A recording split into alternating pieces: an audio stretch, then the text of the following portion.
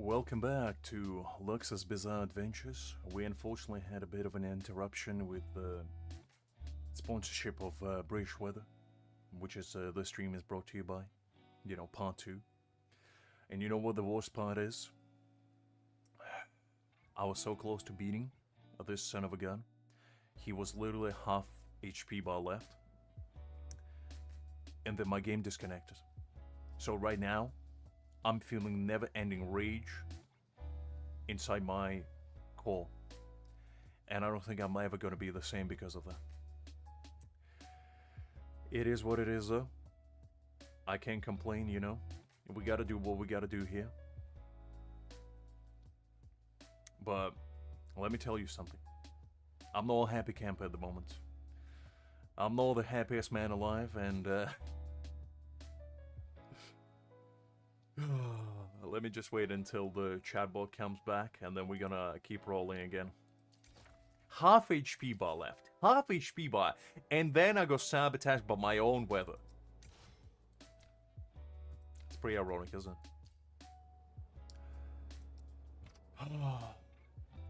It's like, what are you supposed to do, What are you supposed to do?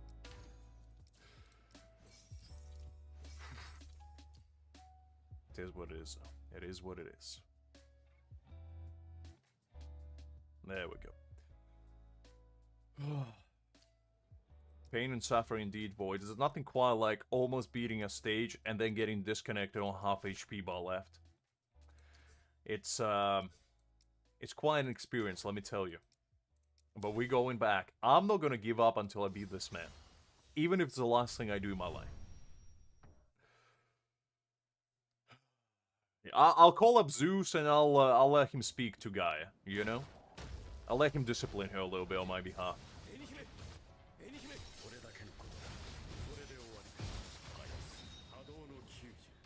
It's okay. It was a little break, Every adventure requires an interlude, shall we say.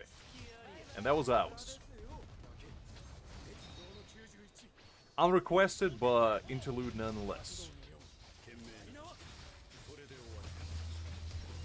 It's probably for the better, actually, because something I realized, which I didn't know before, is apparently on YouTube you can only have streams that are like 12 hours long, so anything that goes above that, it basically doesn't count. Okay, I messed that up. But, because on quite a few streams, like Liz pointed me out, for example, last time when we summoned Liz's account, it didn't record. Or at least it didn't save the recording of it. So that's a bit of a bummer.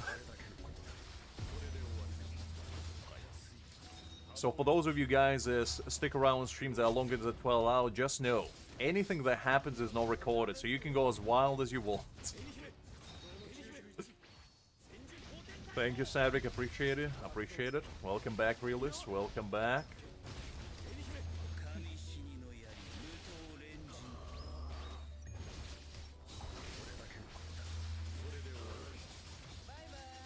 There we go.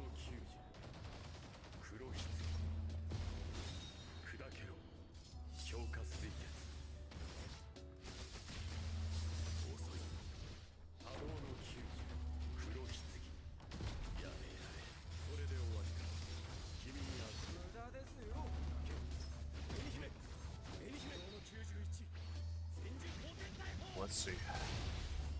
Okay, nice. Spiritual Dissipation, love to see that. Need to get 40 stacks of Aizen thingy.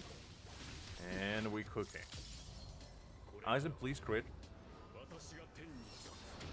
Nice! This is what I'm talking about. Nice. 5.8 mil. Love, love, love to see that.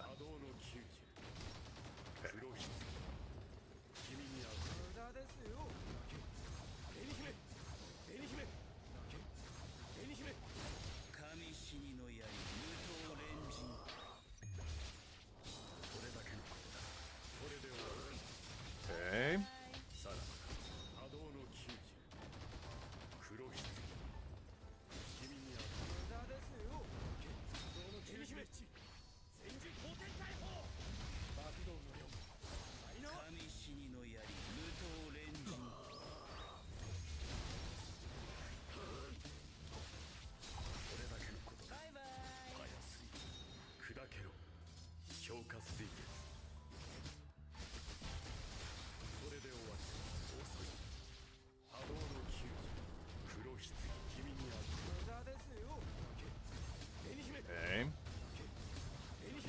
far... I was gonna say so far so good before we rudely go interrupted by this man.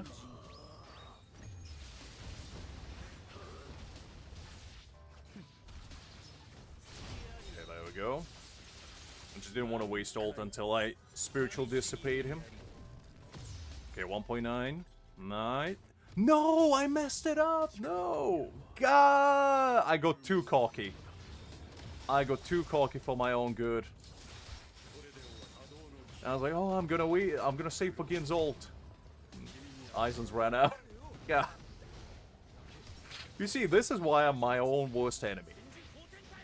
Every single time.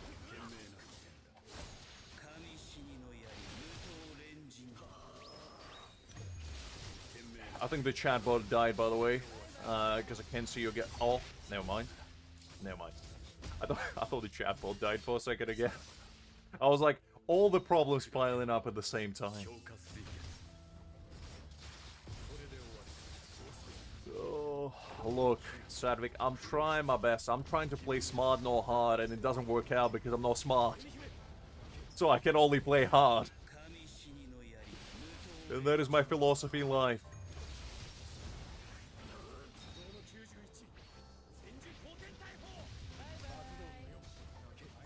Okay, there we go. This might be still a keeper, let's see.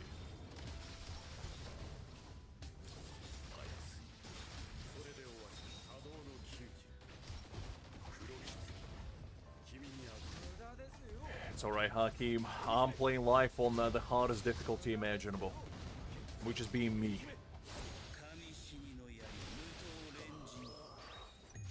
You don't need to pause, Hakim. It said all it needed to be said.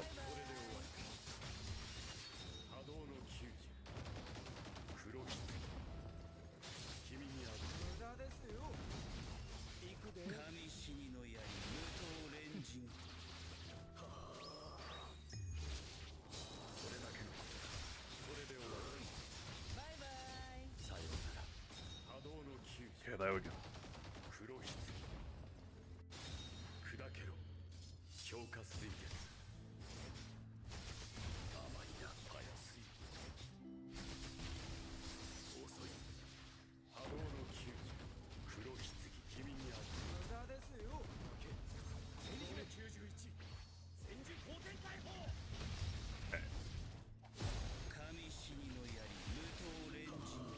Again. Nice. Alright. Welcome back, Liz. Welcome back.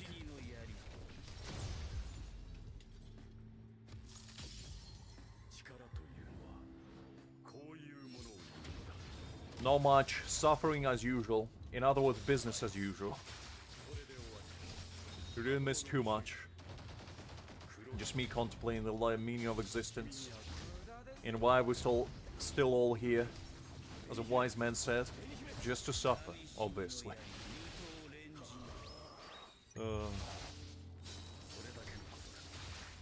It had indeed. It's either that, or this game manifests itself in reality and cut off my cable connection. To ensure that I wouldn't be able to beat it.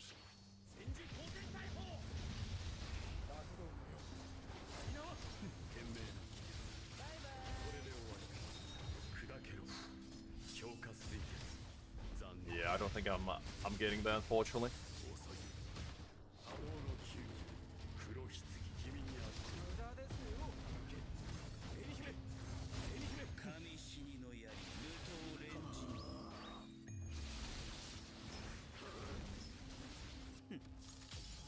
Unless Aizen just does some craziest thing right now, it ain't happening.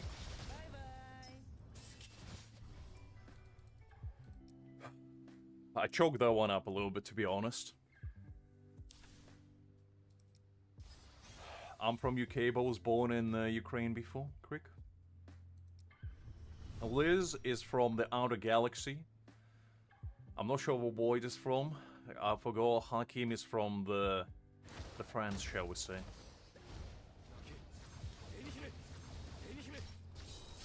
I don't think it's the damage. The problem is that Aizen doesn't crit as much as I want him to.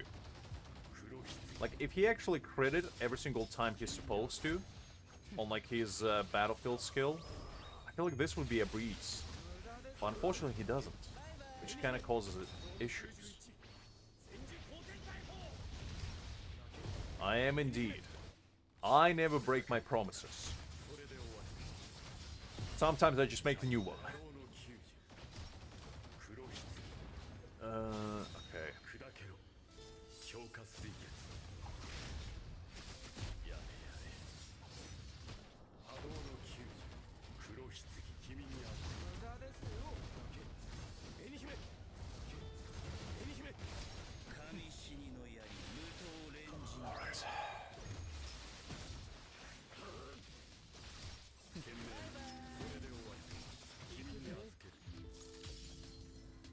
I'm not gonna try to be cute about it, I'm just gonna do the rotation as I'm supposed to do. I'm not gonna try to cheese or anything.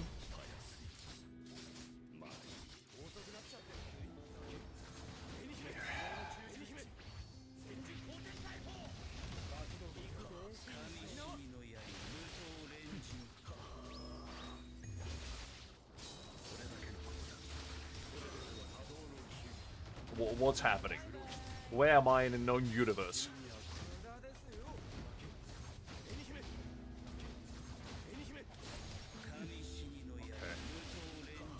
Oh, no, no, no.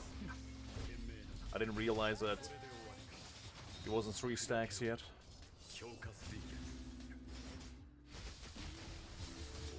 Let's pick it up. There we go. And again.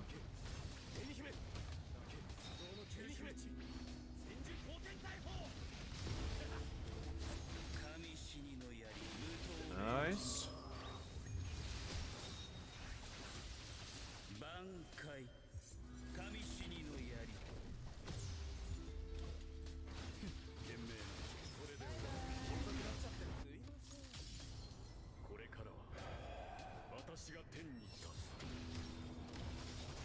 He didn't crit again. Guys, and come on, just work with me. Because it's quite a big dip in damage if he doesn't crit. So, I need all the crits I can get. I'm this close to going and pulling for dupes for Aizen again just so I can beat this. Because I'm not stopping it until I do.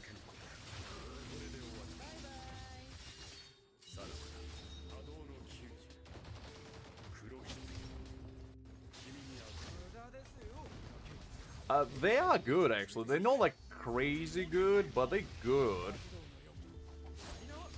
The main problem is, as I said, my crit rate is not consistent because I don't have 100%. If I did, it would be a different story, but unfortunately I don't.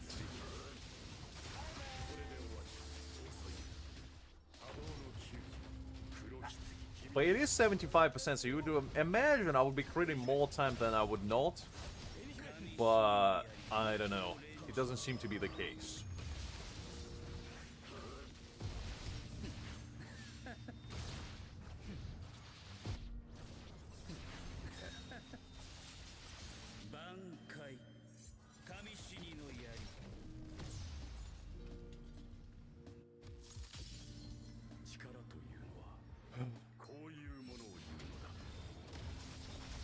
Like, when he crits, he pops off.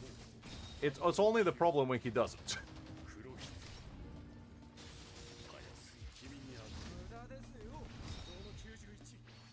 My core stamp, I think, is at 3 dupes right now.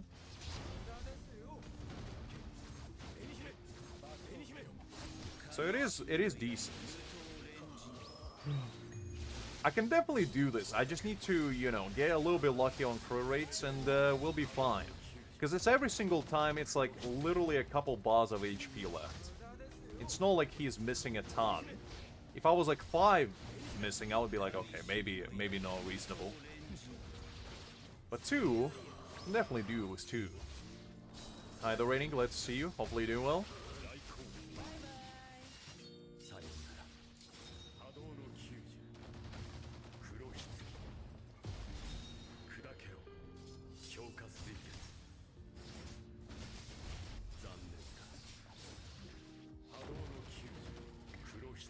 Get the crits back.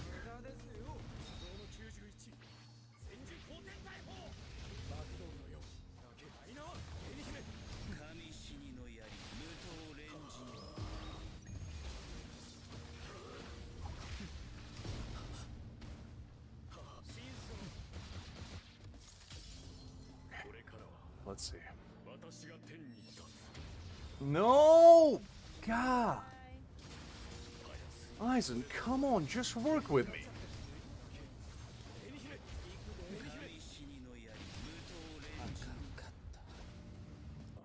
Oh, you son of a gun. And that run was actually pretty good as well. We could have done it. Potential.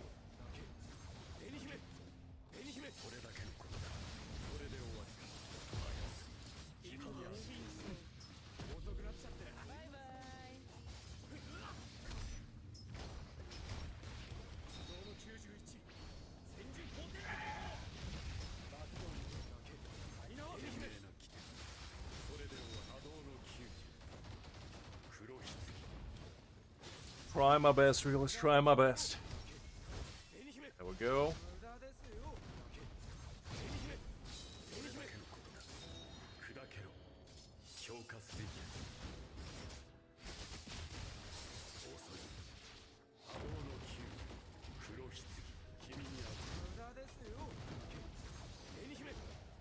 Listen, Liz.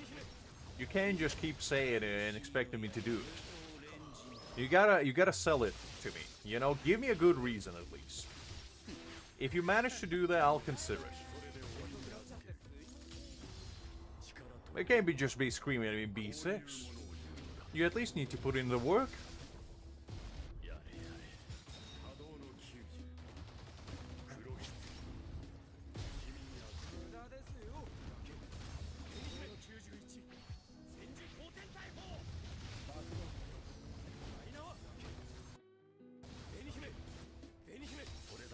Black for a second, didn't like that. Didn't like that at all.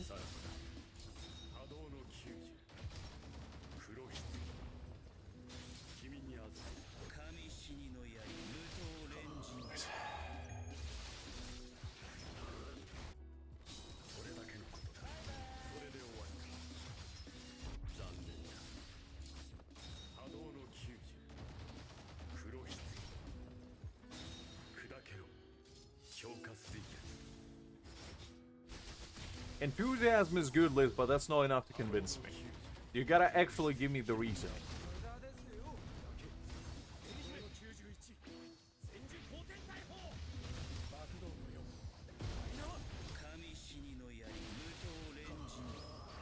Okay. Pop up Gin's ult as well while we at it, why not? Ooh, spiritual dissipation, was it? Nice.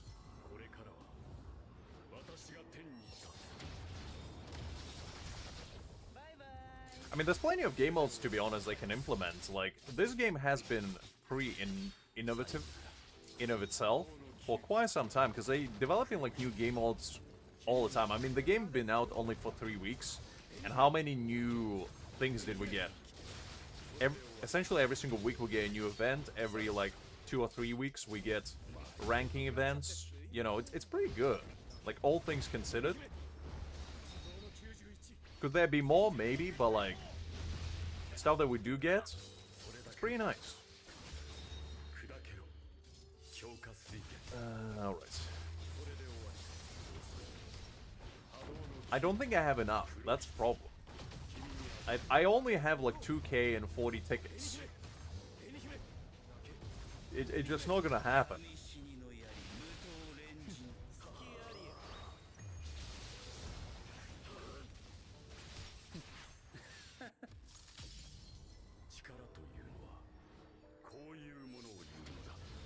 Okay, nice, nice, nice. That's what I love to see.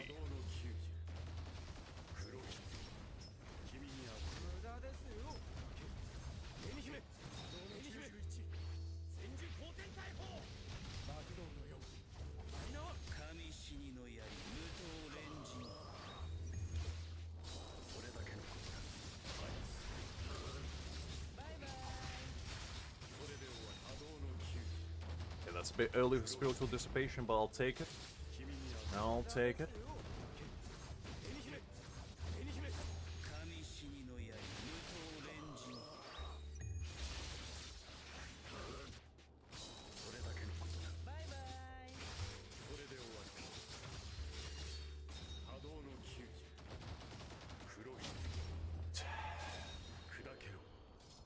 Okay, concentrate. And this might be doable.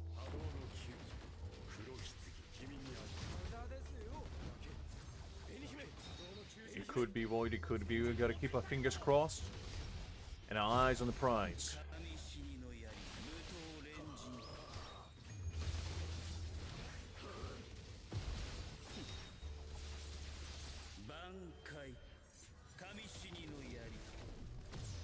Okay, not too bad.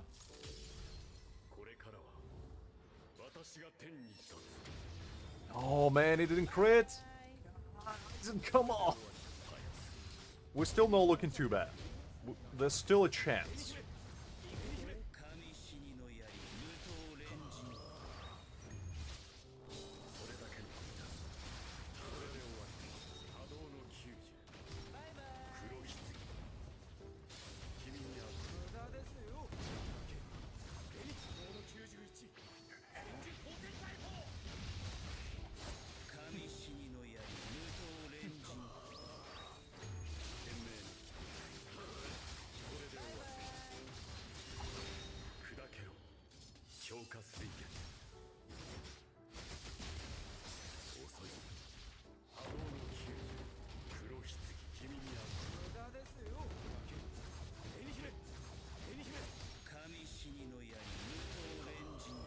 Nah, it ain't happening.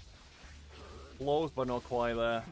God, if only my Aizen critted every time. Like this. If this was every turn, we would be cooking.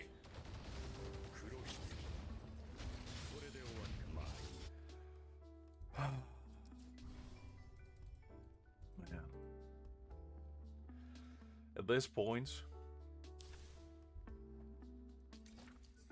do I even have any pride to save?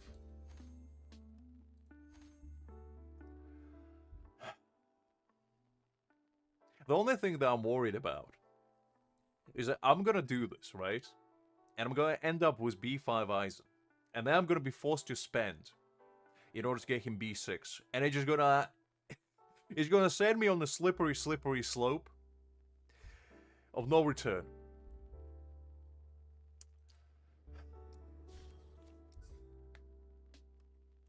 I don't know. I'll try one more time.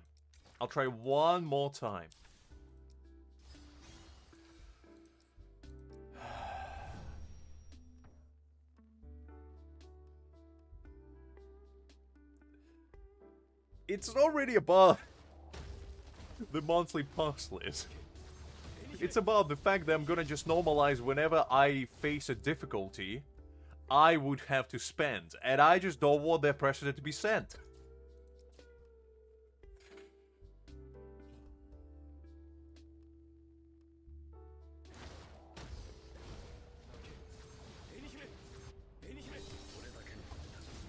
Are they going? Let's see. Hopefully doing well. No, because the thing is, you're not getting into rankings if you're using limited characters. And I just don't want to do that. I want to get myself into the rankings. This is the entire point of today, is that we're climbing the ranks. And what is the point of using trial characters when I can? Because even if I can beat it, it's not my own unit, so what is the point?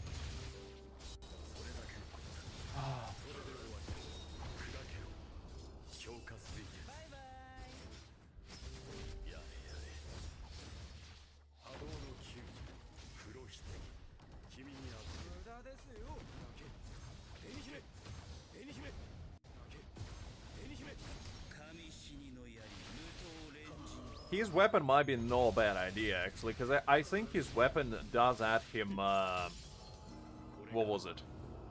50% crit rate when it's maxed out?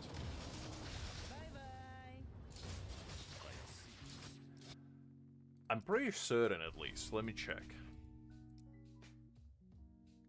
I'm relatively sure. Because, like, the only thing that... Well, actually, I don't know. What is the level up? Nothing. Nothing, Rennie. You get absolutely zilch. Except the pride. Except the pride! So at B2, you get just crit rate conversion. There's nothing else there. And the thing is,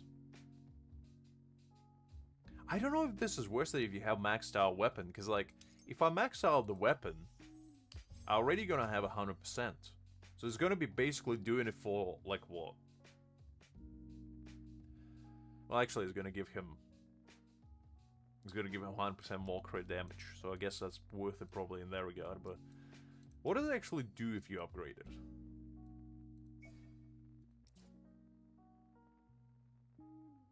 That's probably what you can get after disenchanting some of them. Now look, this. Okay, so increases crit rate, passive battle, the damage of counterattacks. Yeah, it's not that impressive to be honest, but...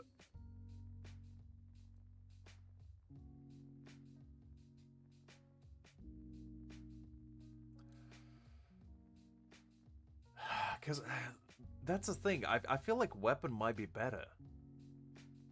Because it gives him more, like, damage, like raw damage. They don't have to rely.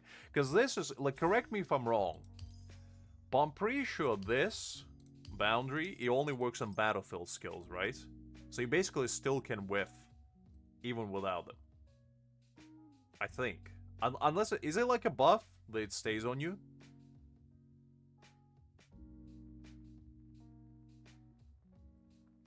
I just don't think... Look, I only have 80 pulls. There's no way I'm gonna get that lucky. Like, obviously, B6 Aizen would be amazing, and I would love him forever and ever. But, I just don't think I'll have enough luck in me.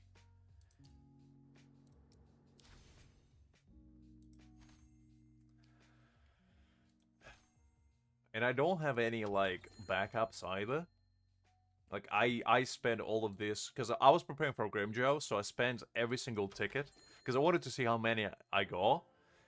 I spent every single one of these stamps on these tickets. So, I have nothing left to my name. Except hopes and dreams.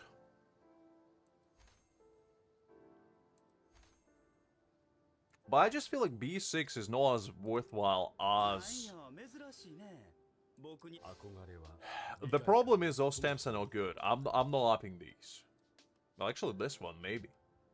But the problem is, if I do go for B6 later, this would be worthless. Because crit rate is not what he wants.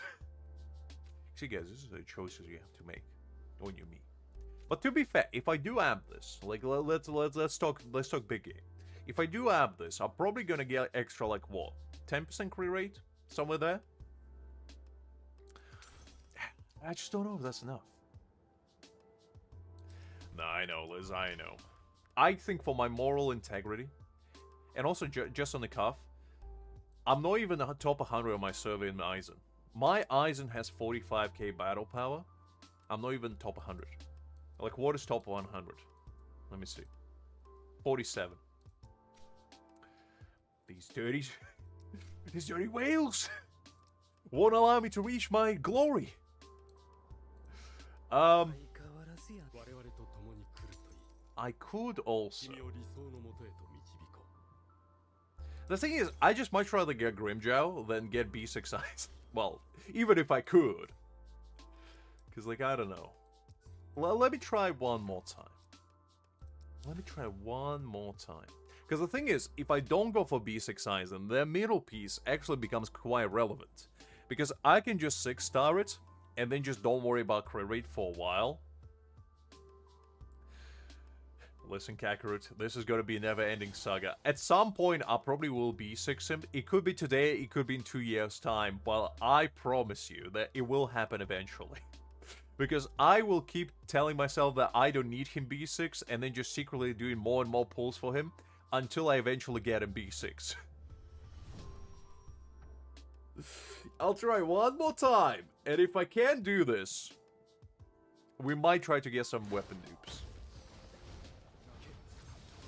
Because, gosh dang it, I need something.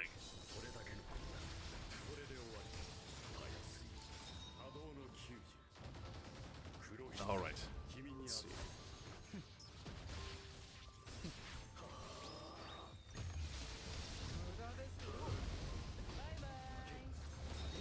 Whew.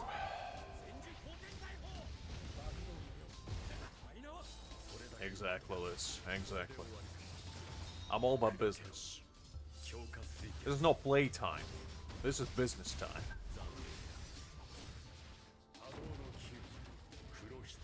Okay.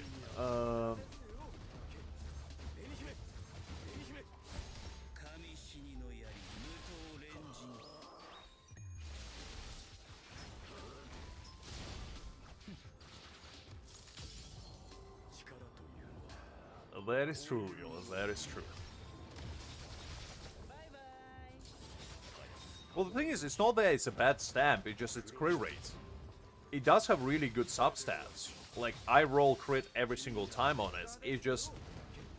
It's only viable if you don't have B6 Aizen, because that's the entire point of crit rate. If you go Aizen B6, you need 0 crit rate. Because he gets his cap straight away anyway. So, it's just a luxury to have it, essentially. But that's one thing that I don't know, and I'm not sure if any of you guys do, but I don't know if his B6 only works on battle skills, or if it works for his entire kit, like if it's a flat bonus multiplier, that it just works for like 20-30 seconds or something. Because it doesn't say, it just says battlefield skill, which I assume, if I read it, as it says, it just does it for battlefield skill and nothing else. Which is not the best, to be fair, because like, if you're using him especially as a main DPS, you kind of want him to be able to crit on everything, not just his battle skills.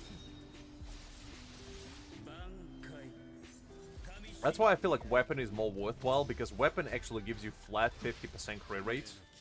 So I feel like it's just better. And it also boosts your counterattack damage and just your ravage stacks as well, which helps your entire team. So I feel like it's just more worthwhile than B6, because both of them take essentially the same amount of pulls if you're unlucky, which is 80. Nah, Void. Nah. Do you have him B6? Because I thought yours is B4 as well. And if it is, why are you not going for B6, huh? Ugh.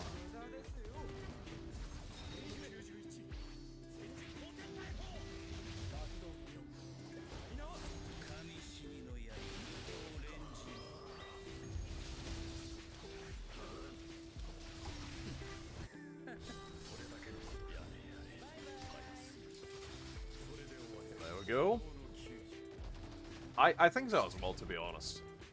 Like, I feel like it's much better to have B4 A5 Aizen than B6 A1.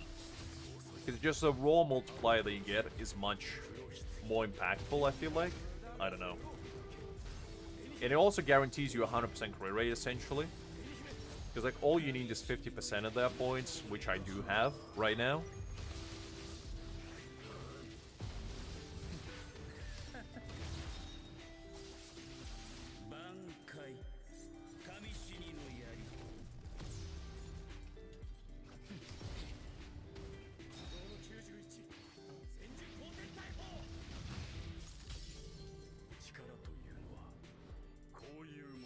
I messed it up.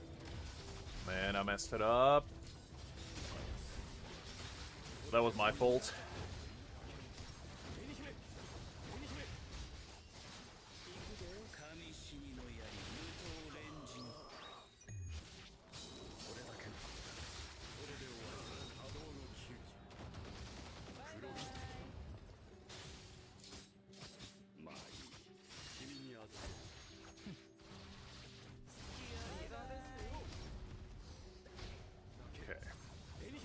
So far, so good.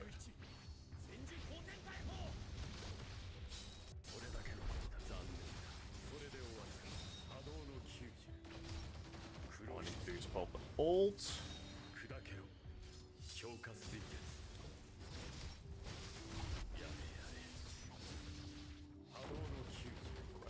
There we go.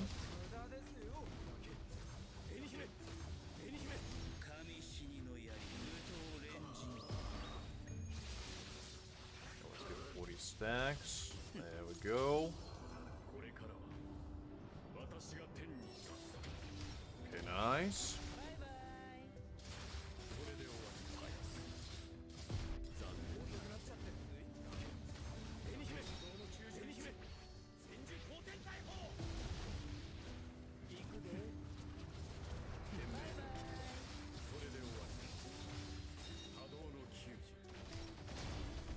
Spiritual Dissipation, love to see that.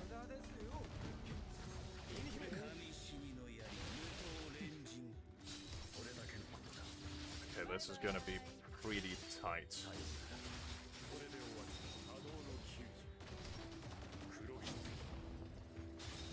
Yeah, I don't think I have enough time. Oh man.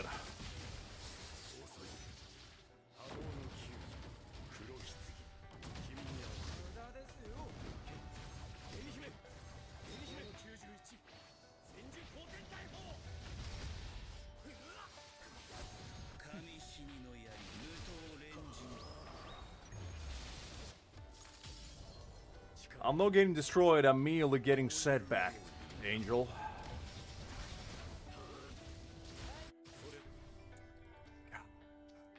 Oh man. This boss fight is so annoying. The thing is, it's not even hard, it's just, he's so tanky. There's my UID. It is on an A though, so unless you're North America, unfortunately you won't be able to add me.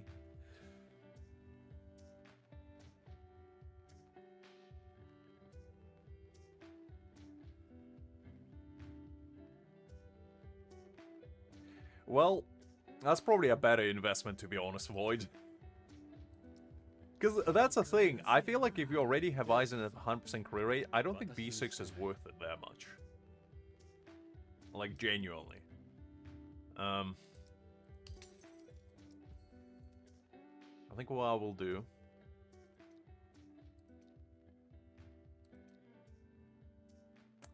If I upgrade this, there will be... What's the multiplier on double career rate roll? I forgot, kinda. Let me check Ichigo's stamp, because I think I have it on there. On this? No. There we go. So it's 11.5, so it's 4% extra. Plus level 30 probably gives him another, like... let me check if anyone has it here. So it's 32%. 32, so it's 5, so it's extra 10, essentially, give or take.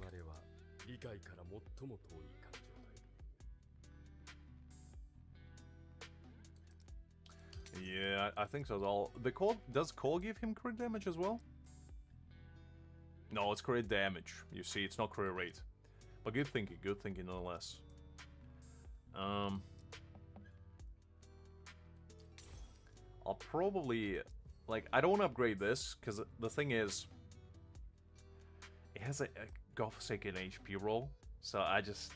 And the substats on these two is just not that good, so I'd much rather get something a little bit more impactful like this. I tried to aim, I never 6-star anything, unless it has at least 3 really good substats. Like, ideally you want all 4 to be good, but like 3 are workable. Because with 3 you can at least be like, okay, this is decent enough. Like, this is kind of what you want, in a way. Obviously, excluding the crappy rolls, but...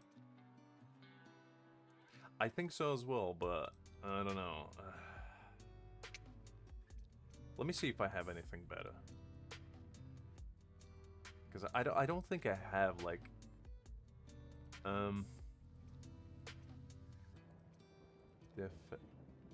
Ooh. Ah, no, never mind. I was gonna say. That looked promising for a second until I saw alignment damage. Let me see if I have anything better that I can try to roll, just to give him a bit more oomph. Crit damage, but it's ultimate charge. This could be working. Like, I know you want attack on him, ideally.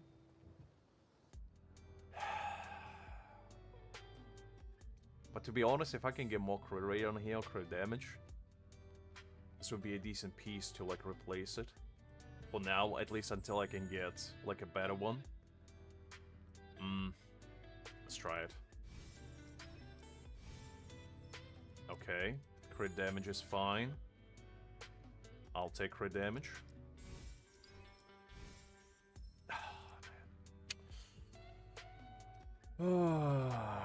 It's not worthwhile rolling after that.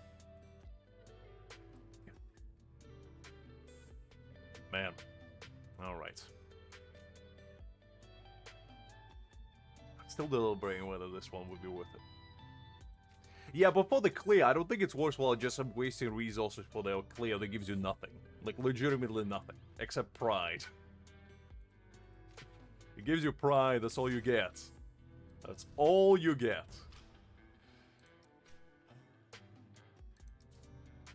I think quite a few people actually go with Korea on the middle piece, even though they have him B6. So maybe it is worthwhile. I don't know.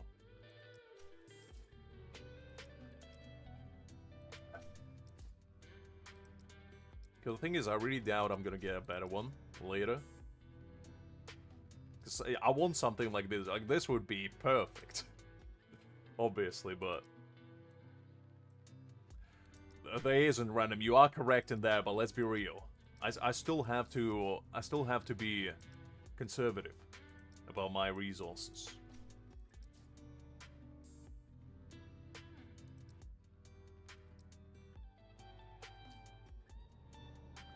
Okay, you know what?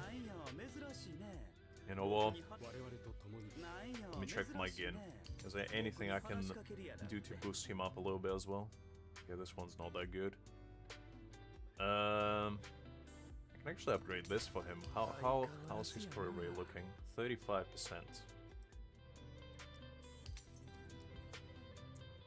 No ideal, actually. I'm just thinking what I can do in general to, like, bump up my overall damage right now. I can farm for this stamp, I guess. I can get, like, 2 max dupes. But I don't think it's gonna be enough, to be honest. I'm actually at 40%. I'll save it for Grimjoe. Because the thing is, when Grimjoe comes out, I want his core stamp. And you never know how many tries you would have to do it. So, I'd rather not risk it too much. Let's see if we can get an upgrade, you know? Let's try to test out the waters. See if we can scour something real good for our main man Aizen. Because the problem is, right now I'm playing against RNG essentially for the most part, and that's not what you want really. Oh, sorry about that, Kakarot. Yeah, unfortunately you can't add people through cross-server platforms. It doesn't work that way. It's a shame, really. Because, you know, I would like to stalk Hakim, see what he's up to every time. And let's send him DMs on a daily basis, basically being, you know, asking him the life-important questions like, was it all worth it? Was it worth to sell your prime for B6 Aizen? Because I'm thinking the same, you know, like 3 AM. Just hitting him with the hard life questions. I think farming in general, I don't think there's many people that like, you know, itching their neck being like, I can't wait to farm. No, he's on EU. He has decided to forsaken me. He didn't have the goal to join me on my server. Only Liz did. Liz is the only one that's playing with me. I think there's a few other people, but Liz is like the main one, you know? She's constantly stalking me. Constantly around. Ensuring that she doesn't have to send me another email. Full of very nice flowery words. To ensure that I'm not lost.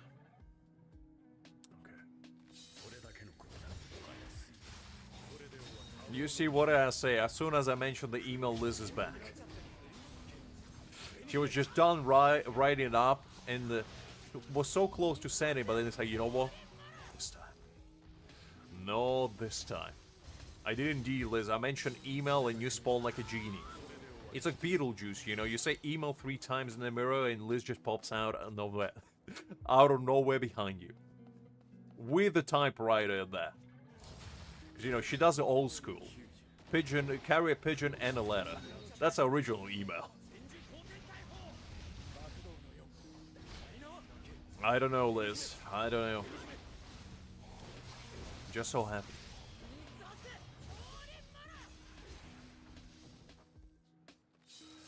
You should know better than anyone. We talk about random things here.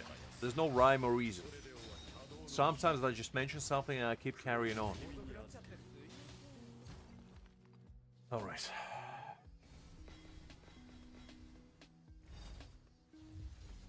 Let's see. Did we get any sort of upgrades?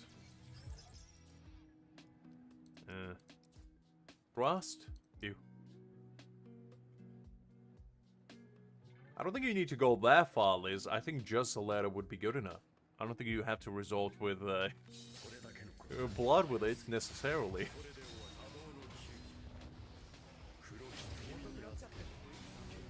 Aren't we all, Liz? Aren't we all? What is life but a journey of self-discovery? Because when you think about it, we all are truly lost. And it's all about the life journey is about to finding out where we are, who we are, or why we're here. Perhaps just to suffer, as Solid Snake once said. Alright. This is a good time to like take a little bit of a mental break for me, you know? I have to regroup myself, take a bit of a water break as well. Recuperate both mentally, physically, and emotionally, and then we're gonna go back. We're gonna go back.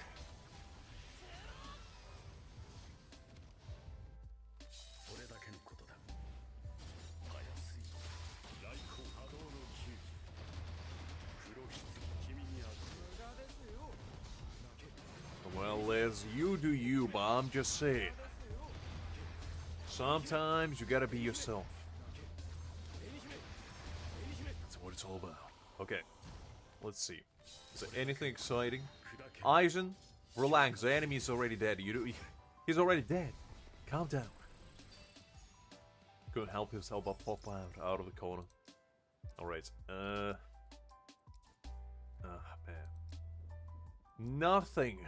Nothing good. Absolutely zilch. The thing is, I've been farming Aizen stamps for the past, I think, like what? 5-6 days? And guess how many upgrades I got? Because if you answer 0, you will be incorrect because I got 1. But that's after spending every single stamina I had. All the soul power, or spiritual power rather, went straight to the stamps farming. And I'm not pleased about that.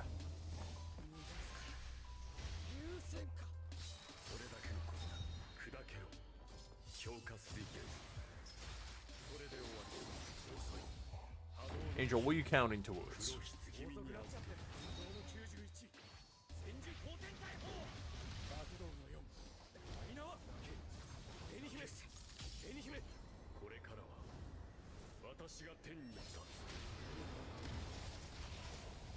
Oh, I blanked out for a second. I was like, what are you counting towards? I understand now. I understand now. Just try to stay safe, you know? Make sure that you're not outside, basically, as much as you can.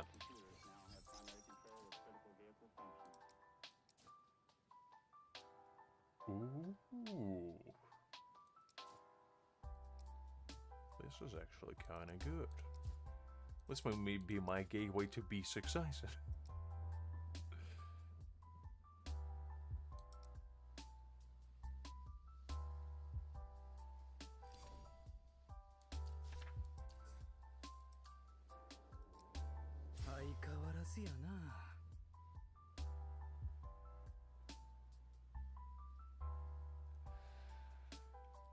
Just try to stay safe, Angel. It sucks tremendously, and I just hope you're gonna be safe. You know? Man. Like, somebody that fortunately never had to experience that, I can't even begin to imagine what it feels like.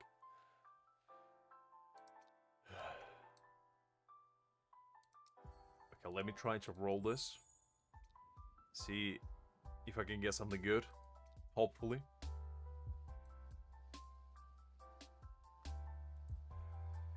All I want is crit damage, please. Attack.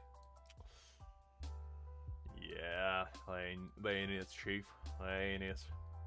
This one's better. It is what it is. Oh, by the way, I haven't done this yet. 50 Spiritus, let's go. I would prefer much of these, but at least I didn't get that. Because knowing my luck, I would have gotten that. Unfortunately, it didn't work out, Kakara. Unfortunately, it didn't work out. If it rolled into crit rate or crit damage, there would have been a keep of, unfortunately, it was attack. Which is not a bad stat, but it's not the stat you're looking for. You want the crit rate, crit damage, all the way. All the way. Unfortunate. Let's do a couple more. And then we're going to go back. The thing is, I just can't... Minelle is fine. I think she's... her crit damage is pretty low, but her crit rate's 200%, so, you know... When she crits, she hits hard. When she doesn't, that's a problem. But, you know, it is what it is.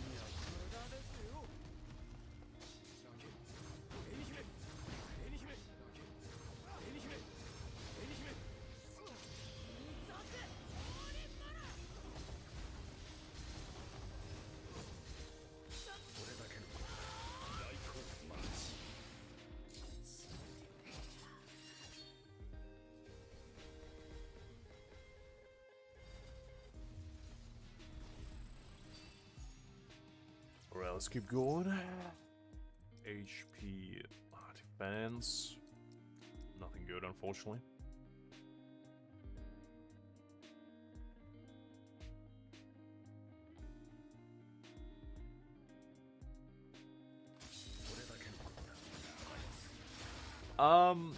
He's okay, Gagaru. He's not like the best character ever, but I do like him personally. He gives some nice CC action as well, you know, some freezes, which is good, especially for like the boss that we have right now, which requires freezes, you know, the Sandman. But his damage is not like super high, but he's fun to play, I'd say.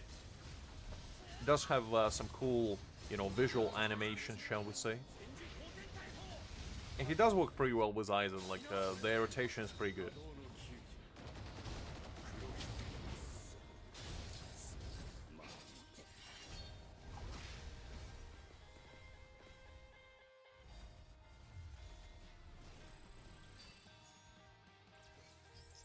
Alright, what do we have? Attack. Plus damage. Defense. Come on. It's not what we want at all. It is what it is. We got 2 more tries. And if we can't get an upgrade, we're just gonna go back. Try one more time. And if I can't do it, I'll just, you know, swallow my pride and use trial again. And beat it that way.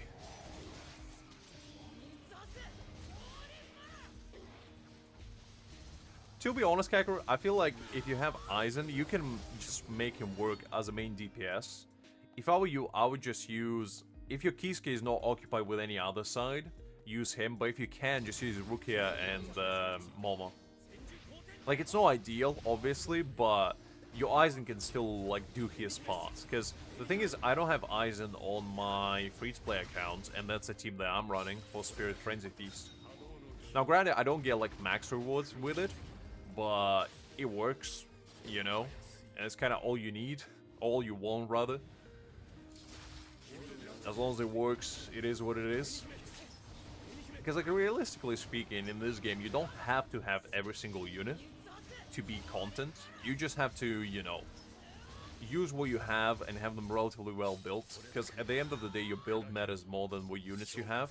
If your build is bad, you can have B6 Aizen and hit like a wet noodle. Or you can have, you know, B1 and just absolutely demolish. It's one of those things. As long as you get lucky with stamps, that's all you need. Oh man, I ran out of space. Completely forgot, okay. I keep putting off, like, actually cleaning it up every single time. Like, one of the quality of life updates I want is increase the space or just make it unlimited. Like, what is the point of having space? It's just annoying. I never understood, every single gacha game does it. Like, Genshin does it, Honkai, Wuthering Waves. It's like, why? Why? What is the point of having that? But it is what it is.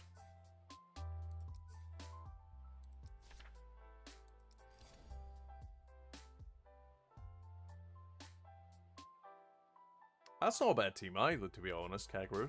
Pretty decent too. It just kind of depends what you want, I guess. Because if you run 3 teams, you kind of strap for units. Because, for example, I can only use 3 teams because my strike is not built. So my 3rd team is essentially just doing, like, let's say, for example, what is it now?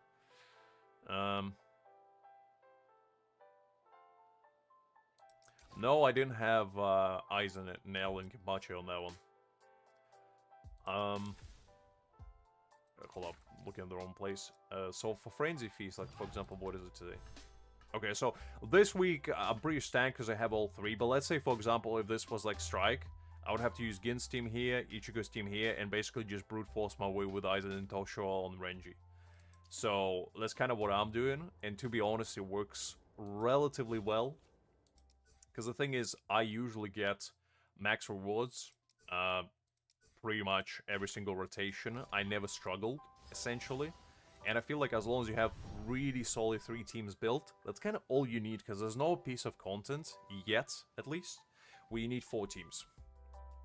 You kind of need it, I guess, for Trial Tower, but the thing is, you know, you can still manage without it. It's not going to be the end of the world if you don't manage to, you know, beat it all the way. By the way, did the Trial Tower reset? I didn't look. But they reset already. Because we might go and do that in a little bit as well. See what we're working with this rotation. Because usually I don't really care about powers like that. Like I never did Abyss in Genshin because I couldn't be bothered. But in this game it's actually kind of fun. I kind of do like it. Although I just hope the Ulquiorra fight is not part of it again, because I'm gonna get aneurysm otherwise. Last time it caused me a lot of mental and physical anguish, shall we say. Oh, that's a bold choice, Kaikara. I don't know. I don't know. I mean, she could be, I guess. I never tried her. But that would be a very, very bold decision. Because I think you would be probably one of the only people that did that. And to be honest, I would respect you for that. I think she actually would be kind of fun with Yamamoto in the future, because she's the only one currently that applies burn damage. So she might be actually a pretty decent support free-to-play option for old man Yamamoto. Which will be like such a weird dichotomy, having Yamamoto, you know, the absolute Chad that he is, and just a little girl with grenade launcher. You know, going at it together.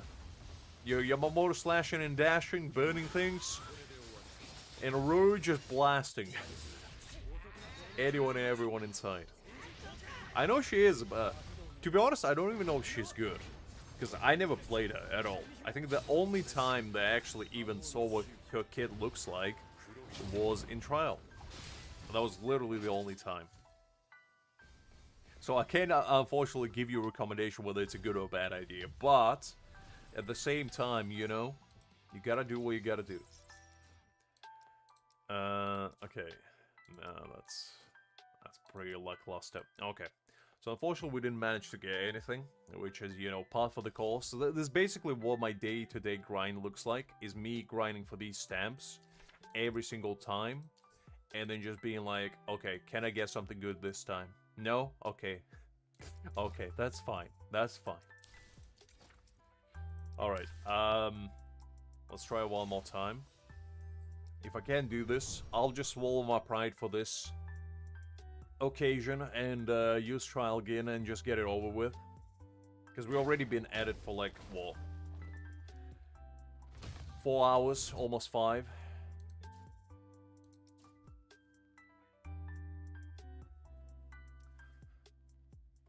And we still got plenty of other things to do.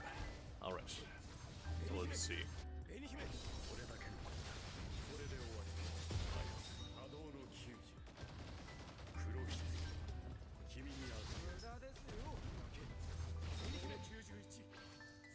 There we go.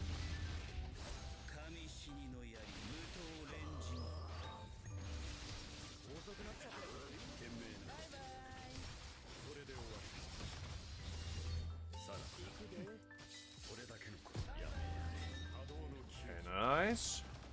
There we go.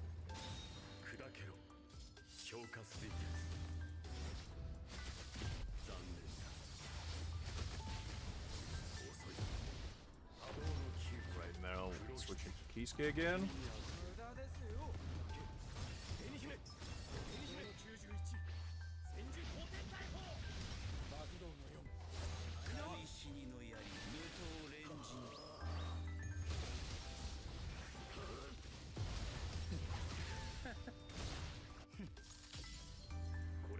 I was trying to get him to spiritual dissipation, unfortunately didn't quite work out. But that's okay. That's okay. We gotta do what we gotta do. Okay, there we go. Nice, some resistance shred, love to see that.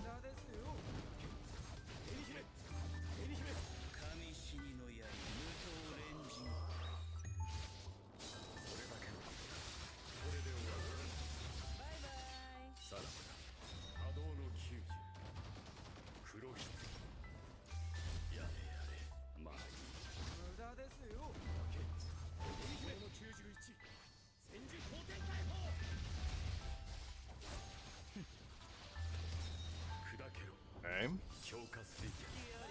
Not looking too bad for now.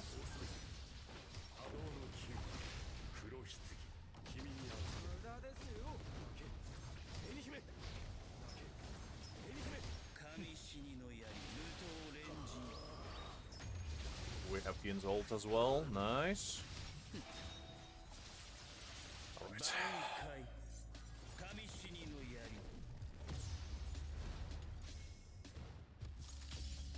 With Aizen battlefield skill. See how much damage we can do. Okay. Yes, Liz, I'm listening. Partially. As much as I can be listening right now.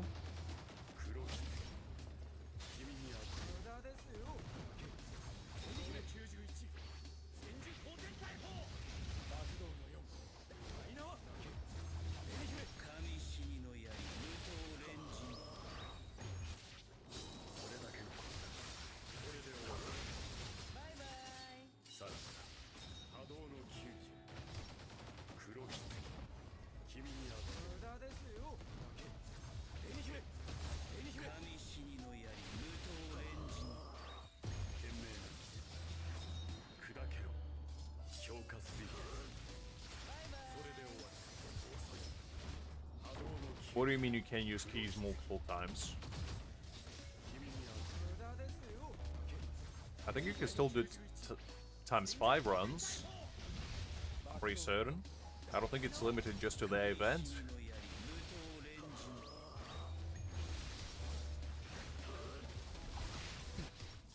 Oh, oh, sorry, you mean, in general? Like, why shouldn't you? If that's what you're asking, then because you gotta save up for these events, clearly. Especially as a free-to-play. You can't be wasting your keys willy-nilly. That's why I would never recommend going for dupes, because the thing is, the more you play this game, the more dupes you're gonna get anyway. Because you're gonna be eventually farming for every single one of your character's core stance. And you gotta get dupes one way or another. So there's no real rhyme or reason for you to just go out of your way to farm one specific one. I feel like, personally. Because like with every single new character that's gonna get released, you gotta have a moment where you have to farm their core stat. It's just inevitable.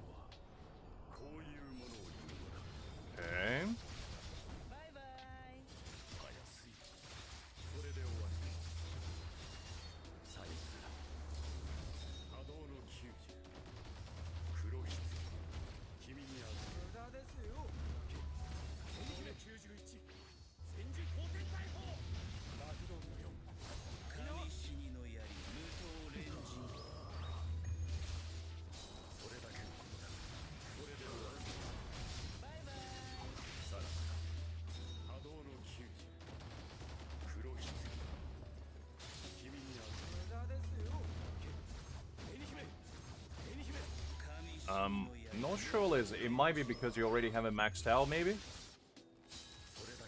That's why it doesn't allow you to. You probably can just farm more than... you have selector. You have to change the selector that you want to the one that's unmaxed. That's probably what causes it. Either kind, glad to see you. Hopefully you're doing well. Doing alright right now? Doing alright?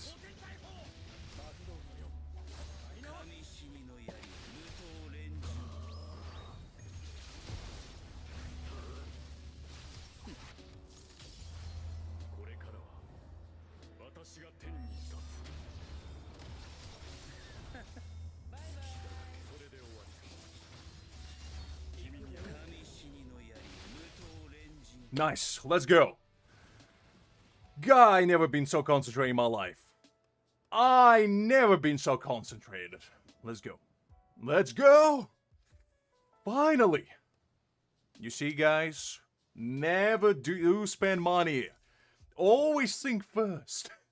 Because your raw skills are more valuable than any B6 Yuri you can get. Oh, golly. This is amazing. I'm number 44, which I think is actually the last in the ranking, but you know what? I don't care. I'm not the last. Let's go! Let's go! I'm not the last. Okay, you see, guys? As long as you know the last, and I beat this man. Right here, you know? That's all that matters. That's all that matters. Alright. Now, we go all silver medal on every single one of them. Listen, Liz. Do as I say, know as I do. As a basic consensus of the stream. Come on, keep up with the program. Alright, so... I feel like this is 5 hours well spent, guys. You know, we came, we saw, we conquered every single one of them. 2 silver. We didn't manage to squeeze ourselves into top 500. But, you know, at this point, I'm just satisfied with this. We will probably climb at some point to gold, or at least try to. But right now, I'm gonna take a little bit of a break. If we decide to, we might go back. Because I think on, like, Byakuya's especially, I might be able to squeeze out gold. Because I have a sneaky suspicion, with Nell and Gin, I can probably do it. But for now, I need a little bit of a mental break, because that was draining. That was draining. Exactly, kind. It's all about not being last. It doesn't matter how far down you are. As long as you know last, that's all that matters. And don't let anyone tell you otherwise. Alright, let's go. Oh, man. Ugh.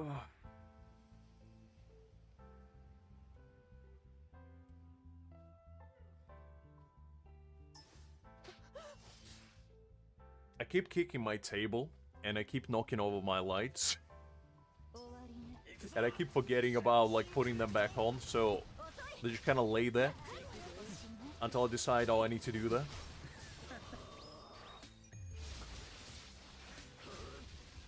Well, if you say so, Liz, I guess I'll take your advice. I'll take a victory sip right here of some nice liquid of the gods, also known as green tea.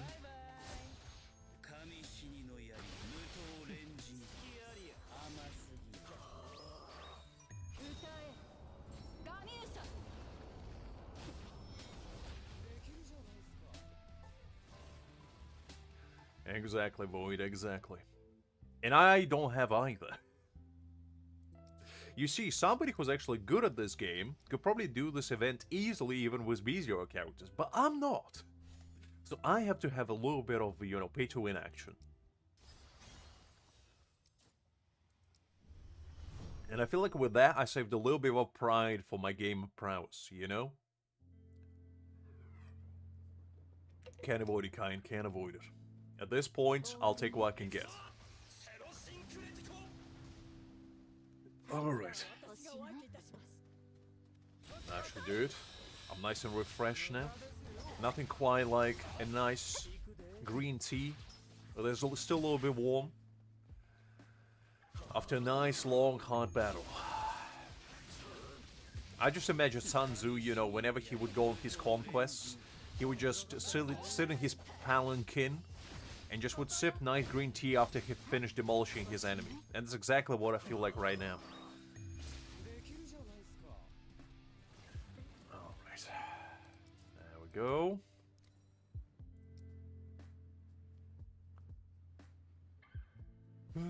Let's see. Let's go with this one. Also, by the way, I think Rengiku is much better with Nell. If you want to run them on auto. Obviously, Kisuke is better if you unorder them, but I found the Nell just doesn't really want let Kisuke to be on a field, so your attack buffs expire. But with Rengiku, you don't really have that problem, which is good. Which is good. I did Hakim, I demolished him, and I even ranked second to last. So I wasn't even last in the ranking. You see how good I am? And you doubted me? Now you owe me an apology. Handwritten, in an email form. Scratch that, carry a picture. All the way from France. And it better have a little beret on it. So I know exactly who it comes from. Just so I don't mistake it for Liz's one. Which will have a little sombrero on top of it, you know? Maybe a couple maracas strapped to the back.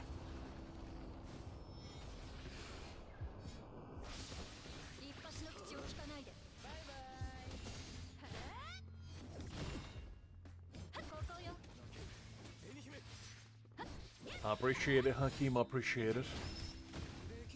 It was a team effort, you know? Void and Liz were encouraging me. And I feel like with their support, I was managed to do it. Unlike you. You weren't even here for it. This man. Oh, it's alright, it's alright. As long as I can say that I beat every single one of them and ranked up or at least silver, I feel like that's good enough for me right now. At some point... Listen, Hakim, that's not a gift, that's a curse. You kidding me? A gift should be something you would enjoy. That would be my little nightmare. If I ever end up in Ibiza, I'm probably gonna be one of those people that just ends up stranded in the ocean just to escape all the hustle and bustle.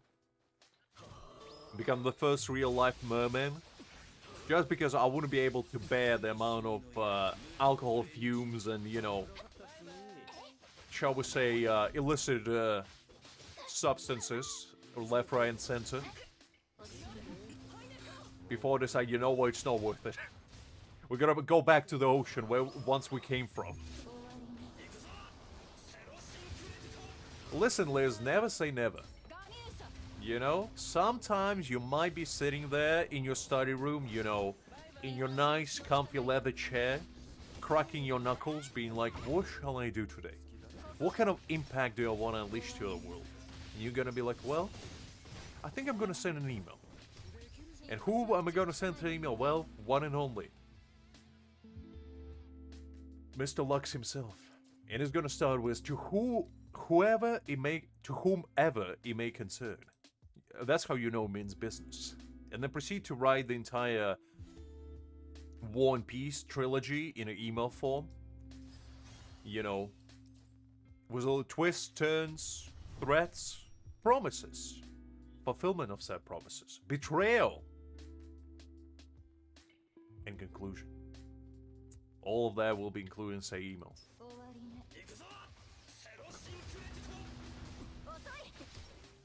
I mean, to be honest, I think concerts could be fun. Like, I've been to a few, but Ibiza is not a concert. It's a little hellscape.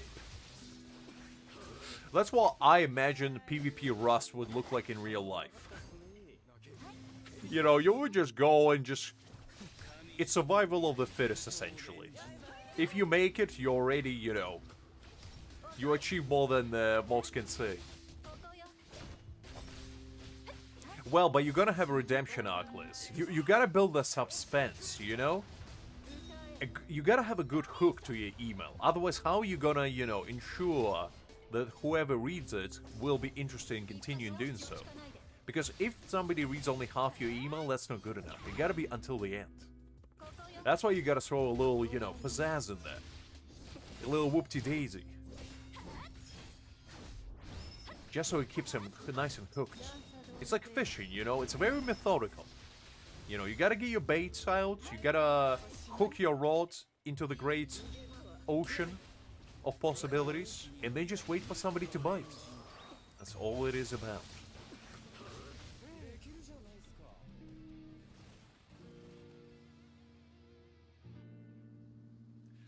Exactly, Void, exactly. I'm a Sherlock Holmes in the making. The prompt for the story? Okay, it's 1965. There she was, struggling across the streets of Paris, thinking what could be happening afoot. What kind of endeavors could be found upon this misty road? It was precisely 6:45 p.m. Not quite late, but not quite bright enough to be considered safe on the streets. She was walking in an alleyway, you know, going back to whence she came from, the ocean. And there she saw it. The greatest being that ever existed. A ginormous cat that was just laying there, wounded. And Liz, out of kindness of her own heart, decided, you know what? I'm gonna take this creature home with me. I'm gonna nurse it to home. And while she was going home, another 3 cats appeared out of nowhere. And there she was with 4 cats now. And when she brought the said cat back home, and, you know, decided to go look for some medicine and whatnot, the cat woke up, sat in a chair, crossed its legs, and was staring menacingly at Liz, thinking about what is happening right now. And then as soon as Liz decided to, you know, start treating the cat in a most rugged voice imaginable, said, "What do you think you're doing, huh? Where am I and who are you?" Putting his claws to her neck. Liz, confused, baffled, started questioning life existence. And then, you know, through trials and tribulation, they both come to an agreement. The in fact said cat is not quite a cat, but a tall, handsome gentleman that was hiding within said cat. Because he was just, you know, battling 20,000 people outside. And got too tired to continue said battle. Which got chased, wounded, broken. And he had to do the only thing he possibly could, which is, you know, transform into a cat. And if you think that sounds like a story that's already made, you unbelievably incorrect, because this is a brand new story that I just made up. And his name is Schmeiden. Not to be confused with Skyden, obviously. But anyway, Schmeiden was just sitting there, you know, legs crossed, looking at Liz. And, you know, one thing led to another. And Schmeiden was saying to Liz that she has the potential to become the greatest awakener this world has ever seen. And her talent is incredible speed at which she could write emails. And Schmeiden saw that. Schmeiden saw her, you know, with a keyboard and mouse, and he was like, wow, that's a prowess I never quite be able to match. And then began the training arc, you know? It was like Rocky Balboa preparing for the fight of a century. Liz was preparing for a typing contest. National, global even, where all the greatest typers in the world would gather to battle it out, to see who stands among the top of Awakeners typers. And that's basically the first arc. You gotta, you know, you gotta leave them at suspense. That's like the hook. You know, we're pitching it to Warner Bros. Or Disney, or, you know, Shueisha maybe. Whoever takes it, basically. Bandai. I mean, heck, I'll even take Discovery Plus. I'll take anything I can get. We'll make it into a documentary if we have to. And then, you know, it's gonna be the entire journey. It's gonna be the entire journey of Liz going on elaborate battles, typing with the best of them, and, you know, climbing slowly but surely to the top of the food chain. Paramount bought Warner Brothers? Okay, we're going to Paramount then. Listen, Liz. We gotta give them the hook first. We can't explore the entire plot, you know? What did I tell you? It's all about the hook. Netflix adaptation? I mean, we gotta show high. Have you seen Netflix originals nowadays? Gah!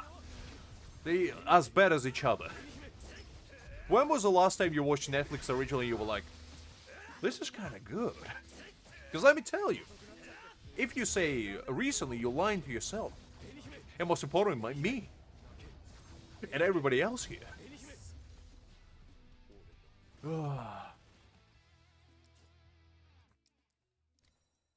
So anyway, Arc 2 starts basically with Liz, you know, finally unlocking her full prowess.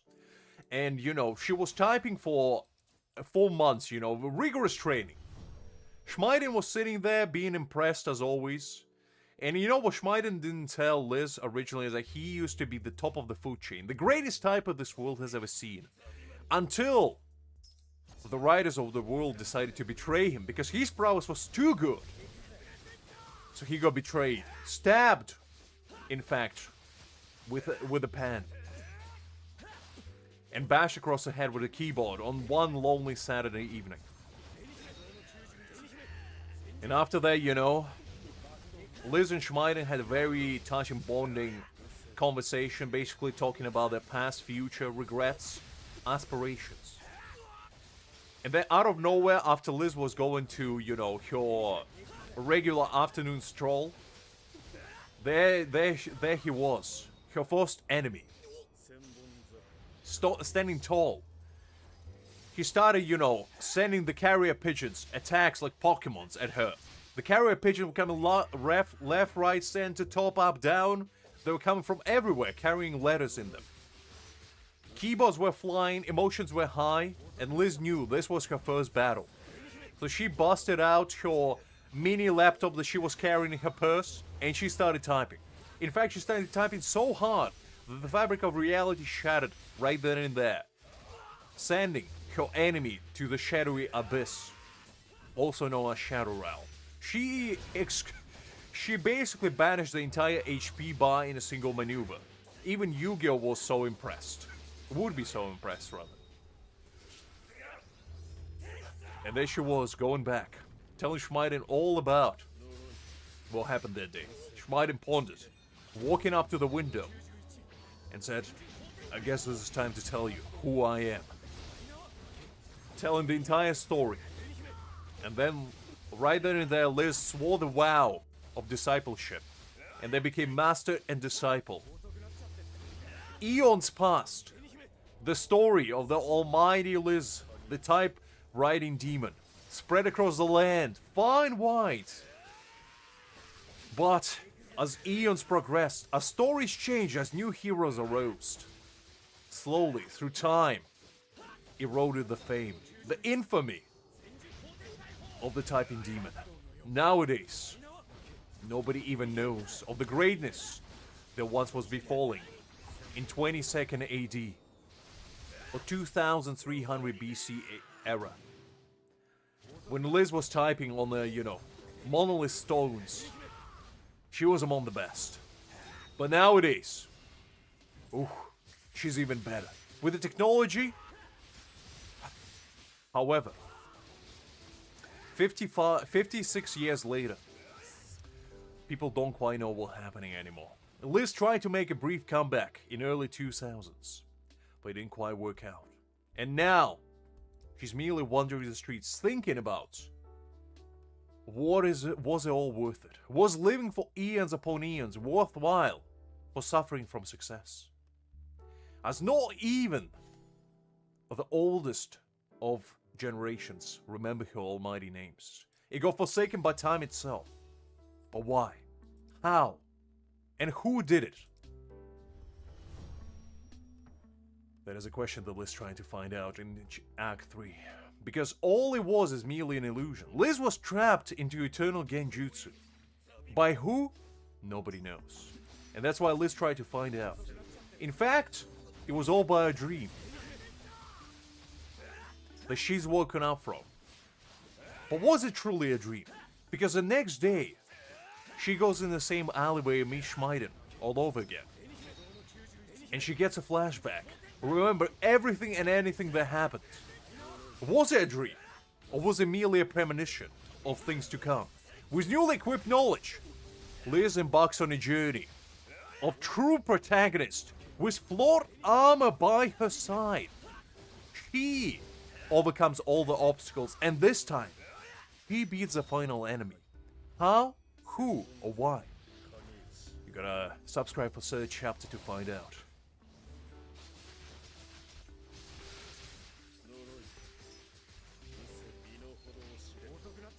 Listen, Creek, it's good. It's okay. It's okay. Not everybody can, you know, can keep up with the entire plot at the same time. It's absolutely fine.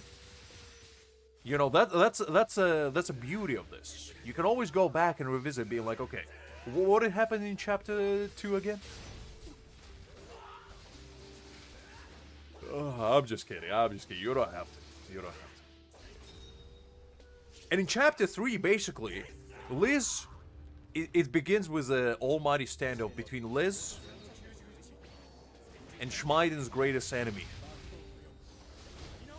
Mr. Daxpear himself, not to be confused with Shakespeare, the greatest literature connoisseur, ranked number 2 in existence. After Schmeiden was betrayed, he took his place and started to, you know, spreading his filthy ways of writing through AI.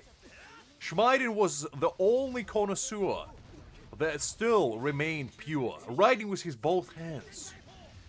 And there were two factions. Schmeiden was for the purists, you know, the pure writing potential. And Daxpear was for the godly forsaken AI ways, merely making it work for them while they reap all the benefits, misguiding the masses. And unfortunately, that's why he was betrayed. And that's exactly when Liz finds out the true reason of why her master is a cat. And she vows upon the heavens right then and there to vanquish Dankster, so he will never be able to spread his misguided ways again. And then ensues the greatest battle you ever see in your life. It spans eons upon eons. Emails thrown, pigeons flying everywhere, keyboards left, right, and center. I did indeed, kind, but let's roll with it. Daxpear, that's the one. I remember now. And there she was, battling Daxpear. Eons passed. The battle resonates so far and wide the universes were shattered. It was basically like Dragon Ball Z battle between Beerus and Goku, but only much cooler, because it involved emails. And while Liz was losing, she remembered what it was all about. She remembered all the friends she made along the way. She remembered all the emails that were still unwritten in her prowess path. And then she unleashed her final move, her final struggles, by channeling all the email prowess she accumulated through eons upon eons, with all her friends by her side in the spiritual form. She channeled the email spirit bomb, and threw it at Daxpear, vanquishing him to the eternal abyss, never to be seen again. And there she was, shattered, broken, slowly dissipating from existence. And the only thing that flashed between that moment and her eternal demise was the face of the only one who truly cared for her. Her master, Schmeiden. And while she takes her last breath, all she hears in the background, "Don't you dare die on me, girl!"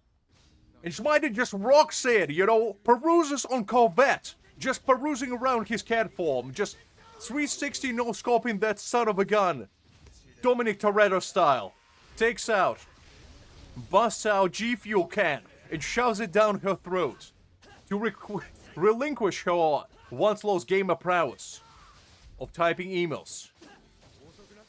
And she opens her eyes yet again, going back into existence, assimilating yet again.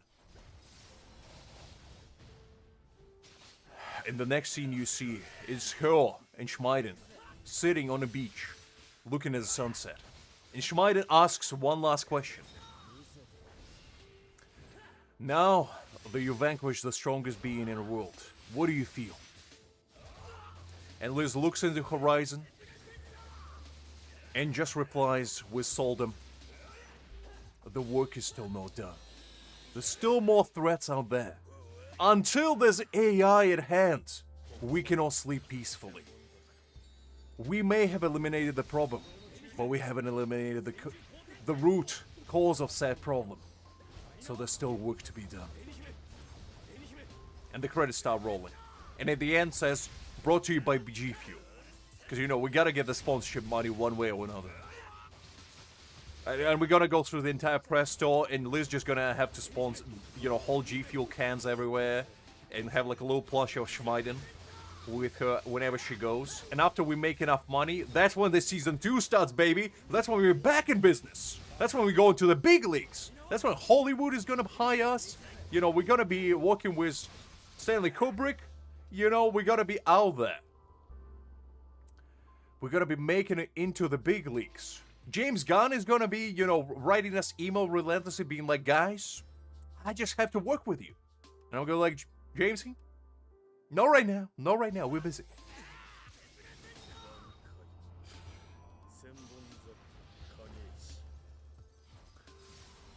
So yeah, that's basically the lore. Season 2 could be around the corner, so keep a lookout for that one. Toby continued indeed.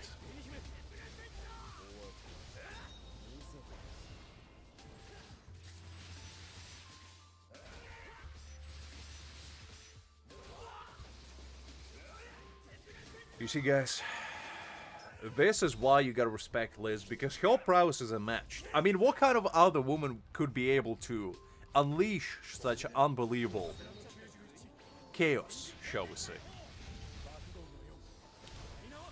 I do need a little bit of refreshment. That did take a little bit of a toll on me.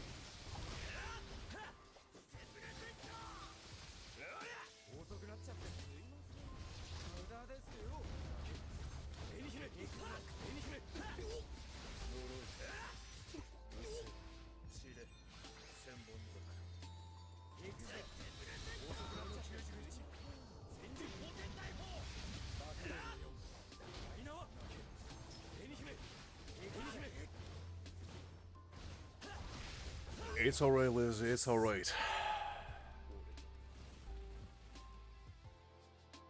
This is no SpongeBob sequence, Creek. Nah. Season 2 is not for now. Season 2 might be later. You can't rush perfection, you know? Sometimes you gotta wait for good things to come.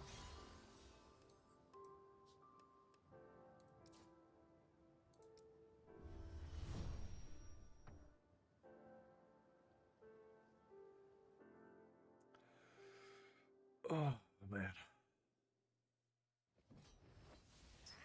To be honest, I was just trying to make it more exciting for you guys to watch me do Frenzy Feast, you know? You gotta keep you guys entertained to an extent.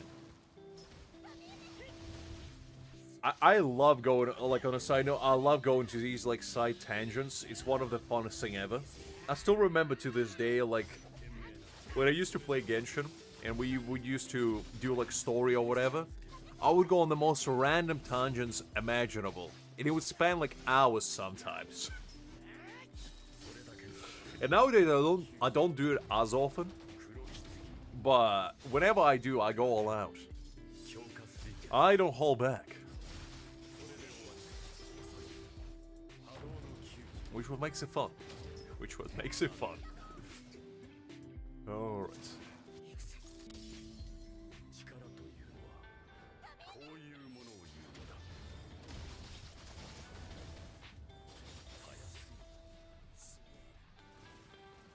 Let's see.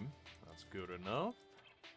I think we've got to be fine for the rewards, because the thrust one was already good enough. so I'm not too stressed about these. I'm glad you enjoyed it, Liz. Copyrighted, you know, before anybody else decides to steal it from you. I allow you the trademark for it. Just remember, the profit's 50-50 split.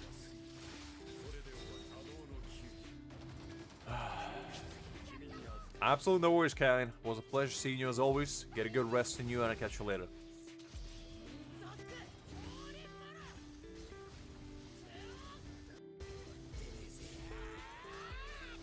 I think we actually have to farm a little bit of stamps on my free-to-play account today, because the core stamp event, I think it ends next Friday, so we gotta do that one.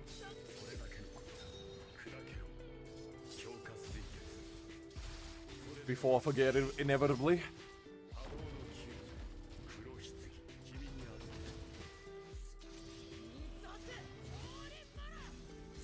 It is indeed. We're living in the gacha simulation, Liz. And we merely by humble cogs in this perpetual machine of gambling. We can't be helped. You know, we are forsaken by the world at large. Okay, that's good enough. I think B4 Aizen probably gonna carry this entire team by himself, so not much to worry about. The only team that kinda is a bit on the suckier side is my Ichigo team, but you know, Kisuke kinda gives it a little bit of a boost. Enough to make it viable.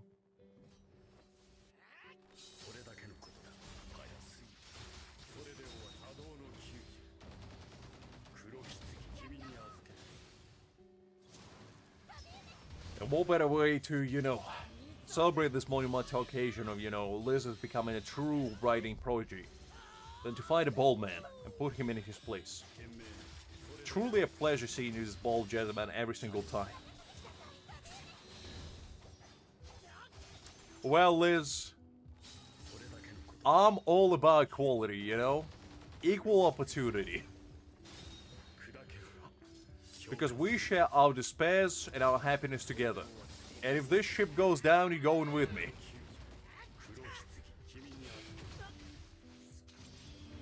Because copyright infringement battle might be a little bit tough for us to win on that front. But I feel like we have enough leg room to stand. Don't you say? I wonder what happened to Greg. The man just showed up, you know, said a couple words and then disappeared.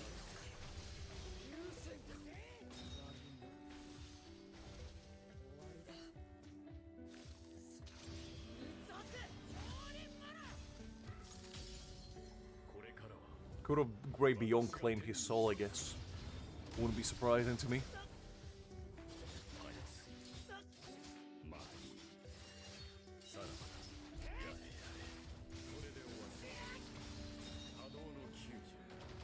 I mean, I like the enthusiasm, Liz. I like the enthusiasm. That's what it's all about.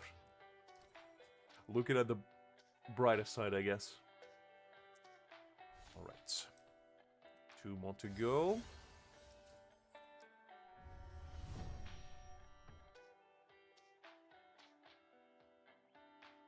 He didn't say.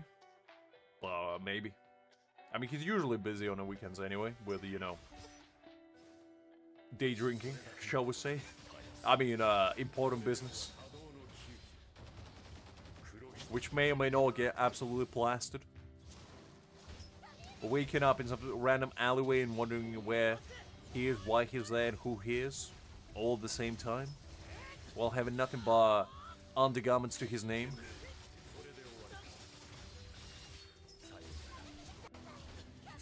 Five barrels, that's a bit shy. We're talking about Greg here, Angel. We're not talking about some, you know, newbie. Greg is a seasoned alcohol connoisseur, shall we say. He can down 5 barrels of beer like water. He wouldn't even flinch. You need at least 10 to even make him get out of bed on a Saturday afternoon.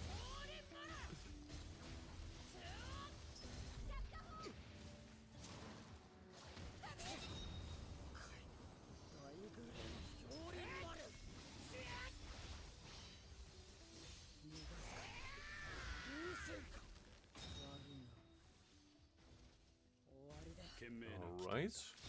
Doing actually pretty well. Surprisingly. Well, actually not. I mean, Aizen carries. Oh, come on, Ikaku, don't! This man iframe me. Golly. Just hate to see this ball head, you know? I wonder if there's anybody out there who's like, Ikaku is my guy, you know? Just because I want to talk to them and be like, why? Just to hear you, like, I wouldn't judge them. I'd just be like, why? Just why?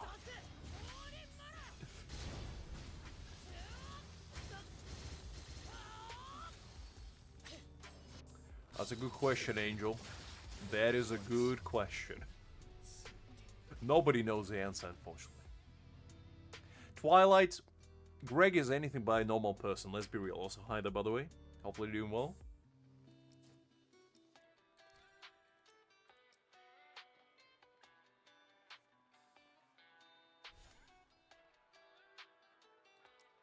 Misrepresentation at its finest.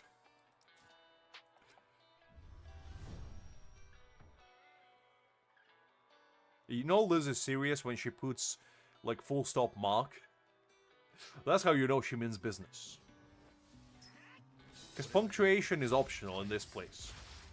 I don't use it, nobody does.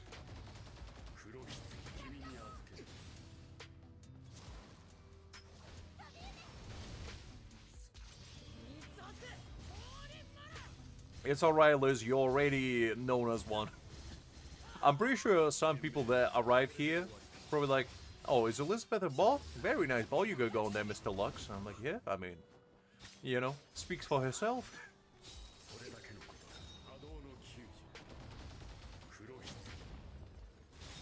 Oh, sorry to hear that, Kakarot. Golly. Hopefully he can, you know, get to safety in a reasonable time. Like, I know it's probably no way safe when stuff like that happens, but...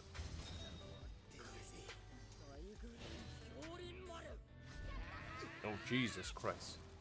10 kilometers?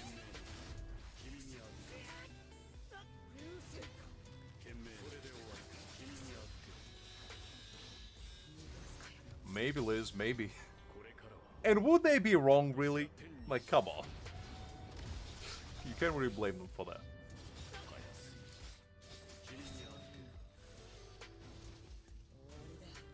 Oh, jeez, Louis.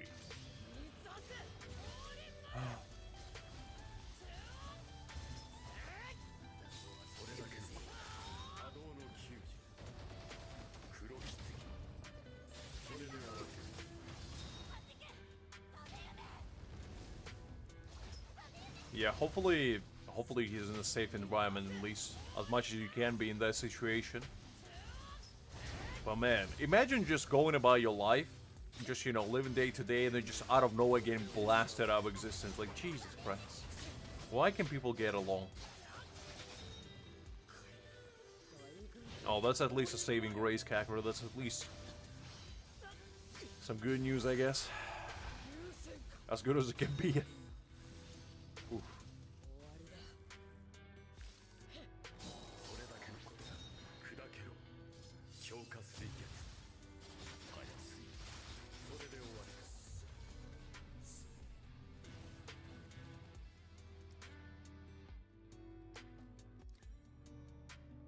Yeah, I'd assume basement is probably like the safest place to be in.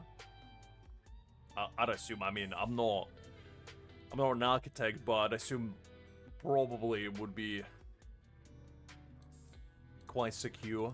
Like, obviously, it's not quite a bunker, but then again, I don't even know if they have bunkers over there.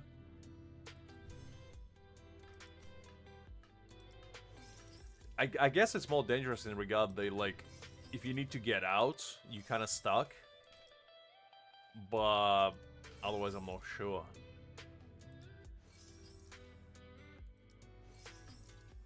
And I'm not an expert either, Kakarot, to be honest. I'm just making an educated guess. Because I'd assume, especially if it's like below certain ground level, it's probably the safest. Because like if like the building collapses onto itself, at the bare minimum, you wouldn't be, you know, careening down with it, I guess. But, yeah. It's not the kind of things you should be thinking about, to be honest. So it's better that you don't know.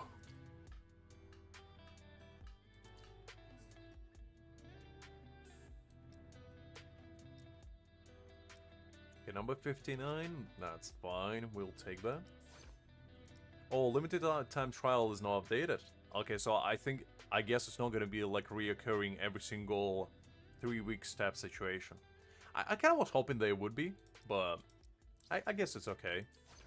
I guess it's okay. Alright, what else do I need? I think we're gonna do this one for now. And then afterwards, we're gonna quickly jump on my free-to-play account and do some stamp grinding on there, because I don't have any. And I need to get them.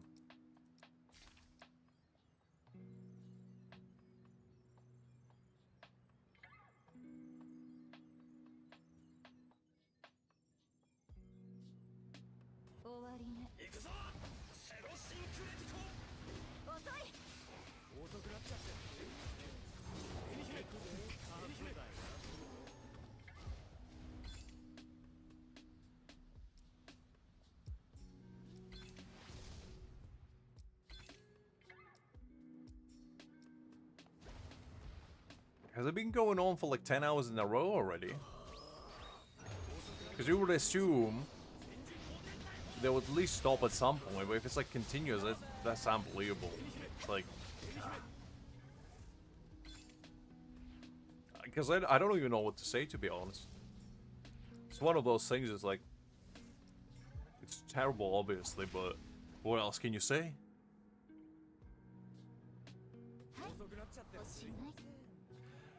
There might be one Twilight.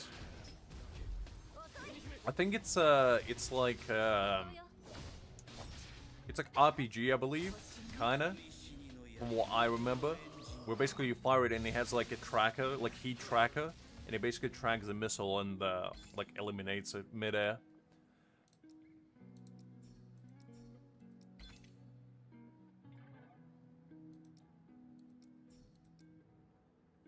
$12 hours. God.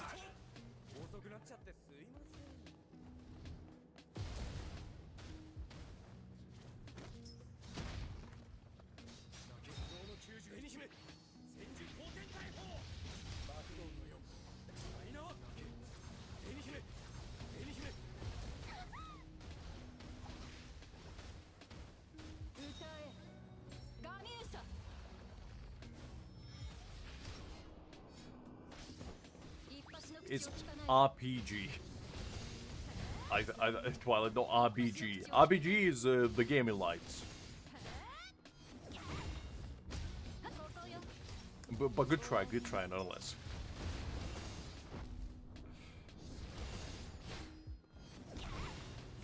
But I'm sure every country has something like that, just different names. That's a pretty cool name for a system, to be honest, Patriot. That kind of like defends you.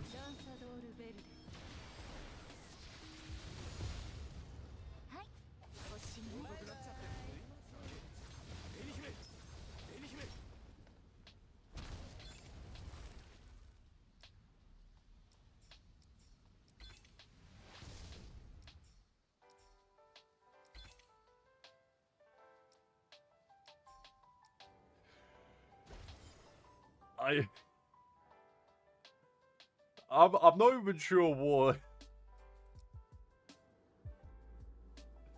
I mean, you're not wrong, Kakarot, but you gotta specify which one, because people might think that I have an RPG setup on my setup, just being like, just having a massive missile ready for action out of nowhere in case, you know, things go sour. And I have to defend my honor. No, it's fine, Twilight, it's fine. Which I like to think that's what you meant, Kakarot. That's what you meant.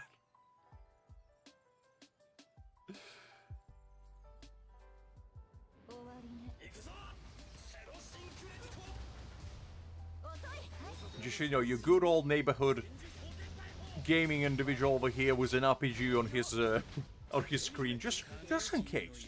Just in case. It's 5:36 a.m. for you. Oof. I think it's like, what, 9 p.m. for me? Yeah, 9:30. Liz, you're living in the imaginary zone. How many times do I need to tell you that it's not real? She lives in Narnia over there. Golly.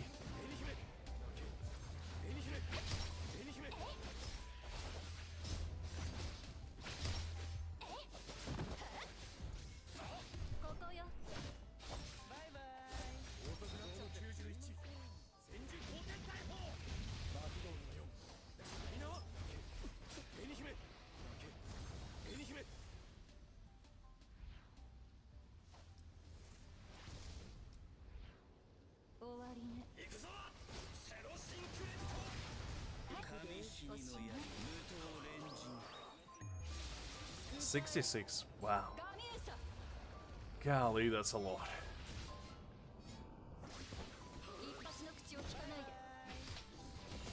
Because at least back in the olden days, you know, if the general, you know, gets isekai'd, shall we say, usually the battle stops. 11:37 Creek, that's a decent, that's a solid time, you know?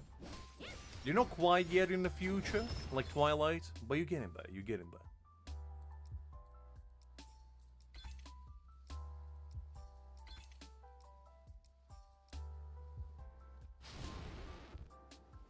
Oh no, the big man himself, Mr. Ulquiorra.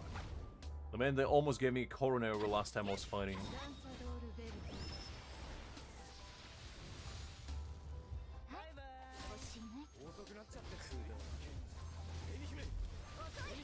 Exactly, Kakuro, exactly. That's a rule of anime, and they clearly not following those scum.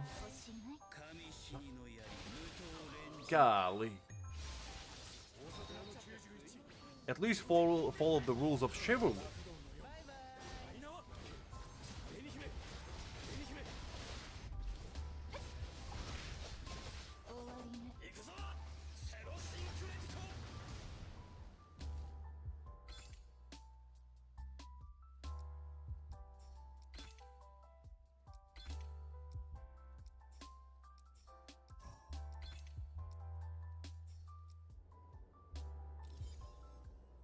Okay, let's keep going.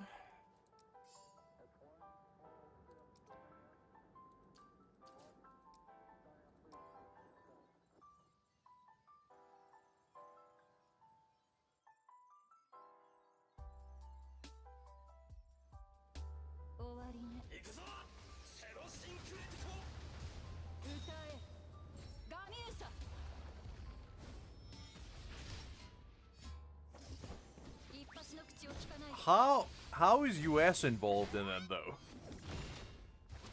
What do they know?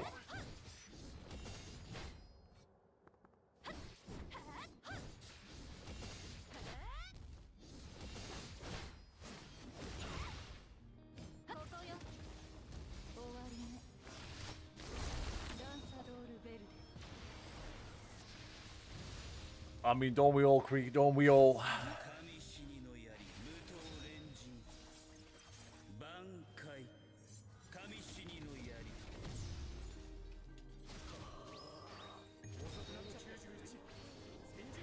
I know that much, Angel. I know that much.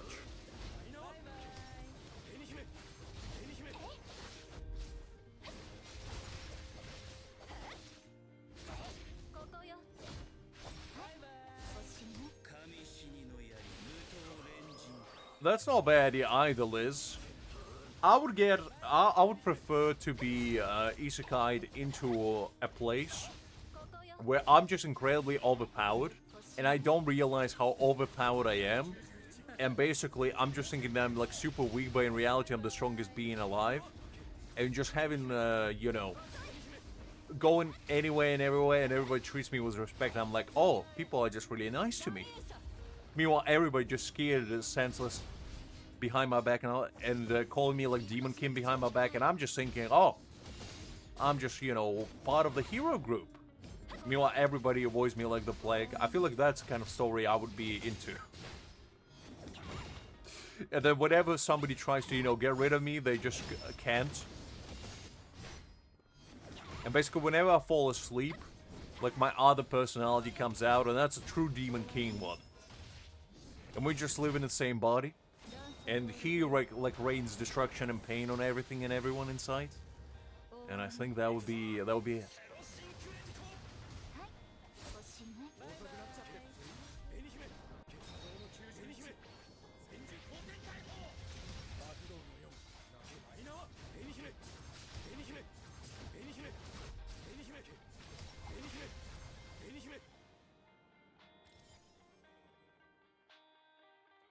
Ah, I see, Angel.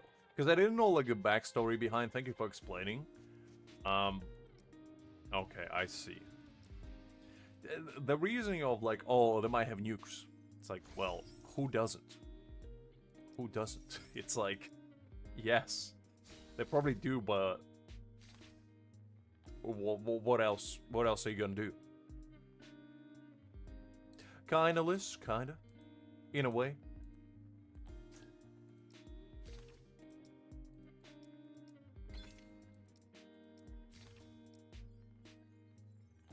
And it's gonna be a journey of me, you know, conquering my inner demons. And becoming the true hero I was meant to be. Or the villain, you know, one of the two.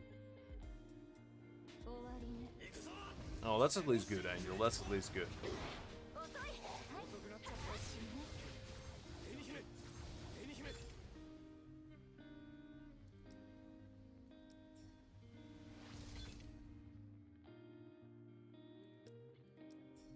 Hypersonic ones? Wow.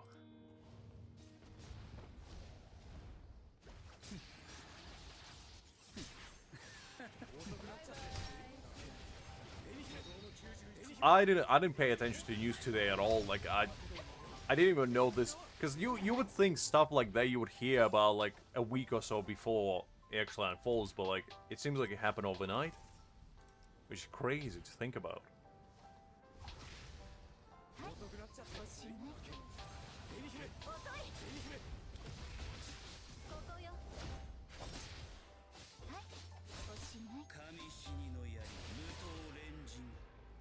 It happened in 4 hours? Man, that's... Golly. That just sounds insane to me.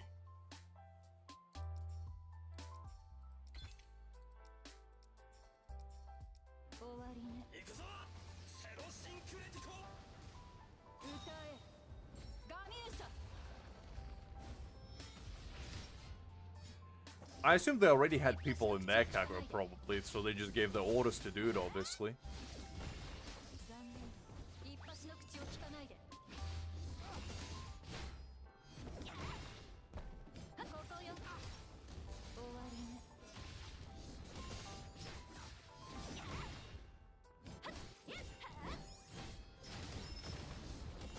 I mean, I would assume so, because I doubt they would be just like, ah, let's bomb.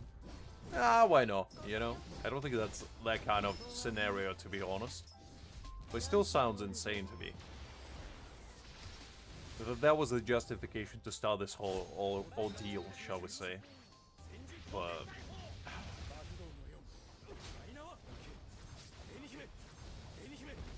hopefully the regular people are at least gonna be at least somewhat okay. That's the best you can hope for. Oh, absolutely, Kakra, absolutely. It just amazes me how decisions like that can even be made at all, let alone, you know, be carried through with. Especially in this day and age.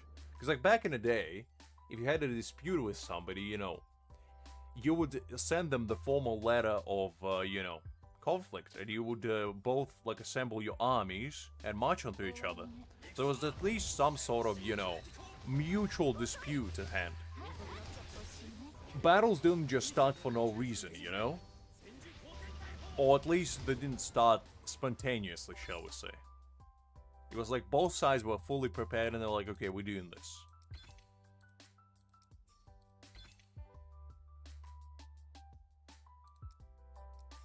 I mean, that's the best way, Angel. That's the best way.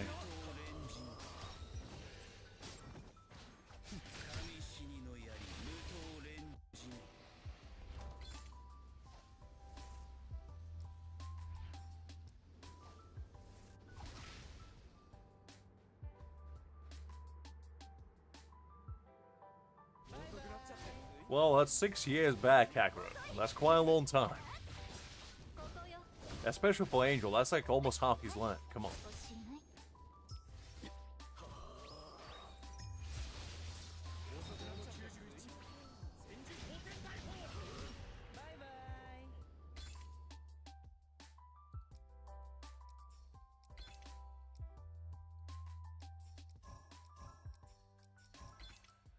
Okay, let's go with that one.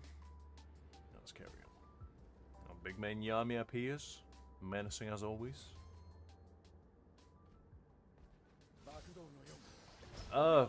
That's debatable, Liz. Some of us maybe, but like, have you seen elephants? Pretty smart creatures. You know, dolphins are pretty smart. There's plenty of animals out there that you can debate are smarter than us.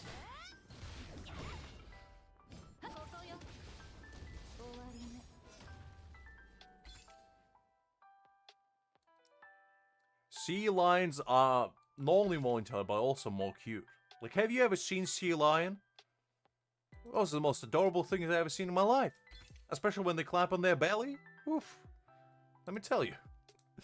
I remember the first time I seen sea lions, I went to like a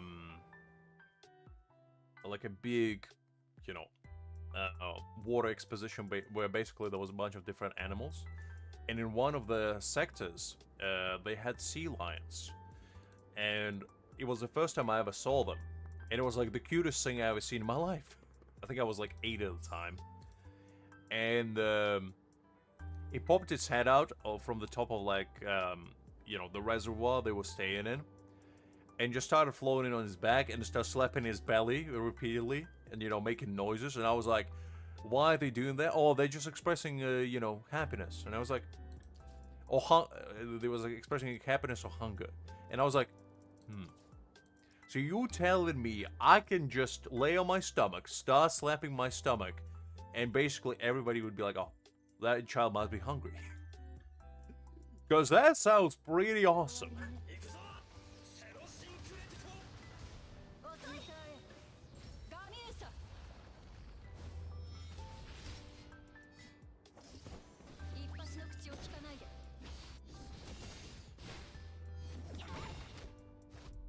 Octopuses are pretty smart creatures as well. They're probably one of the most intelligent creatures out there as well.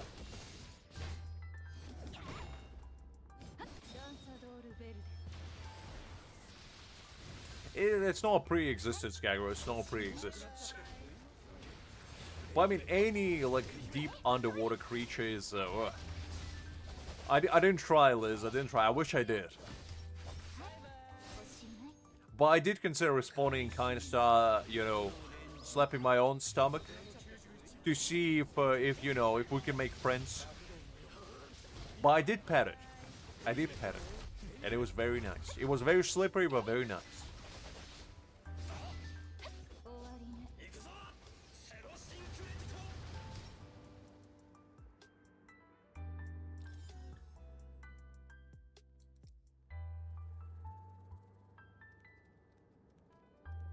To be honest, octopus, like, I don't know if it's just me, I never found octopus even that tasty, to be honest. So I don't really know why we even go on after them.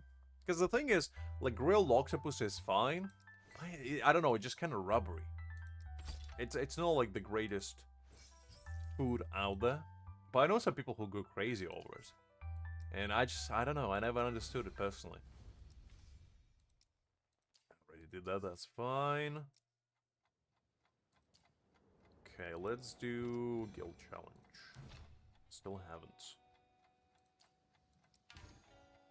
Okay, I did that. Ooh, there's some lantern riddle. I forgot what that is actually. I don't think I did it yesterday. Let's do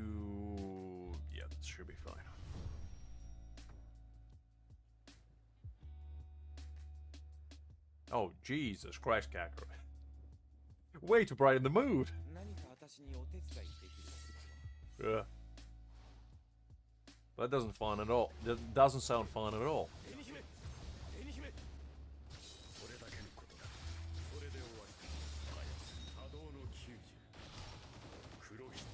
Manta rays are pretty cool. They're pretty cool as well. Can't blame me for that on this. I think my favorite is, let me think. Probably if I had to pick one, it would be the swordfish, because I just like the idea of underwater sea creature with a little blade on their nose. I don't know, just something about it. I think they call marlins, right? I really like those. Something about them. I've never seen one in real life, but I want to.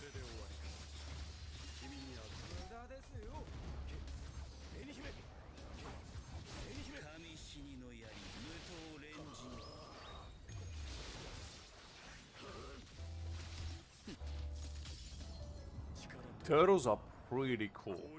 Did you know there used to be a certain type of Galapagos turtles that only used to live on a certain island in Caribbeans? And back in the day, like 400 years ago or something, there used to be British sailors. They were trying to bring them back to, you know, Europe in order to study them and whatnot. But while they were doing that, they found out that those turtles were unbelievably delicious.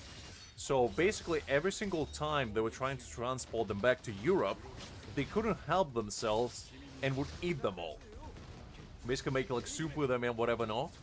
And it escalated to the point where now there's not a single one of them left. So they basically ate them all. And I just want to know how delicious those turtles were. Because I never had a turtle in my life. Because just the idea wasn't very appealing to me. But if a turtle that delicious existed, maybe I would have changed my mind. I just want to see the you know, what was the fuss all about?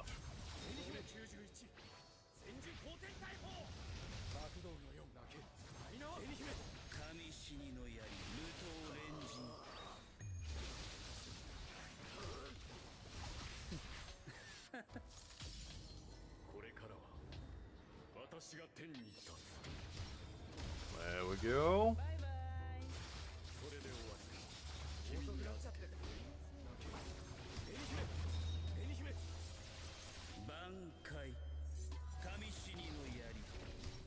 Sunfish? I don't think I even know what that is, to be honest. Are you talking about starfish? Because if you're talking about starfish, I don't think I can agree with you on that one, Twilight, because what about the Patrick? What about Patrick the Star, our Lord and Savior, the greatest intellectual this world has ever seen?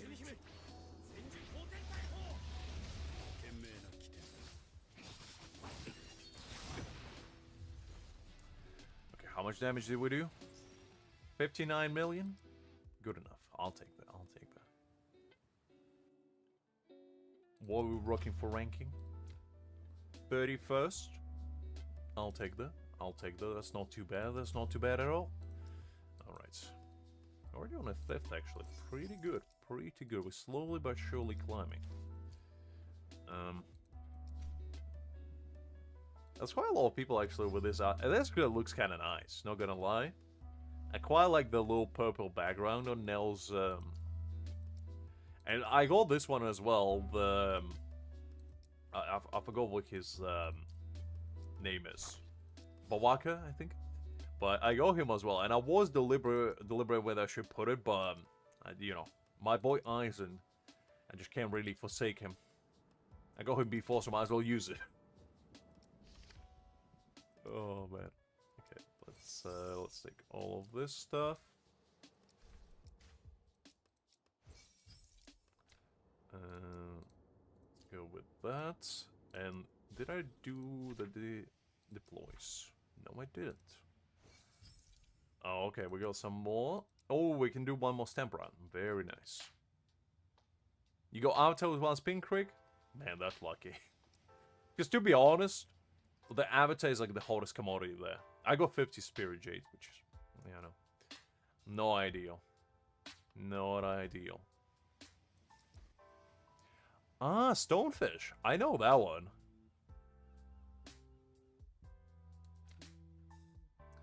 Actually, let's just do this. Just make sure all of them are fine. Yeah, they're fine. Okay. Can carry on now. I think what we need to do now is, well, first of all, claim our dailies. Make sure all of this is done. Great skill. I think all my skills are already upgraded to the max, to be honest. I don't think there's anyone... I guess I'll just do this. Doesn't really matter, to be honest, that much. But, training. I'm probably gonna start prepare for Grimjo, to be honest. So he's gonna come out eventually, so I might as well pre-farm him a little bit.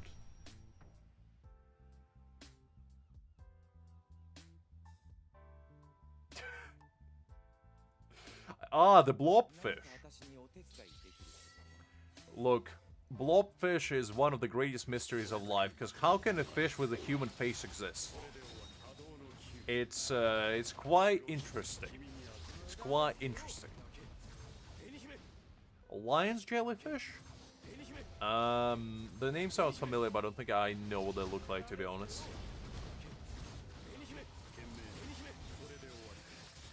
3 trillion eggs? What?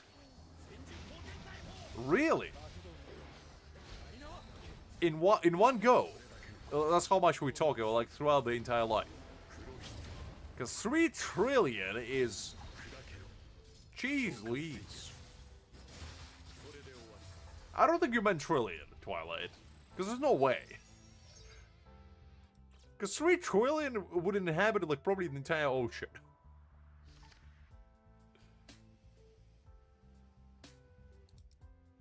I mean, it sounds impressive if that is the case. I'm not gonna deny that, but... 3 trillion? God. That's so many, though. Like, how big are they? They not that big, are they? Look. Oh, in birth, okay. That's still just so much.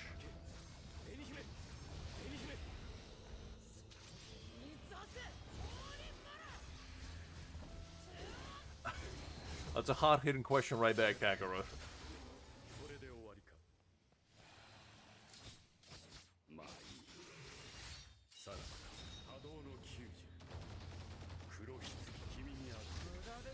I mean, on paper it sounds like a lot, but like the ocean is massive, so maybe... And as Twilight say, I guess not all of them actually make it. Probably the final quantity is probably somewhere like 1 billion, maybe. In the end, if that even. So I guess maybe that what does it, but still, it's such a staggering amount. It's like, how is that even possible? It is impressive nonetheless. No, not in the most endearing way, but impressive. Okay, let's try. Oh, actually, we need to do this first. But I was gonna say, let's try this one, because I haven't done it before. Actually, let's start with this. Why not? I haven't done it yesterday, so might as well check it out. What it's all about. I assume it's just regular point event, as we get all the time.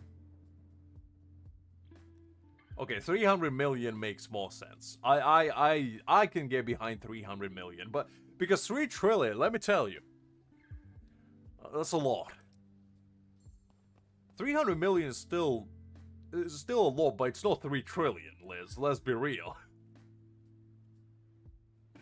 At least that could be like, okay, I can almost, you know, see that possible. Because 3 trillion of anything is a lot. You get a 3 trillion, you know, straws or something. It's gonna be a lot of straws. They may or may not end up in Turtle's nostrils, but I'm just saying.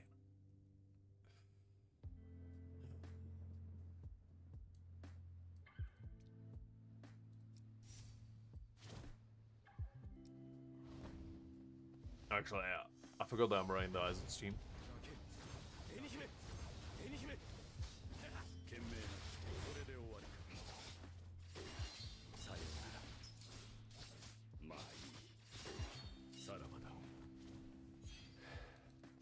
Okay, Kakarot, whatever you're about to say, I want you to think long and hard if you want to say it.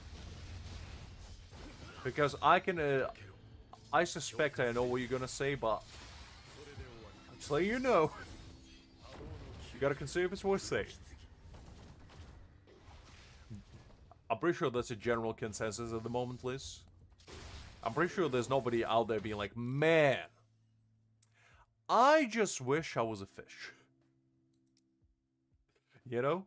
I don't think there's anybody out there scratching their neck being like, man, I just want to have gills, you know? I think Kakarot took my advice and decided not to say it.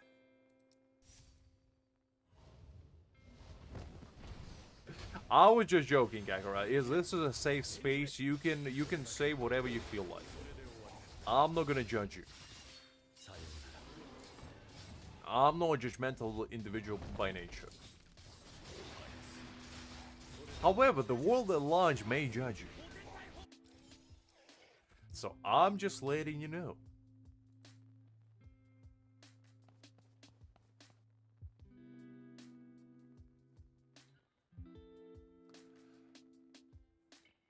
No. I can suspect what you would have said, to be honest. Because the way you put it, I'm pretty sure it's not. You don't need to be Sherlock Holmes to figure it out.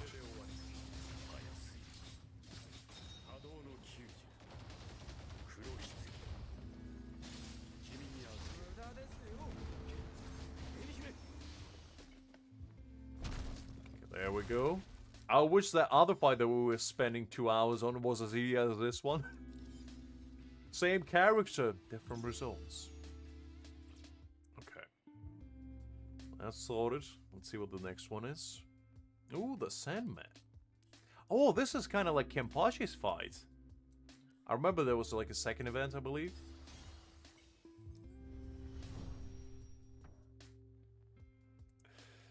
Fair enough, Kakarot, fair enough. I mean, to be honest, learning stuff like that is pretty haunting, but it is educational because I didn't know that. Now, the real question is, did I want to know that? Probably not, but now I do. And now I can share this cursed knowledge with everybody else in my life. Which is great. Because it's all about spreading the joy, you know? Whether it's cursed or not.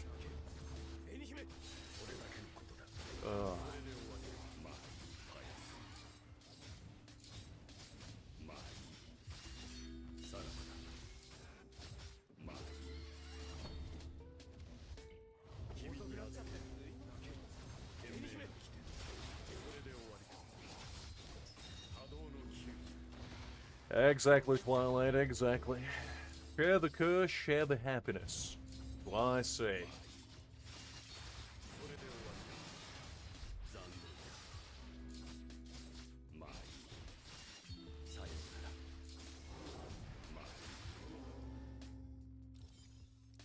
Okay, Aizen makes quick work of this. Oh, there's little Nell following me around. I didn't even notice that. Oh, that's cute. That's kinda nice. You know, just me, Mr. Big Aizen, and Nell chilling over here. That's very cute. I like that. I don't think I do, Kakarot. I don't think I do.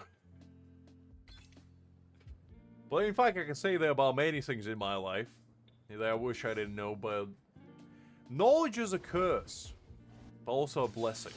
So, it depends on how you use said knowledge.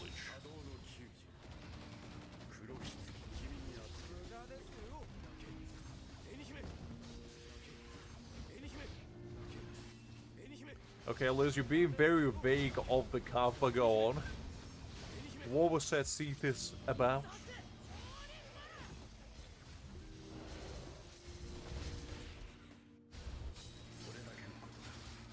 Uh, that's one way of looking at it, Twilight. Depending on what kind of knowledge you're learning. Because some knowledge you're better off not knowing.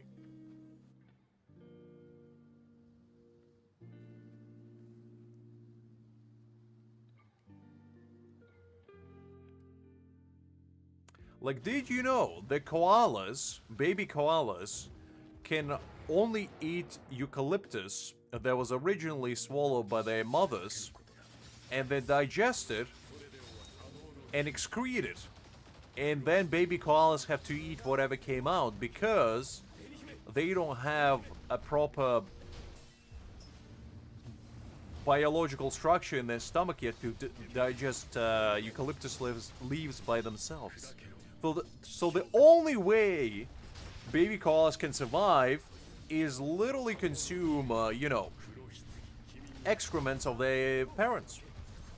And you might think to yourself, wow, that's not a life worth living now, is it? And I don't know. I'm no koala, but I'm just saying. Look, Kakarot. You're not incorrect. You're not incorrect. And, you know, milk from cows is technically cow's urine. When you think about it, really. So, we are doing a lot of strange things in life. I'm just saying. The world is a big, wonderful place full of weird things in it. And it's all about whether you want to acknowledge them or not, because most people don't. And to be honest, I can't blame them for that.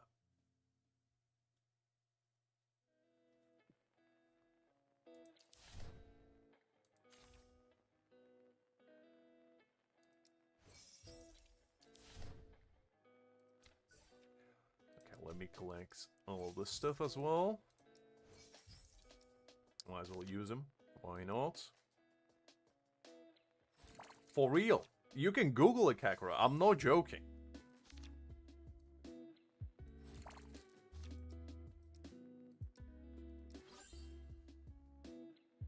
It's a real thing, unfortunately. Unfortunately. I remember when I learned it, I was like, phew. I think somebody pulling a prank on me, but they weren't. They were just being honest. And I doubted them. And look at me now. Doing exactly what they did to me back all those years ago. I think I learned it back in high school or something. And I've never been the same. I've never been the same since. Look, Kakarot. Now you do. Now you do. And you don't have to thank me for that cursed knowledge that I just embarked upon you. All you have to do is use it wisely.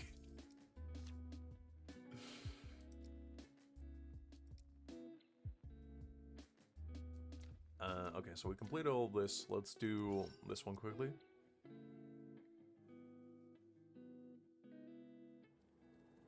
That's actually a pretty good event to farm a bit of those stamp fragments. It's not like ideal because you don't get that many, but it's still better than nothing. Because other rewards are kind of mediocre, to be honest. Like one book and 8k. Ooh, Aizen's? Let's do that one.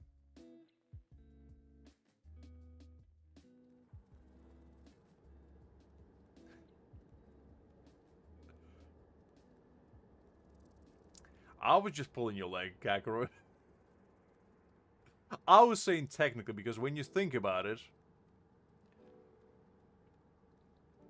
it is what it is.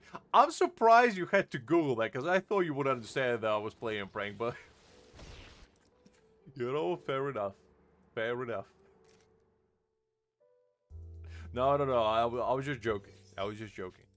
I was making an exaggerated point. And since you were confused about it, I thought I'll lean into it. But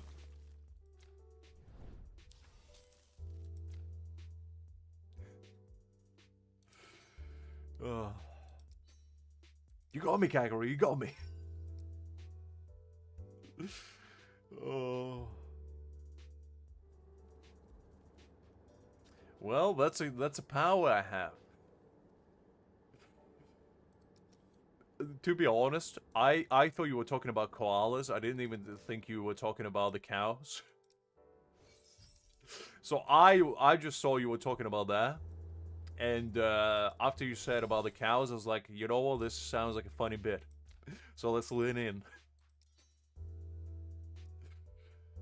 But I'm just saying, Kakra, you never know. You never know. I mean, birds regurgitate the food that they feed to their youngs. They don't, you know, excrete it. That's a bit different. It's still not the most pleasant thing to think about, but at the bare minimum, it doesn't pass through the digestive tract.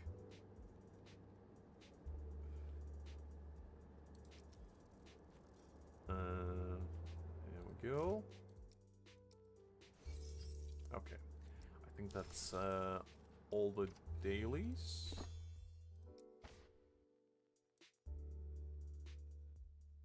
What is the name of the keto used by Sanikatetsu, Kanamatosen, in order to transmit messages? I don't actually know. Keto used by Sanikatetsu, Kanamatosen, in order to transmit messages. Man, I gotta Google this. I have no idea. Any of you guys know? Okay, what is keto used by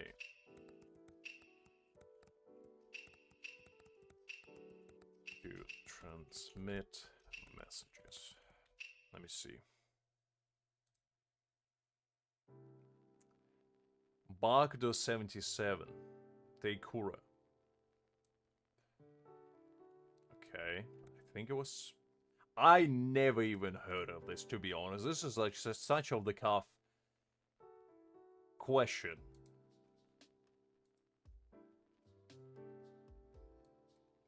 Well, let's see.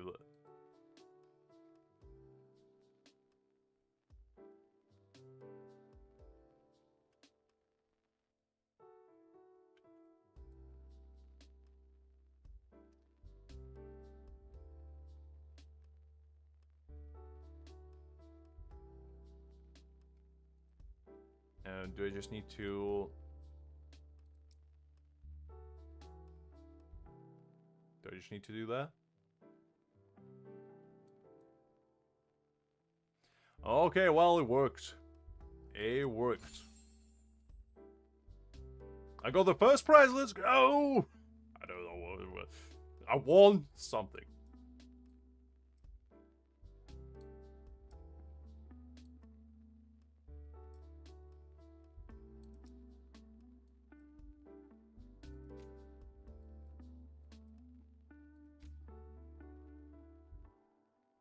You see, this is why you have smart people in your guild. You see, somebody said it here, and I was like, you know what? Makes sense.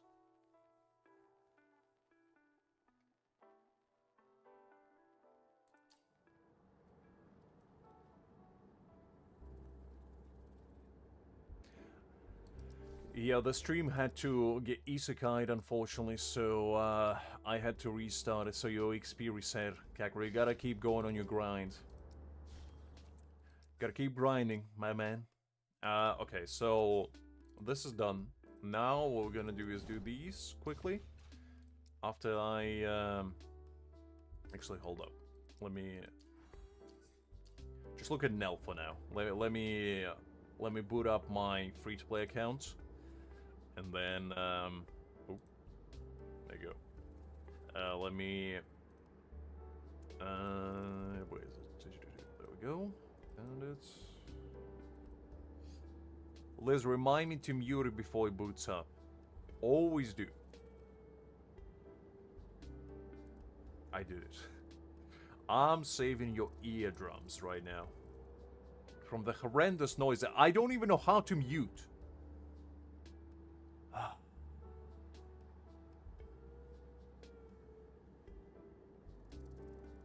Look, Kakra, Liz is a special individual. She's built different. And now she's just flexing, saying she left a couple of times as well. This woman. No humbleness at all. But you know what? You gotta respect her. You gotta respect her. At least she knows what she likes. And she likes what she wants. I did mute it, Liz. Did mute it.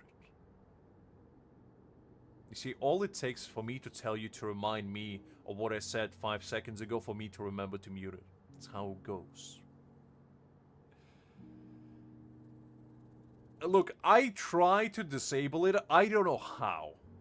I have no idea what causes it. It's like every single time I boot up the player, it just says download complete.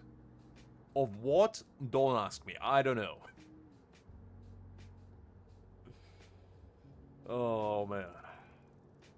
No, we're not ending this stream, Angel. We only beginning. You kidding me? It's only 10 o'clock. Who do I look like? You think I would be ending stream this early? We're still going for at least another 3 hours. Golly. Don't be an eager beaver, Angel. Pace yourself. I'm just merely booting up my free-to-play account while we wait, I guess.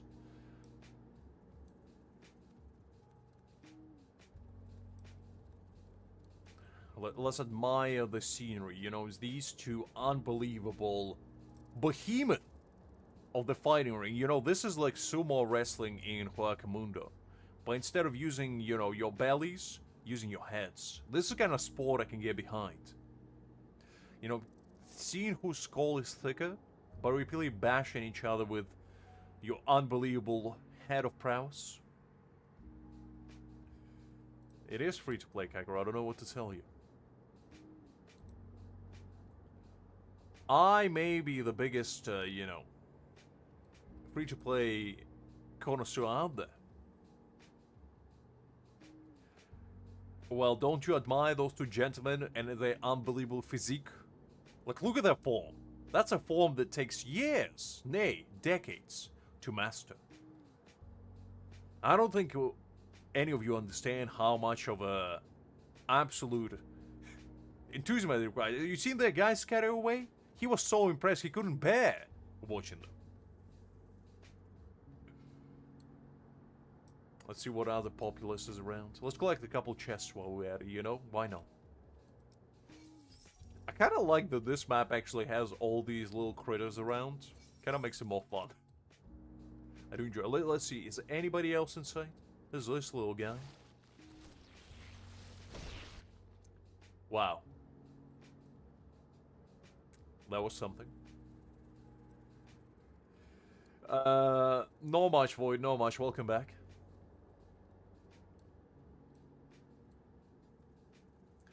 Well, you can do 3 things, Angel. You can do the smart man's thing, which is take some paracetamol, and you know...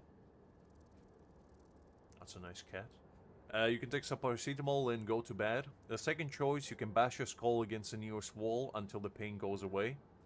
And the third option is not take any medication, just power through it through sheer power of will. Because do you want to, for your headache, to think that you are weaker than it? You gotta overpower it, overcome it, and become stronger because of it. Well, good choice. To be honest, can't blame you. Probably would have been the same for me.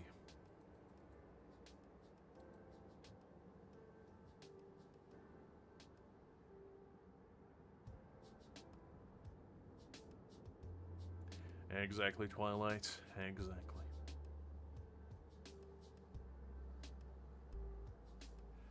Okay, you want me to ride...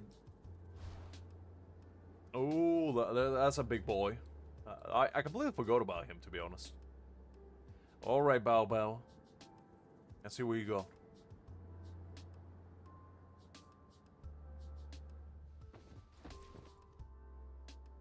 There we go. Now that's a journey.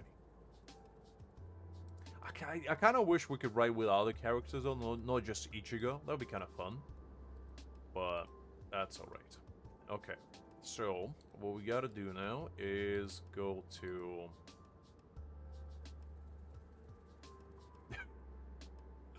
Well, you see, what you can do, Kagura, is just not build one.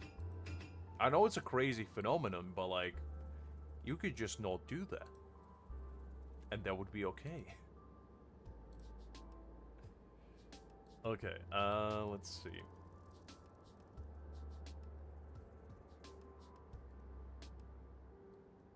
Let's do bow rewind quickly. Okay, create it. That's fine. Alright. Let's go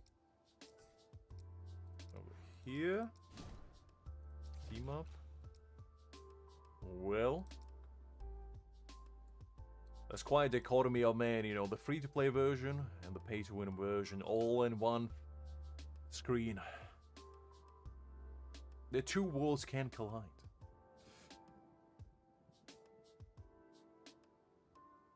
To be honest, I haven't had migraine in a long while either. I've been kind of fortunate with headaches. I do get them occasionally, but I usually just try to sleep them off. I guess, Kakura, I mean, you are the sweatshop owner of the century. They should do, like, a reward for dedicated factory owners being like, you spend so much time no lifing this game that we're just gonna give you one of the characters for free.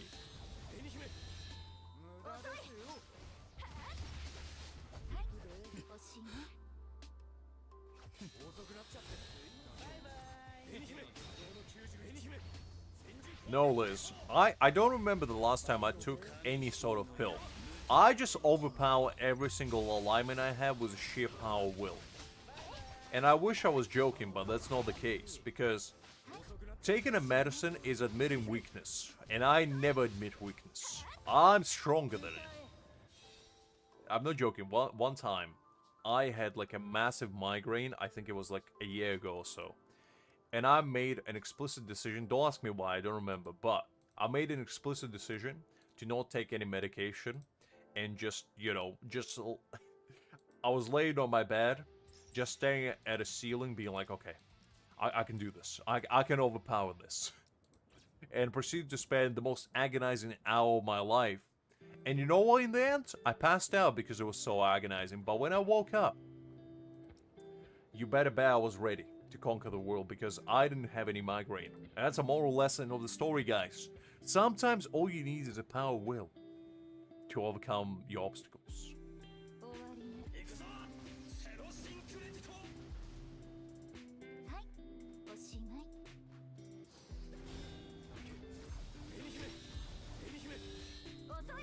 Fair enough, Kagura, fair enough. So you became a full-time factory owner. Well, that's fair. Couldn't blame you. Couldn't blame you. What can I say, Liz? I'm a special man with special needs. That's how it is. That's how it is.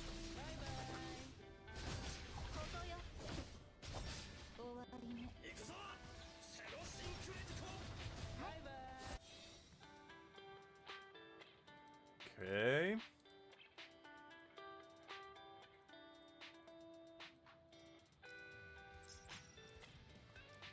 Nothing too exciting here, unfortunately.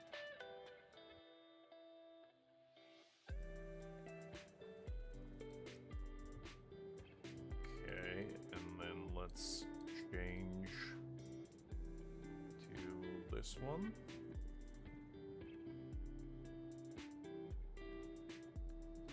Ready? Alright, let's keep rolling. I mean, maybe, Liz, I don't know, I'm just weird that way. To be honest, sometimes I had a couple of cases where I passed out at work as well because I had like a massive headache. And I would still refuse to take medication, I don't know, something about it. Because ever since I was a kid, I remember my grandparents telling me don't take too much medication because it might stop working on you, because it was like this whole craze of getting immunity to the meds.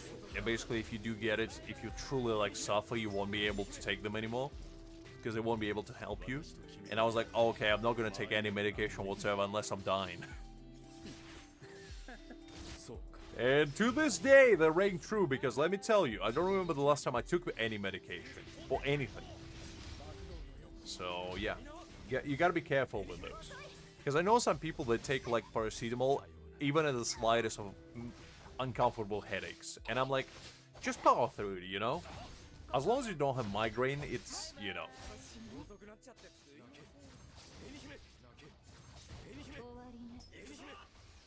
I know it's true, Void, but it kind of depends, like, how often do you take said meds? Is it, like, every day? Is it once a month? Because, like, regularly means different things for different things, obviously.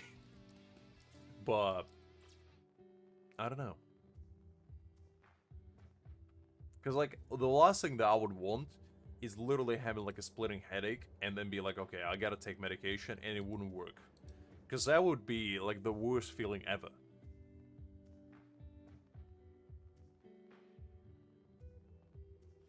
Cold? You see, when it comes to cold, I just power through it as well. I usually work through the cold as well. I just put on a mask and I keep soldiering through. Because I don't usually cough either. It's just kind of like, I usually get head colds. You know, the kind where, like, your nose becomes a waterworks. Aggregation, just like probably you have all around your factories, Kakura. And your throat just becomes a Sahara Desert. Just like where Angel is from. So, it's one of those things. Sometimes you just gotta power through it. And as I said, I just hate to admit weaknesses.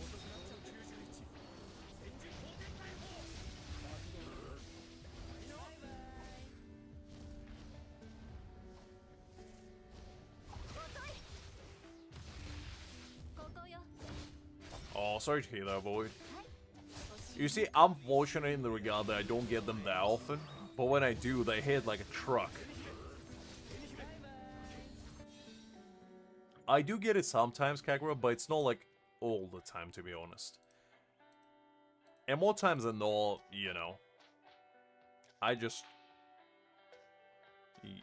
use a handkerchief or like a tissue or something, you know? It's one of those things. It's not the end of the world. I don't know why I say handkerchief. I never had handkerchief. It's one of those fancy schmancy things that posh people like to have. I never had that. I use good old tissue. I usually just bring like a full roll of tissues, put them on my desk, and just, you know, by the end of the day, probably go through the entire thing. Same, Kagura, same. But the thing is, you don't want to become a mouse breather either, so you have to power through it. Because the last thing you want is just sitting in your desk and be like, you know, just out of breath all the time. People will start thinking, what's happening over there with Lux? Oh, he just has a cold. Ah, I see. That's why he's breathing like that. Not the most flattering thing ever. Okay. So we finish all of this stuff. All our dailies.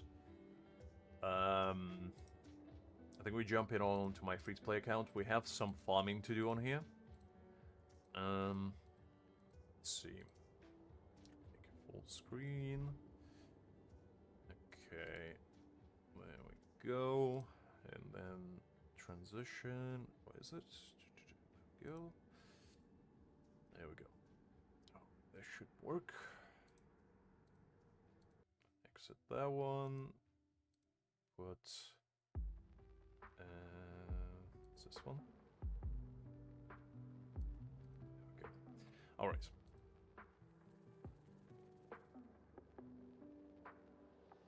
Really? Oof. Dust allergy, you see, I don't know if I have dust allergy, but I do sneeze whenever it's, like, even a little bit dusty. It could be just because there is residue of my asthma that I used to have back in the... Also, there's a parrot over there. I didn't even notice that. But I used to get them, like, all the time, sneezing fits. Nowadays, it's not as bad, but I still get them occasionally, so... That's why I usually, like, I clean my desk every single day, like my PC space. I wipe it down with, like, a cloth. Because the last thing I want is, like, keep sneezing around. Because it does happen occasionally. And it just told me to be, like, more wary of hygiene and all that stuff, I guess.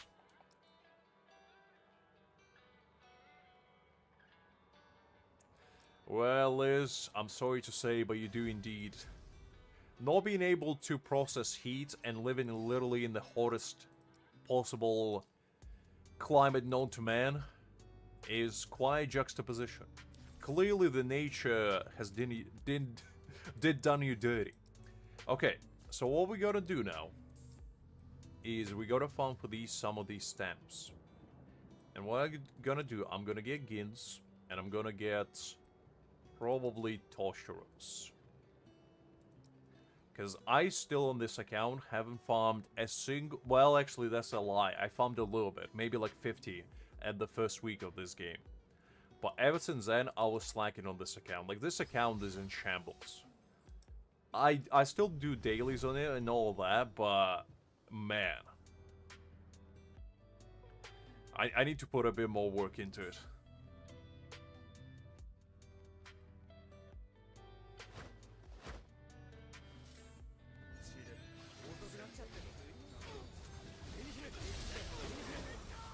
Isn't all this?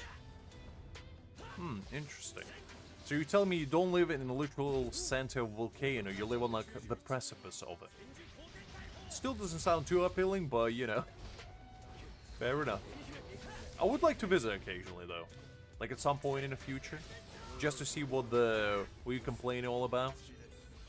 And to be honest, I can stomach heat either, but I think it's just by nature. Because I get like lightheaded at any temperature above 30 degrees. Like, above 30 and I'm gone. I need me some shade, I need me like a cool iced tea maybe, and just relax. I can't bear the heat. The cold on the other hand, minus 30, I'm fine. Like, cold doesn't bother me, but the heat, oof, can't stomach it. I know this. Do you think I was joking? And that's your home. You literally live inside of it, no? At least that's what I always thought.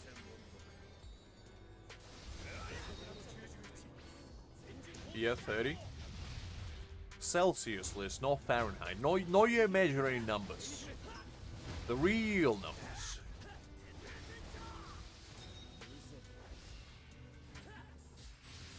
I mean, I feel like, you know, the ideal temperature for me personally is 20. 25, I feel like I'll be okay. Anything above that, I'm like, I gotta get out. I need to go. But, I don't know.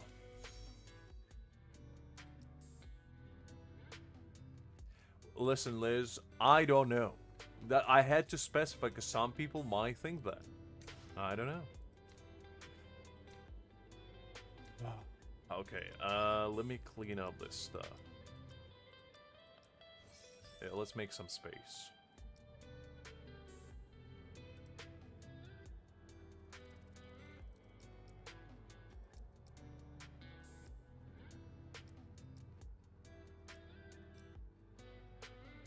Yes, Liz, I'm listening. What's up?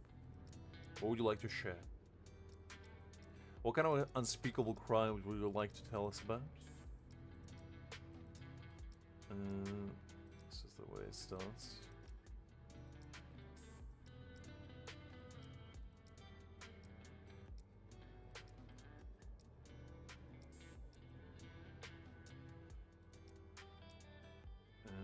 Let's clean these up. Man, I hate to do this, but every single time I like run out of space, I try to make myself actually sit here and look at all of these, because usually I don't even bother. Because sometimes, you know, you're farming these stamps and you're like, ah, that's pretty bad piece. But when you look back at it, it's like, maybe. Because some of them could be, like, decent if they implement, you know, the re-rolling of stats function, just kind of like what we go for Kenny's event, but actually permanent, where you can grind it and get it. Which would be nice.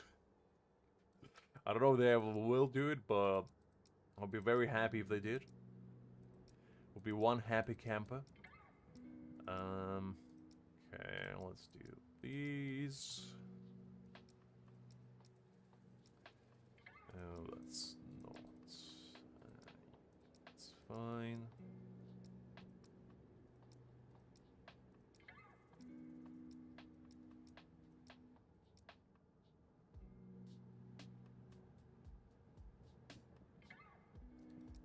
Well, that's what I mean. Anything above 30 is too much. Because the thing is, I grew up in the pretty hot summers as well, Liz. Because in Eastern Europe, in the Ukraine in particular, we have really hot summers where I was living, right next to Kiev, and really, really cold winters. So we're getting the worst of both worlds, basically. And during summer, it could go all the way to plus 35 in certain parts of the country. And during winter, it could go all the way up to minus 30. So I had both. And let me tell you, being cold is much better than being hot, because at least with coldness, you can just put on some clothing.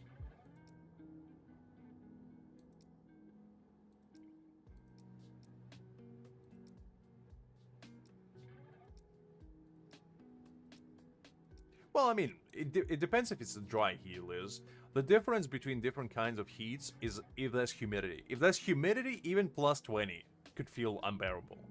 But like, if it's a dry heat, plus 30 is not like the end of the world. The worst I ever had was in Rome. I visited Rome and it was like plus 40, plus 45. I thought I was dying. Like, I legitimately thought I was perishing from this mortal coil as we speak. Because that was the kind of heat that I just didn't even know was possible. And, I don't regret going there, because it was a really cool place to visit, but man, I'm pretty sure it permanently damaged something in my head, because it's like, that's kind of heat I don't think I ever even knew I could stomach at all. So, yeah. Oof. I mean, that's wrong for you, Void. It's a very nice place, but man, do they get heat. And I visited during summer especially, so man. Nope. Hakim, I value my life. I don't think... Oh. Man. I thought I'd close the game for a second. I value my life, and I don't think I would want it to forsake it. Because Dubai is one of those places that you go and you pretty much melt like a popsicle if you meet. I don't think I can physically, mentally, or heck, even emotionally withstand it. That's just not something I'm equipped by nature for.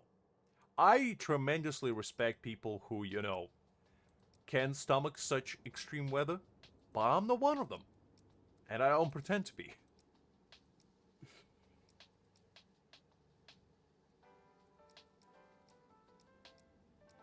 Okay,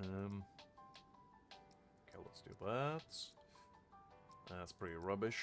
No. No. That'll do.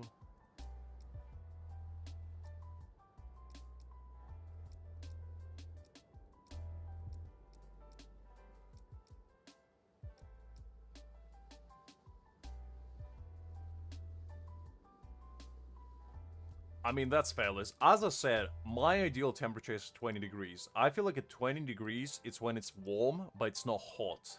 So you still get, like, all the nice perks of it being sunny and whatnot, but you don't feel like you actually ceasing to exist as we speak from inside out, because that's not a pleasant feeling, let me tell you. Okay, let's go back. Now that we're done with the boring stuff, let's get to the exciting stuff, the gambling. And let's use against team. It's just more fun. There we go. Should make it go faster as well.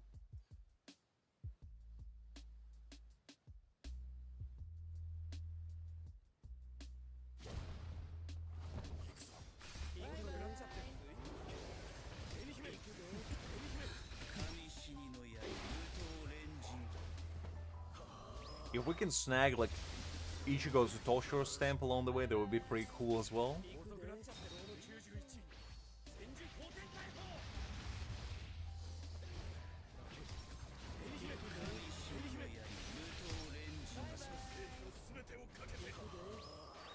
Exactly, Void. Because my philosophy, rather, when it comes to winter is if you're cold, you can dress up. If you're hot during summer, there's only so much you can undress before you can undress no more.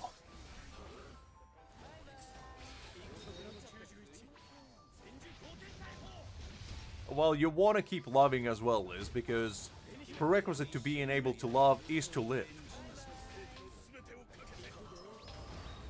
In fact, any emotion requires you to live first, so kinda a given.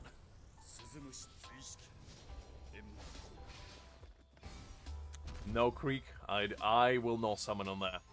Simply because I already have Tossen build on here, and it's just not a very strategic decision for me to go for Nell on here. Because I will go for Grimjow. And that's basically gonna be my four main teams built. I'm gonna build it with Sajin on here. And yeah, it's gonna be decent enough. And after that, I'm just gonna fill in the gaps.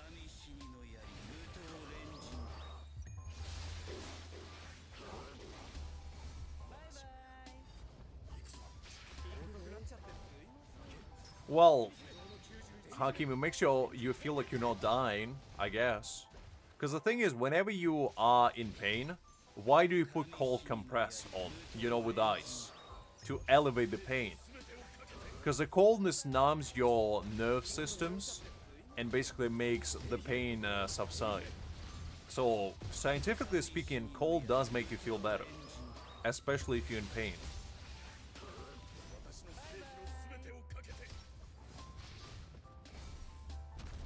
Oh, summer as a season is better. I'm just saying weather-wise. The cold is better than hot. I prefer summer as a season all day, every day. I just don't want it to be boiling outside. That's my only prerequisite. As I said, plus 20, brilliant weather. 25, I can stomach it. Anything above there, I'm kind of like, no really. No really.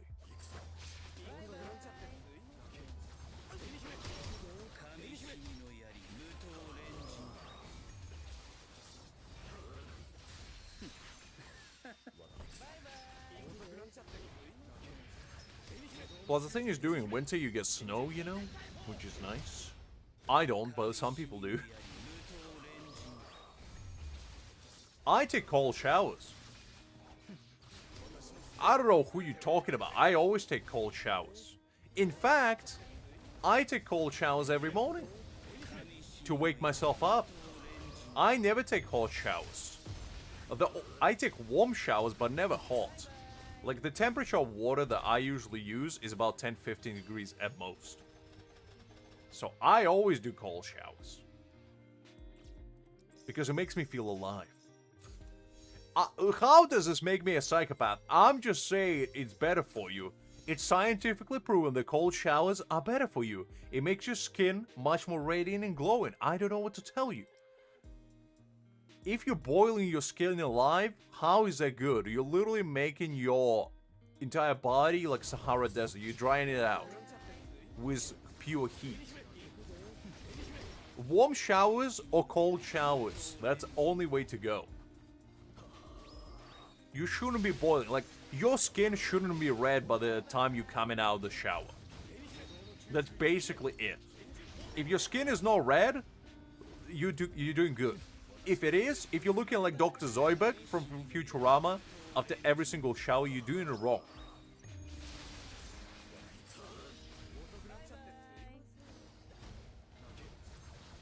Well, exactly, that's what I meant.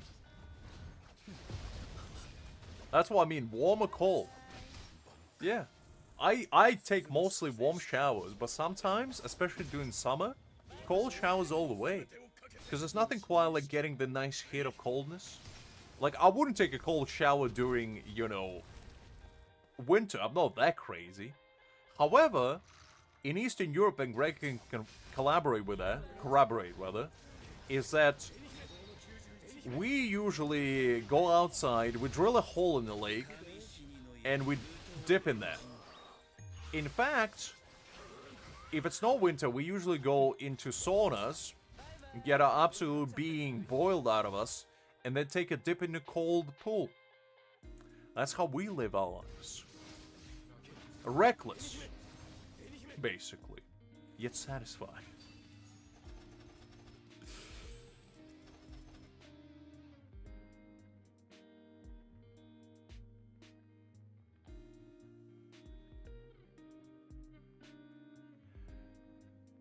Mostly, I said, I take 2 showers a day, Greg, because I'm concerned about my hygiene.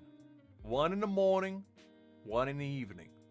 But I only take cold showers in the morning for like approximately, I want to say, 2 minutes. I don't just continuously do it. Okay, let me explain you the routine. Okay, so I wake up, I sit on the side of my bed contemplating the meaning of existence for about 2 hours. Then when I finally decide, you know what, might as well go out. I go into the shower, I turn on the knob on the cold, I stand inside the shower for like solid 2-3 minutes, I cleanse myself, and then, you know, I soap myself up, and then I turn on the hot. Not the hot, but the warm. And then I cleanse myself at the end. So I always start with the cold in the morning, not in the evening. In the evening, it's warm all the way, because, you know, I need this slight relaxation kind of feeling. Nice, we got Aizen. I don't have Aizen on this account, so that's great. Oh, I would be so excited if it was my main. I'd be so excited. Maybe I should pull him, to be honest. Well, that would be a smart thing to do, wouldn't it?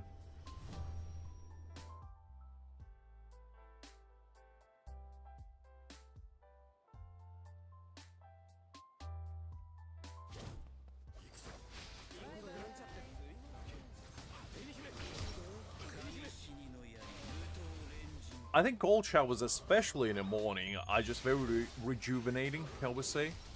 It just helps you wake up. Because I don't know if you guys take morning showers at all, but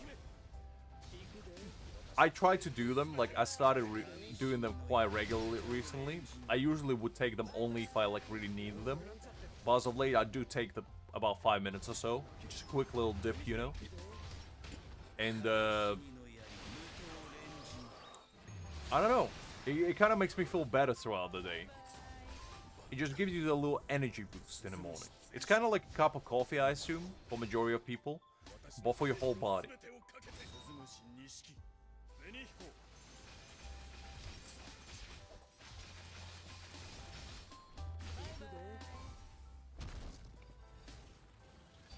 I don't know, Hakim. The cleanliness-wise, I feel like, you know, it's all about the soap. Like, the water doesn't really do much. It's merely there to cleanse you from soap that you're using, I feel like. I could be wrong on that, but obviously, I guess, if you're using hot, it kills all the bacteria, but the thing is, it also kills your skin cells. Because you gotta think about it this way. What happens when you put, like, a chicken, or, you know, you boil, like, a turkey? What happens to its skin? It shrivels up. So it's essentially what you're doing with your body.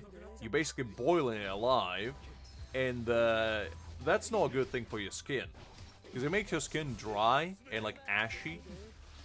But if you don't do that and you take, like, cold showers instead of warm ones, it actually tightens up your skin, so it feels much more smooth and, like, I don't know, glistening, I guess. It kind of looks like you jumped straight into, I don't know, a tap full of moisturizer.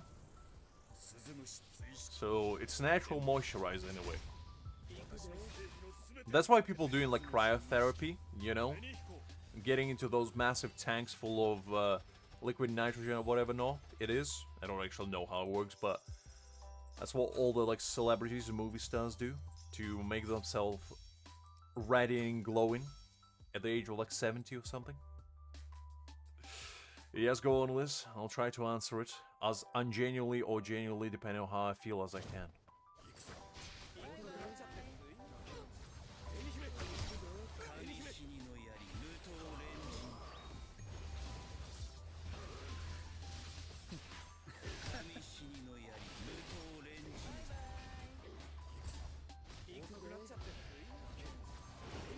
I don't think you should be mixing the two, because the thing is, I go from cold to warm, but I don't know if you go from, like, cold to boiling.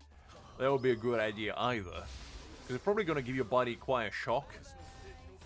Because your body, like, adapts to the environment, so if it adapts to the coldness, then you just blast it with heat. I don't know if that is going to bode out too well either. That's a good question, Liz. Personally, I think for majority of the time, I'm facing towards the shower. I know some people don't like them because they prefer, like, that feeling of water hitting on your back, and I get that.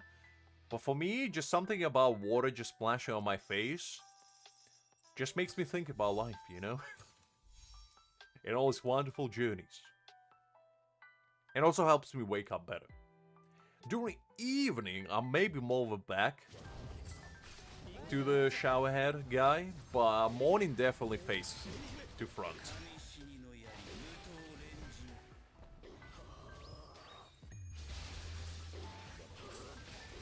I just like getting blasted with cold water. I don't know what to tell you.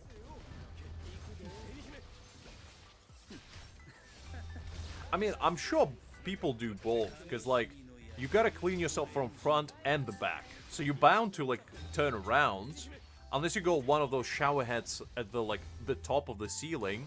I've seen those before. Those are kind of cool, actually. So you gotta turn around at some point.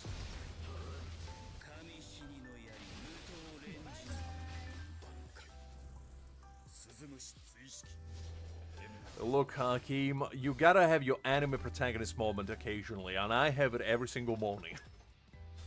I'm thinking about all the adventures I could be going on. Slaying dragons, saving the world at large, you know?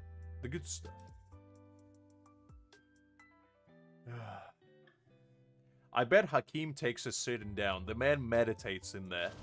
He cranks that soldier boy all the way up to, like, the scorching heat, and he just assembles the levitate. My light popped down? Even my light was so impressed with what I was about to say. He sits in a meditating position, starts levitating in the air until the sheer heat just cleanses his entire body. The man doesn't even use soap, just pure hot water. Sits there for about 20 minutes and then just gets out, looking as red as a tomato. Go on, Liz, I'm interesting.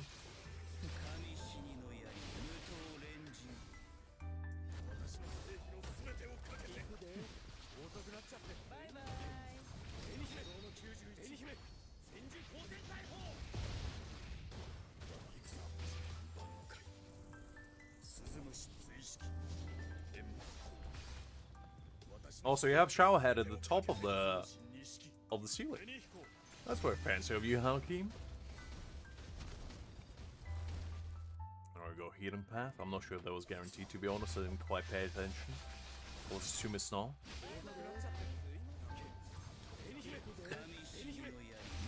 Ah, the man doing his skincare. I see it. Hakim, do you understand? Like, it's you essentially boiling your skin alive and then you're doing skincare. Quite juxtaposition, isn't it?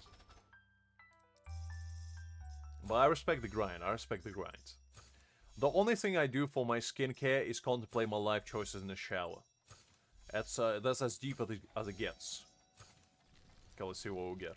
Okay, we go Gin. Nice. I'll love to see that. Okay, now we need Toshiro's.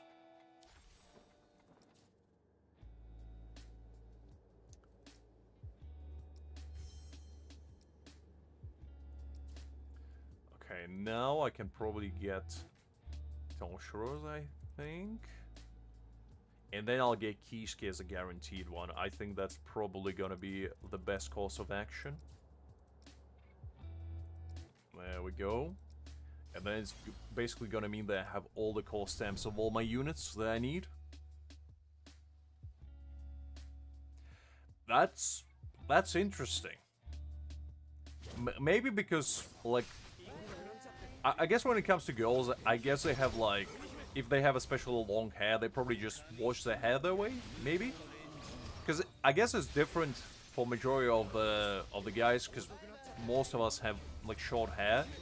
So I guess it doesn't bother us as much, but I can't imagine for women especially, just having that massive, just wet hair slapping you around across your face. It's probably not the most pleasant feeling out there. Unless you slick it back, unless you go full, like, Aizen mode and just slick it back. That's the only way I can imagine that could be pleasant.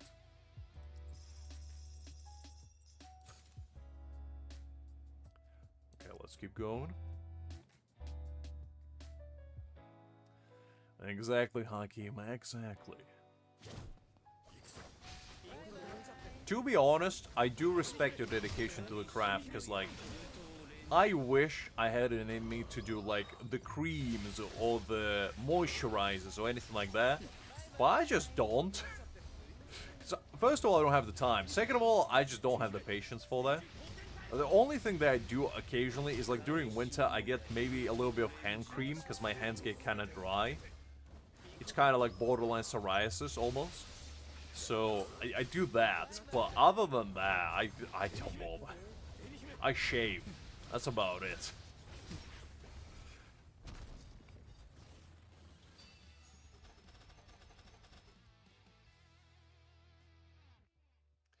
Hakim, I'm pretty sure I don't have to worry about that in UK. We see sun once a millennium. I think I'm safe. But I did hear that. I did hear that. To be honest, it makes sense. Because, like, the thing that scorching your skin alive is UV lights anyway. It's not really the sun rays.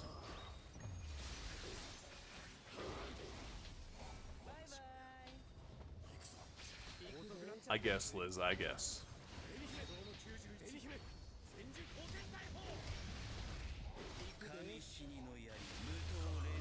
That's how it works now, Hakim. I don't know what to tell you. It is indeed. It is indeed. Trust me, Creek. When it comes to sun, it's like Bigfoot, you know? You hear about it. You hear all these wonderful tales about it, but you never see it. You never see it. And when you do, it's only for a brief moment and, like, from afar. It'd be like, is there sun or is it Bigfoot? I can't quite tell.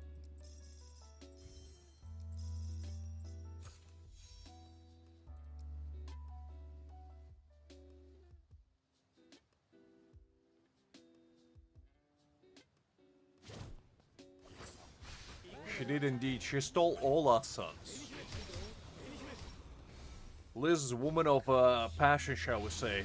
And she has a tremendous passion for accumulating goods. She's like a dragon. But instead of treasure, she accumulates heat. She takes all the objects that radiate heat.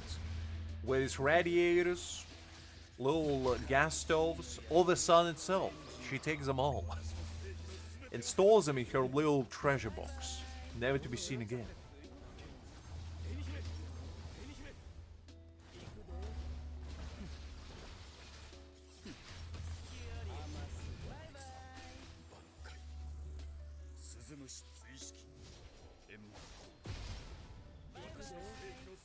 What do you mean, of course, no, Liz? I mean, to be honest, Hakim, as I said, I shower, so that's enough skincare, I feel like. I keep myself clean. The creams are just too much of a hassle. And also, creams are kind of expensive, not gonna lie. Like, I know some of my female friends who, like, do skincare a lot, and they spend an absolute fortune on those things. Like, golly. A little tube of cream could cost you like 20 bucks or something. It's like, man. No, thank you. All you need is shower, deodorant, and maybe a hair comb to, you know, style your hair a little bit if you feel like it. Other than that, I don't know. I don't know. Yeah, you can handle heat, and that's why you're like the Grinch. You want to take it all so nobody else can have it.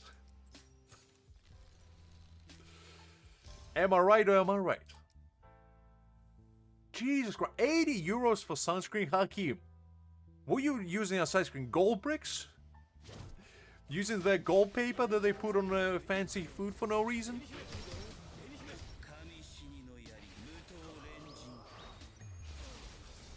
I don't know about that, Hakim. I don't think you need to buy 80 euros worth of sunscreen. I don't know if that's essential.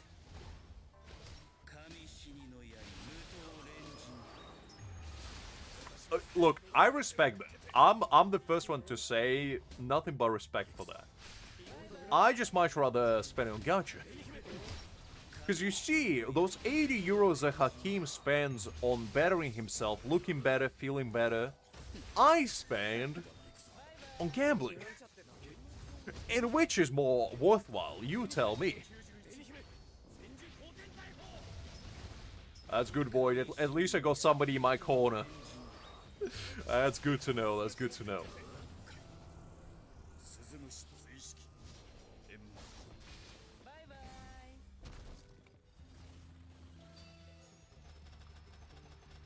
Because, I don't know, like, ever since I was a kid, I always felt like as long as you, you know, keep clean, have clean clothes, you know, smell good, it's kind of like all you need. Like, everything else, I don't know.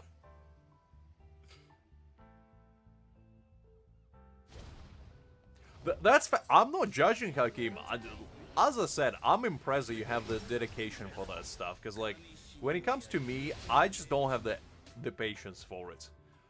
Because, like, some of those skincare routines take, like, hours sometimes. And I'm just like, I better spend on something else.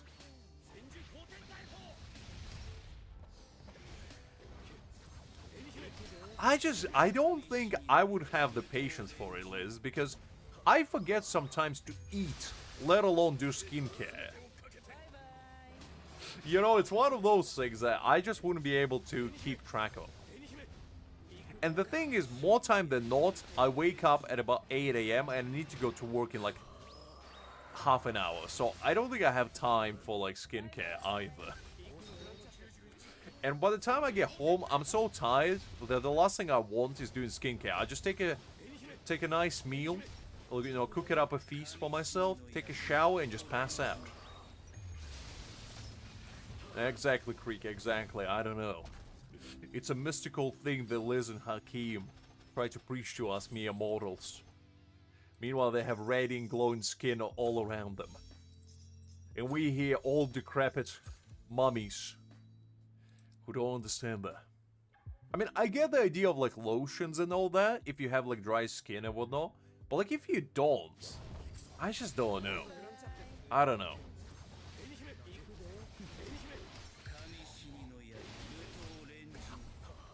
I don't know what serum even is, Liz. The only kind of serum I know is from, like, Dungeons and Dragons, where you take it as a HP replenishing potion. I don't know. Serum? What, are you an alchemist all of a sudden?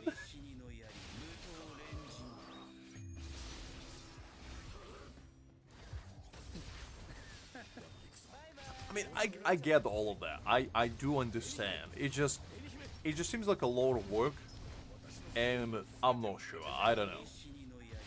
Because, like, a lot of men in my life don't do a lot of skincare. And, like, they look fine for their age. Like, my grandfather in particular, he never did skincare in his life. And he still looks relatively young for his age. Like, he's pushing mid-60s. He still looks like he's in his 40s. And that's just because he does exactly what I'm doing, which is take a shower, brush his teeth, comb his hair, dress nicely, put some deodorant on, maybe a little bit of, you know, some cologne if situation calls for it. And that's it. It's kind of all you need. I don't know. I don't know. Could be just me. Could be just me.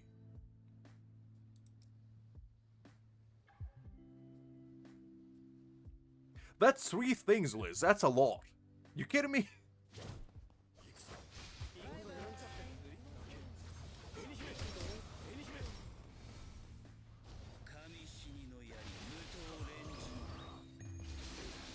Look, guys, that sounds like a lot of work. Can I get all in one, like shampoo, you know, 20 bajillion in one? Where I just slap some of that on and I'm good. I don't want to have like 10 different tubes of 10 different things that I need to take care of and apply them in a certain way. That's too much work. Exactly, Void. And they keep saying that it's a very basic routine. And I'm like, what's a complex one? Is a complex one where you take the entire, you know, drugstore and basically use every single product known to mankind in succession? Because if that's not it, I don't know what would be.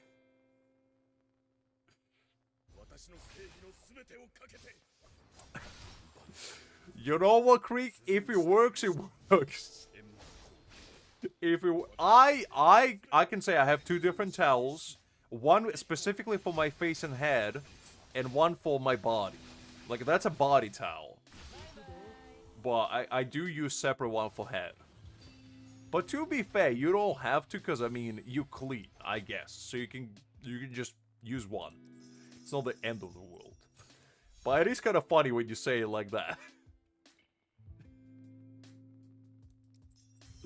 It is kind of funny. Alright, let's go. Toshiro 1 is Gordon. Okay, so now I'm pretty much just, you know, just basically getting, if we can get Kisuke's one on here, that would be good, but if not, we pretty much will be fine.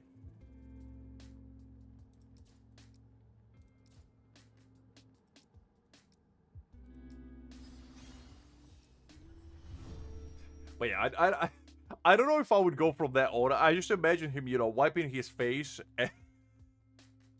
You know, I'm not gonna even say it. So, I don't want to gross you out, guys.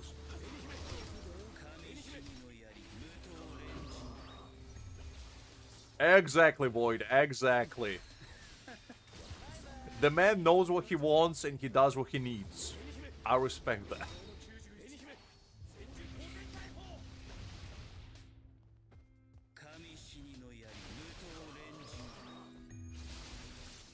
Probably just genetics, Krieg.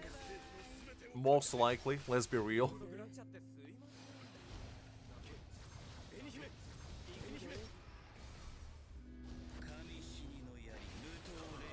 It's not about the looks, Liz. What is it about?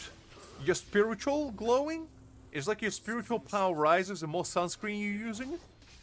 Is that the secret to your bankais? Imagine Yamamoto just doing like a full skincare exfoliation routine every single night before he goes to bed, like full 2 hours worth of skincare, and that's why he's the strongest Soul Reaper in Soul Society. That's his secret. Not his Reiatsu, his skincare prowess. Oh man.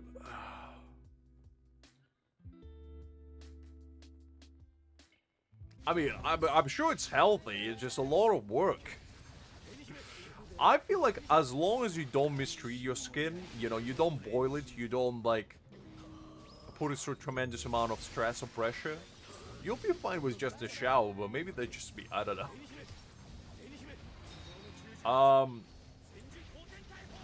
Probably about once, depends. If it's summer, once every 2 weeks, if it's winter, once a month.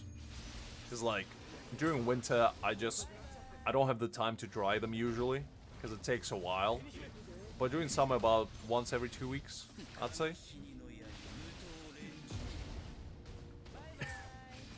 Look, Creek, you gotta do what you gotta do. Wool can wait, but skincare cannot. Kind of the same, Void, kind of the same. Because, as I said, it's not really me being lazy, it's just I can't find, like, an hour of my time to do that. We got Kisuke from the gold one, okay. Well, I guess we're done. I guess we're done with that. Alright.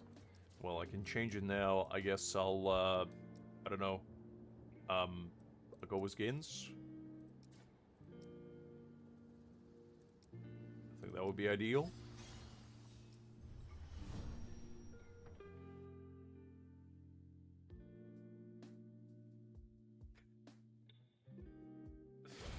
Fair enough, Liz. Fair enough.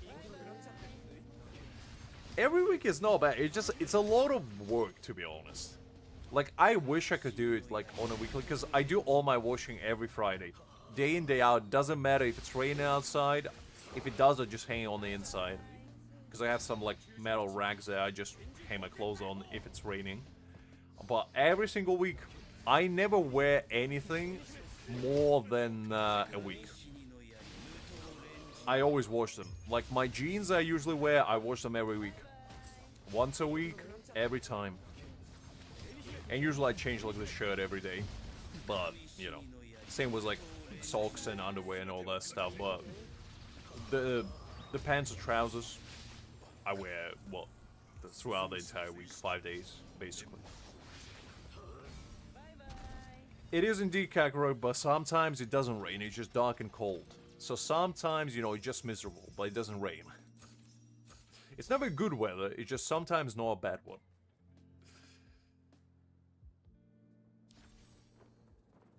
That is a fair point, boy. Mine's not. Mine's kind of like a cream color.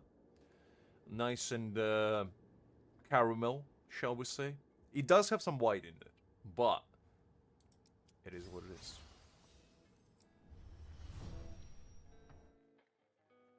You sleep on silk? Golly, you bougie son of a gun. To be honest, that sounds nice. I think I use cotton. My entire bedding is made of cotton. I don't know if that's good. It just feels nice. When I was in the store picking it, because I picked a new one, like about 3-4 months ago, and I was like, this just feels really, really nice. It was like super soft, and it's a weighted one as well. So basically, when you're laying down, the entire blanket is like weighing you down a little bit, so it fixes you in a place, and it just felt really luxurious.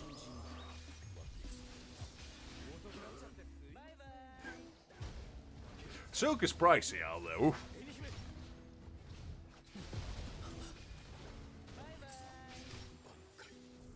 Is it better for your skin?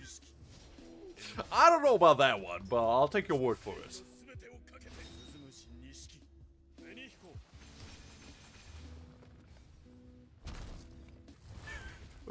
Fair enough.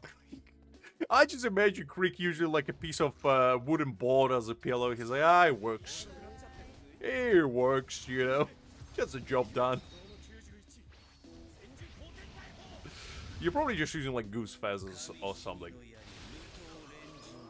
Like, majority of the pillowcases are made out of polyester. Like, half polyester, half cotton, I think. I just go full cotton because I felt like, you know what? I always use like cheap sheets, and I was like, ah, might upgrade a little bit this time. Exactly, Void, exactly. One day when we're gonna become Jeffrey Bezos in disguise, that's when we're gonna have silk pillows.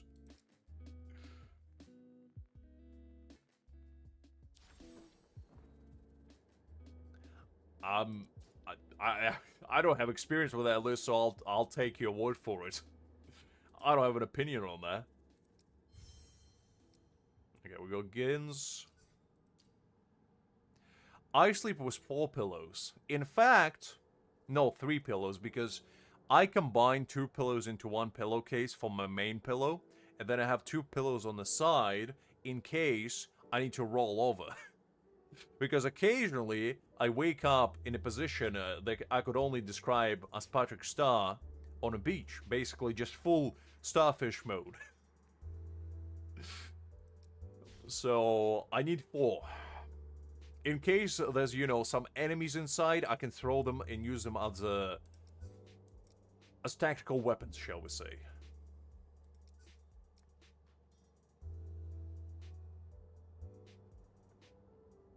I don't know, Kakra, I don't know.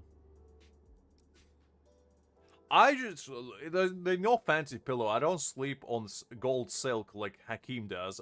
They're just, I think, goose pillows, like regular ones. Just, you know. The set came with 3 different, well, actually 4 different pillowcases. So I was like, well, I might as well use them. So I just stuffed them up, and, you know, I was ready to go. Ready to rumble, as you will. Okay, now that we got all stems over, they actually went really well. Like, I didn't quite pay attention, but they went extremely well. We got all of them in about 100. Like 4 stems, which is nice. Okay, and then we can upgrade this one. To be honest, it kind of depends how shallow your pillow is, because if you have 2, they're like pretty small, I can get that. But sometimes you get like a neck pain if it's too high, so you kind of have to see which one works for you better. Because it's not as simple as, oh, I just need more height. It's more like, well, how does your neck feel? Because sometimes I wake up, if I sleep on those double pillows, and my neck feels like it went through worn back. It's creaky, it's, you know, it's groggy. I feel like I slept on a piece of metal slab, and it's just not good. It's not good.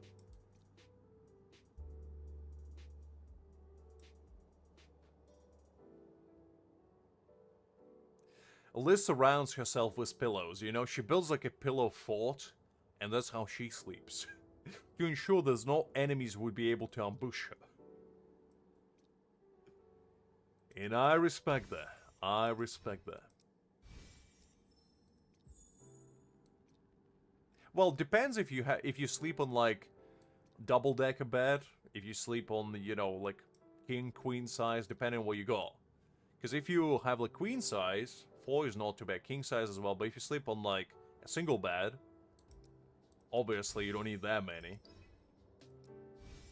Me being a bougie son of a gun that I am, obviously just as Hakim, I have a queen size because I am a queen. And I needed room because, let me tell you something, there's nothing quite like being a big man and trying to sleep on a small bed. It's not comfortable, and I was like, you know what? I need a big bed for myself. And for my frame. So I upgraded. And let me tell you, never regretted it. Had it for the past 2 years, I think. It was the best decision in my life. Well, you gotta play a little bit of tower defense, Kagura. You gotta play a little bit of tower defense. Ensure that you always prep for any unexpected encounters. Okay. Let's enhance Toshiro as well.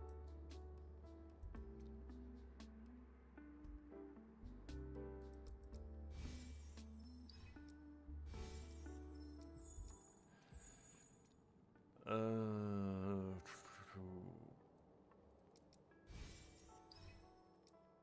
don't know if I'm gonna have enough, but hopefully yes. Finally, this account can see some daylight. And not running the same stamp on 3 different characters as I've been doing for the past 3 months.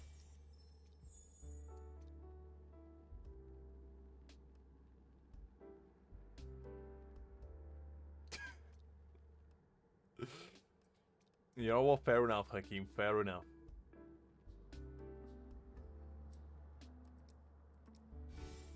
Exactly, Creek. Exactly. She's always ready.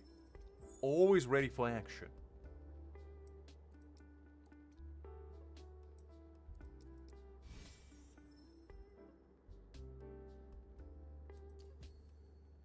Kind of the same for me, to be honest.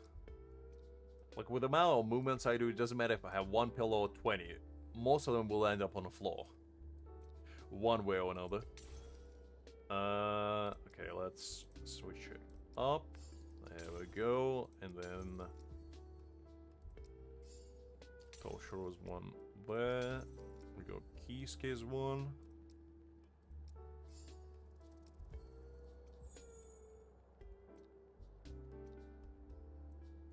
Let's do this.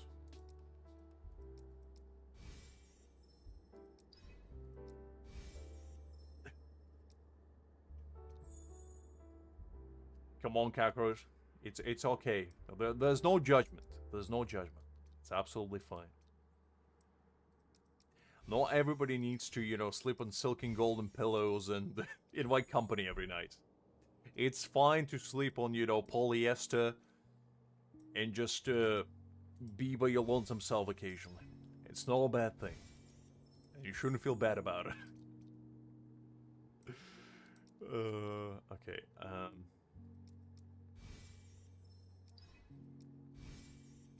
oh man, I don't have enough. Okay, we have to go and bomb a few.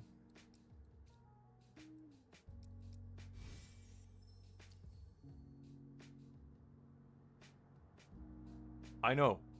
I could understand that. I understood that from the context. I don't know what that word means, but I understood what it implies. It's like in Britain we call women birds. Why? No idea, but sometimes, you know, you're gonna talk to somebody and he's gonna be like, oh man, I got this fit bird, and let me tell you, she was absolute smoking hot. Let me tell you something. Mate, I think she's the one. I think she's the one.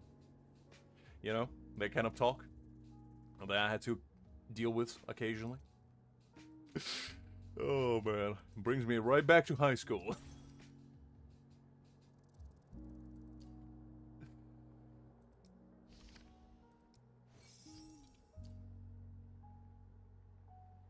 No, I'm not that tone deaf, Kakura. I am pretty tone deaf, but not to that degree. Let me tell you.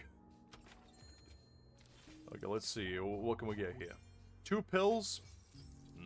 I'll take it. I'll take it. Good enough.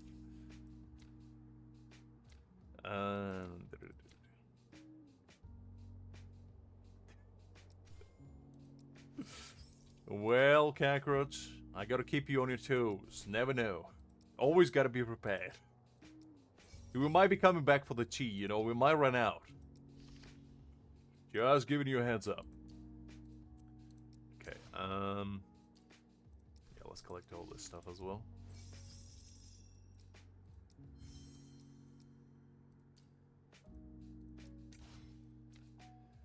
And let me recycle. Yeah, 2 stars.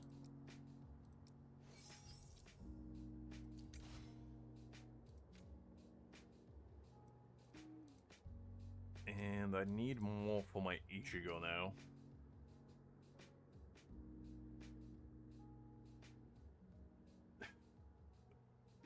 Most likely, Creek. Most likely. I mean, sleeping on silk is probably a luxury.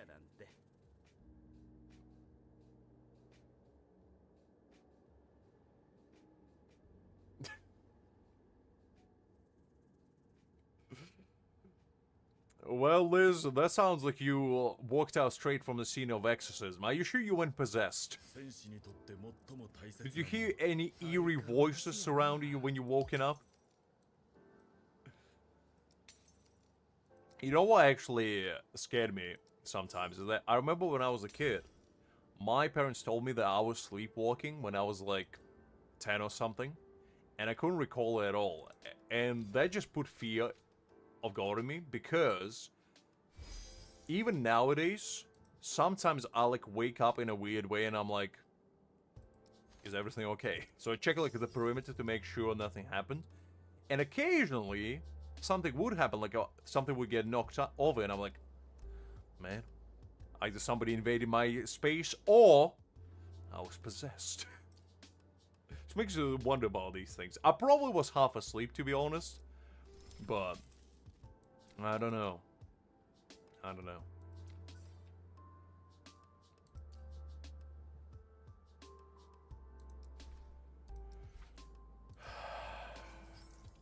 I don't think back during that time you had your phone all the time on you, Hakeem. We talking, you know, 15 years ago.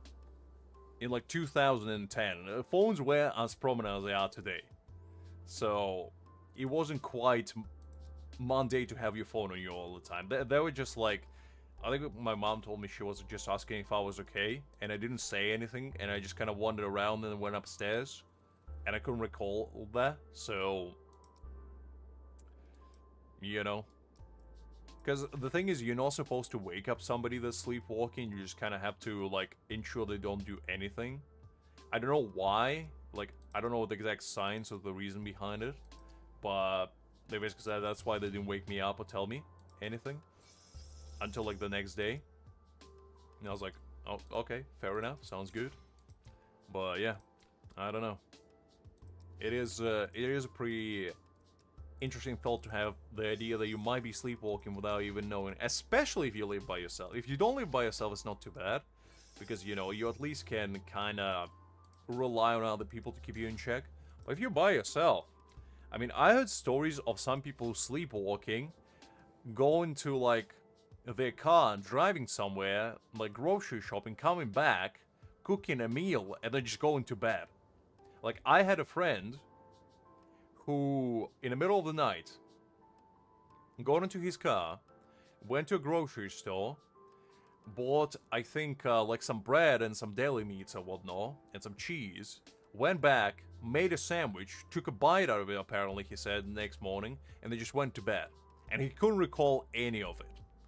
Because the thing is, he didn't have any food before he woke up, so he couldn't recall how that happened, but that's one trippy thought to have. Like, legitimately. On one hand, I would kind of like that because it would mean I don't have to do grocery shopping. My unconscious self can do it for me. But on the other hand, I just don't like the possibility of that. I don't know.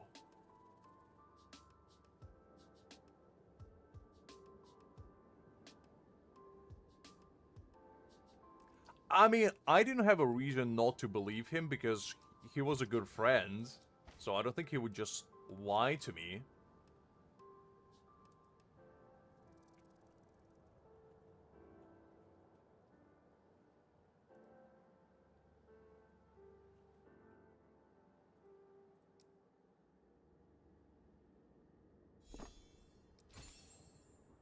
Okay, there we go.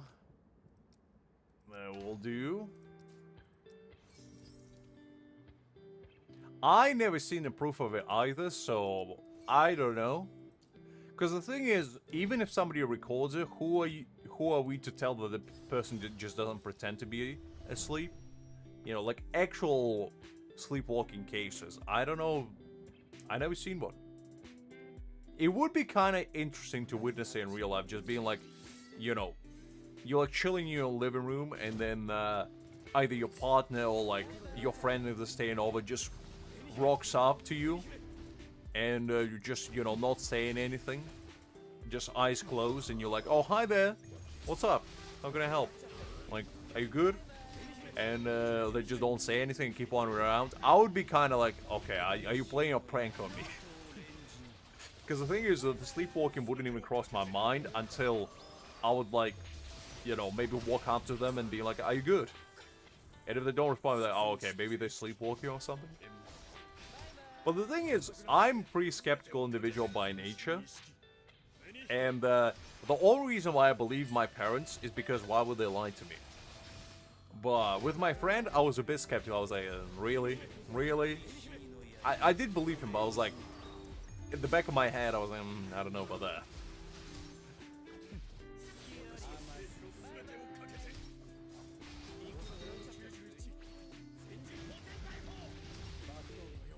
I mean, it could be possible. I just don't know what triggers it.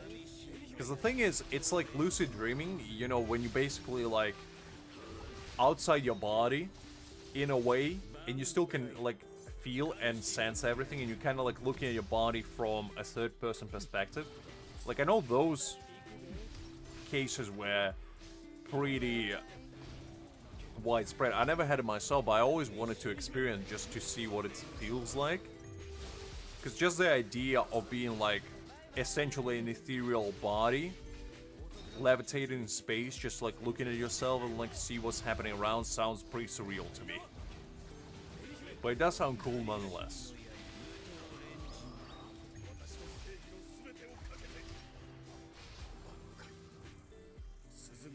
I mean, I know it is technically different, but, like, it's still in the same vein. Because you're technically sleeping, but you're not at the same time, you know? You're kind of like half awake.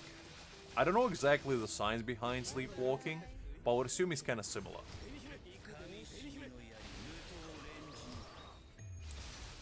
I don't know, Kakura, to be honest. As I say, I never experienced it, so I had zero, you know, reference, shall we say.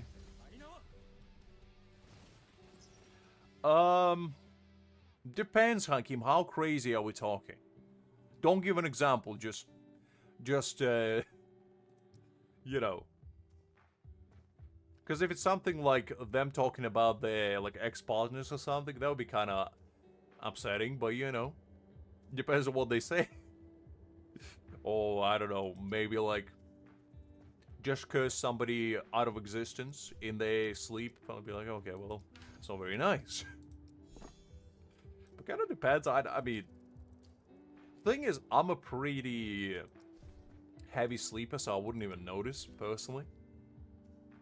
8 out of 10? I don't know. Depends. Are they only crazy in their sleep? Because if they're crazy in real life, then no.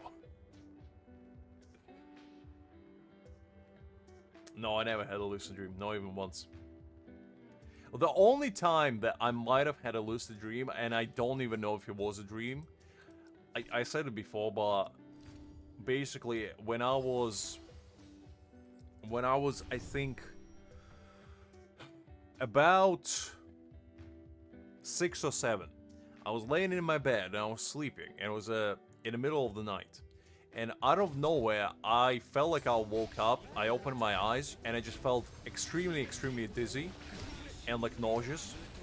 And as soon as I would close my eyes, I would see an image of somebody holding me and running with me. Like, literally running with me. And the dizziness would stop.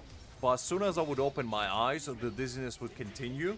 So it's basically like a perpetual cycle of me opening and closing my eyes and feeling different things. So basically, when I closed my eyes, I just felt like I was getting shaken a little bit. But when I opened my eyes, I actually felt like violently, you know, nauseous. So I just feel like that was the only experience I think I had. Maybe it was lucid dreaming? Because I remember waking up the next day and not remembering anything that happened, kinda. And only, like, later during that day, I recalled it and I was like, oh yeah, that was kind of weird. I was drunk at 6 or 7 years old, Liz. Right. That checks out. I mean, I was from Eastern Europe, so, you know. That would be on brand.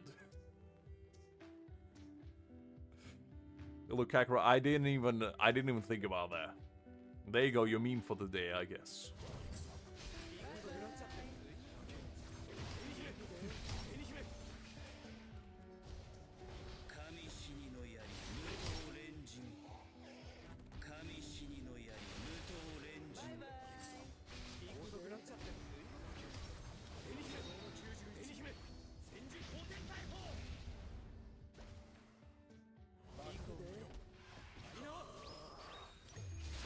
Not sure about sleep paralysis either, Hakim. To be honest, that sounds scary. That does sound nice, because with lucid dreaming, you're kind of like in control of it.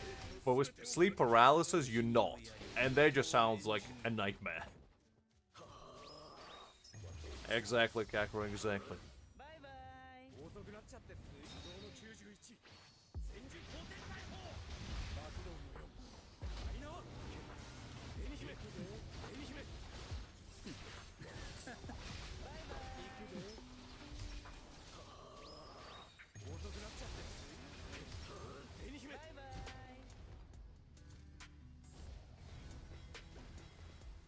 To be honest, I don't have dreams at all.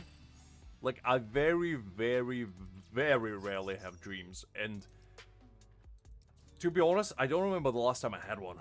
It was that long ago. So for me, like, those kinds of experiences are not really prominent. Look, Liz, it was merely an accident. I didn't drink it, I literally threw it up immediately as soon as it touched my lips. Or tongue, rather, I guess. So, I don't know about that. But fair enough, I guess. Fair enough.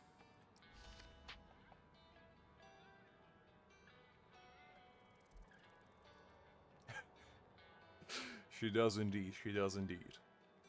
Liz is out there grinding, you know, astral projections and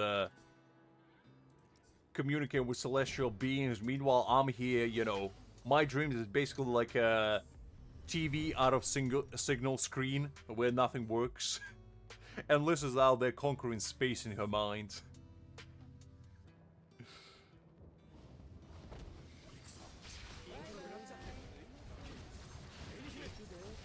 Oh, that's very sweet, Kakura.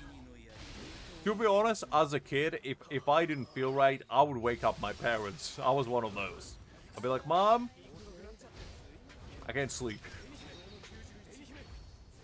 And usually she would go to the kitchen, grab like a glass of milk, put some honey in there, and basically said, drink this and it'll make you feel better. And I'll be like, okay.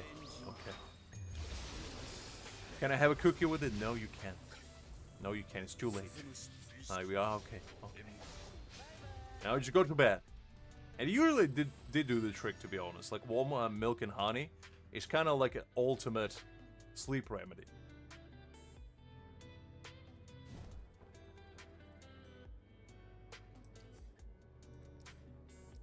Liz is talking about sleeping like she unlocked her third eye and started traveling to other dimensions.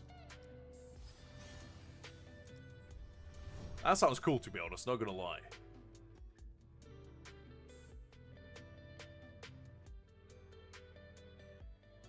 That's what I deliberate as well, Hagimi. If I was able to have astral projections in my dreams, I would sleep all the time. Because why stay awake? I could be winning all 50-50s in my dreams.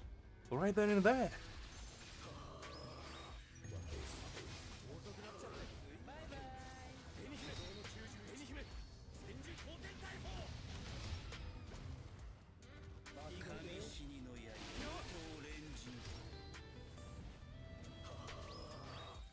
sorry to hear that, Kakura. Like, the thing is, the only thing that I guess I could complain about that I'm extremely heavy sleeper. In fact, I'm so extreme heavy sleeper that I slept through 2 fires in my life. Completely through, never waking up. So, pretty much when I sleep, I'm MIA from this plane of existence because ain't nothing waking me up. If even little fire can do so, I don't think anything can.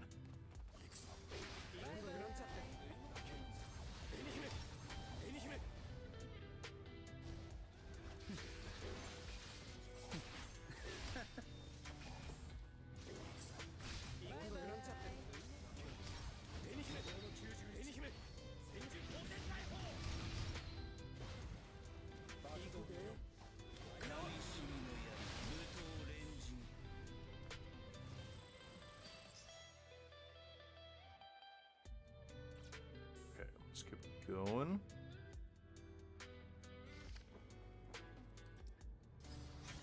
It's 5 a.m. Kakura? Well, it is Saturday.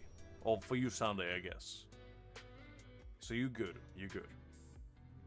It's not too late for you yet.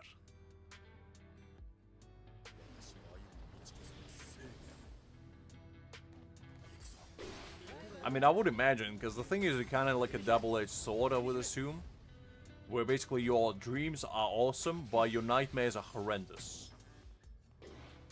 But yeah, Carol, if you're tired, definitely take a rest. Because I appreciate you hanging around, but I wouldn't want you to, you know, ruin your health in the process.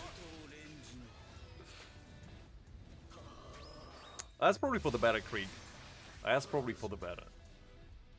As I say, I have neither, so... This man is keep grinding fat.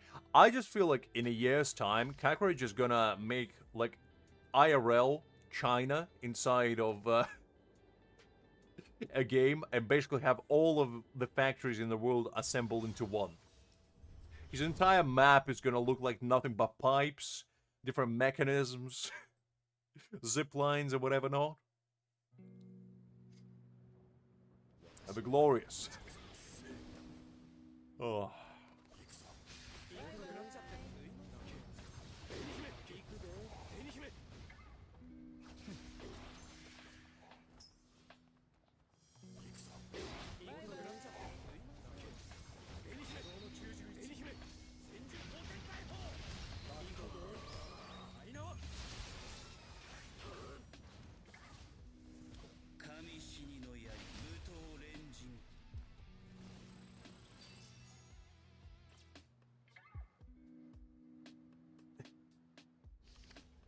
You see, Kaguya, that's a rookie mistake. A true factory overlord like yourself should be better than that. Oh, man. I'm so surprised that you got into little, like, minor part... Well, I guess it's not a minor part, but, like, the sub-plot of that game. You're not even playing for the story, you're just literally building factories. The man is playing Civilization in a gacha game.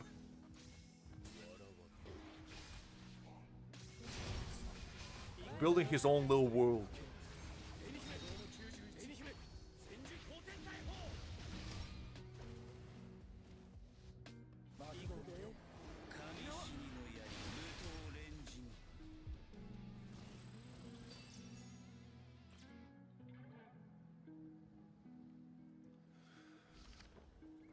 Let's keep going. We need as much of this powder as we can get.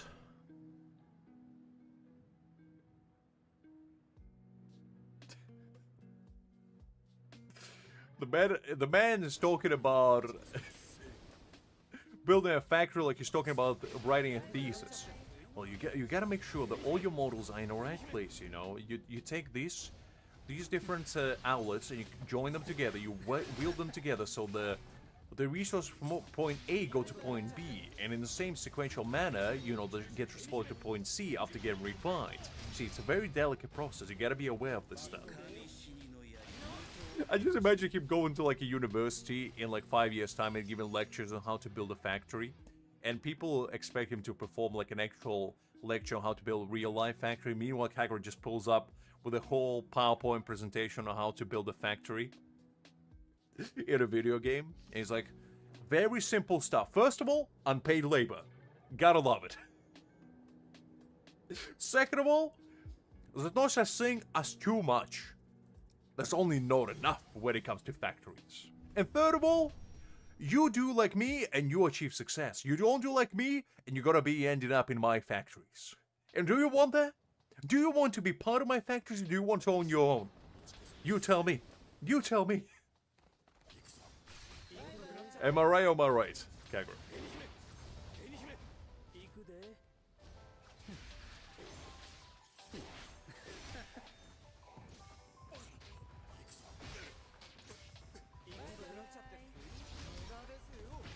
Are you talking about real life or in a game?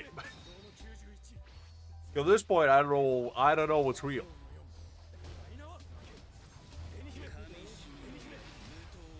This is like no man's zone at this point.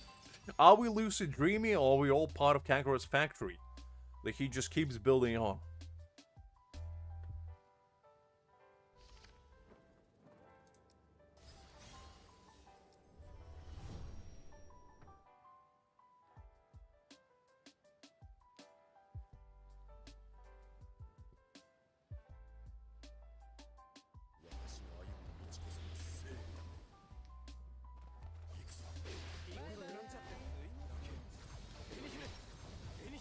Ah. So the man actually used his engineering degree for something useful in life. Finally. You see, Kakarot, that's why you gotta become an engineer, so you can build your own factory as well in a game. Because what are the uses of a degree for, if not optimizing your gaming prowess? You see, you gotta think about it this like a true gamer. Is your degree useful for your gaming? If not, worthless. Because what else is it good for? Getting a job? Ew. Who wants that? Who wants to work?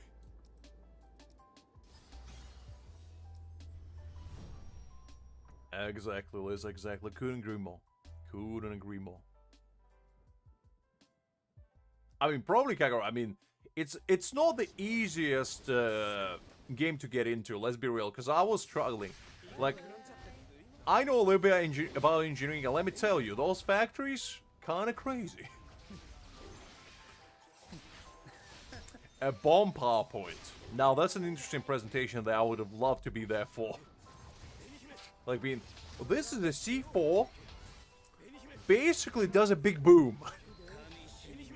This is hydrogen bomb, does a bigger boom. And this is atomic bomb, does even bigger boom.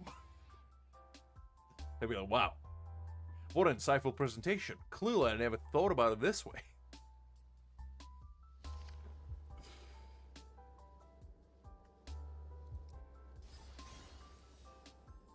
Exactly, Kakarot, exactly. I couldn't agree more. I keep telling you, degree's useless unless it helps you in a game.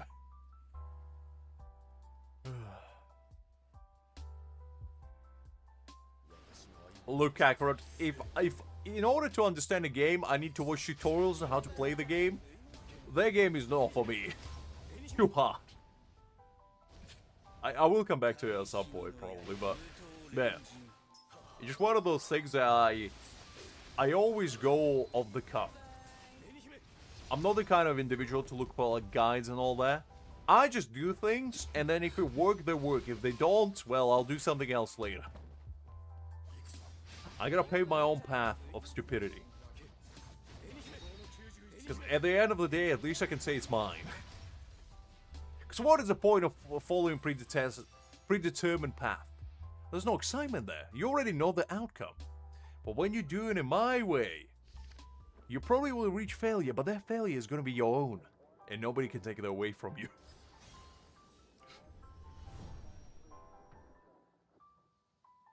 Exactly, Kakarot.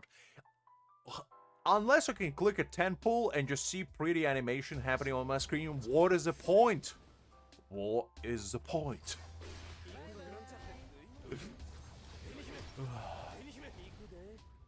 Liz, are you seriously gonna tell me that League is a game for intellectuals? Have you played solo queue? When was the last time you solo queued? Because let me tell you something. League is known for the brightest of minds out there. In the top tier, like, you know, diamond and above, maybe.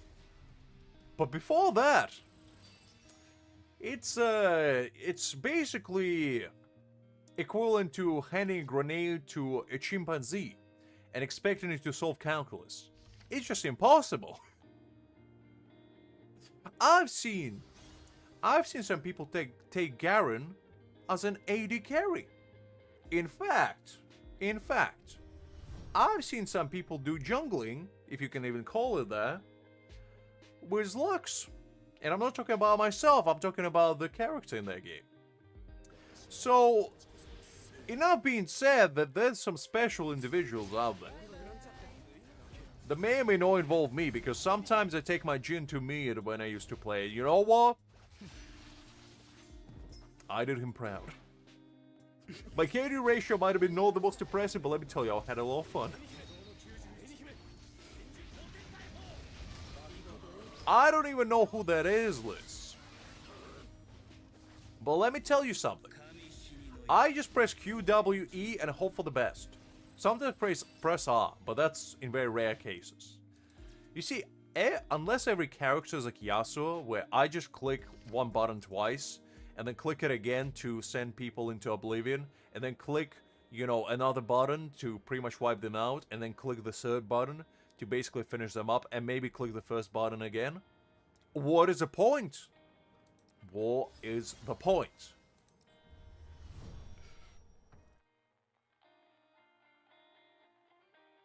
The greatest character in the game, clearly. And then sometimes, you know, when the enemy fires at you from afar, you press the W. But usually it's Q, Q, E. No, actually Q, Q, R, then E, then another Q, and then, you know, if that doesn't do the job, you do E again. And then you press Q again. But by the time, they're already probably dead, let's be real.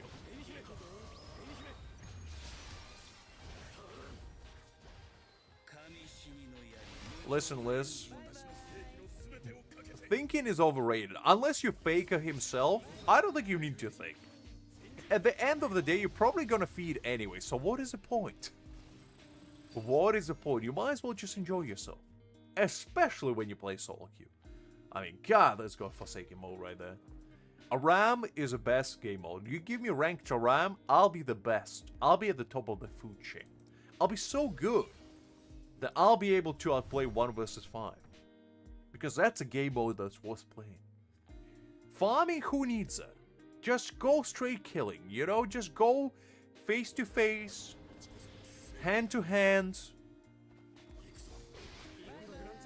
prowess to prowess.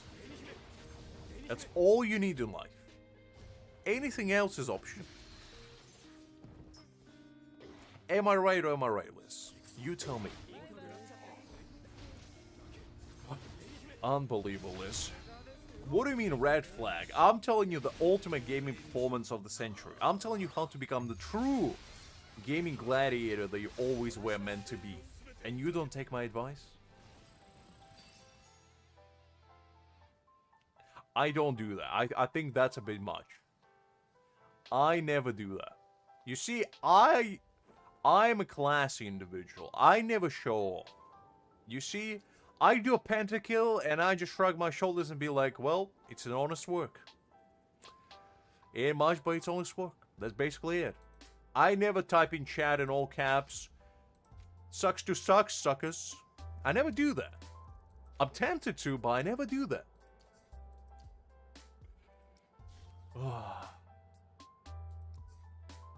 You press double Q. You look, a very, very elaborate strat. Q, Q, E. No, actually, scratch that. Q, Q, E, Q sometimes if, you know, you want to be extra special about it. But usually it's double Q, then another Q, then R, then E, then another Q sometimes. And by that time, I mean, the enemy's dead already, so you don't even have to bother. Sometimes you put a wall just for style. That's all you need. That's all you need. Anyway, did I get enough?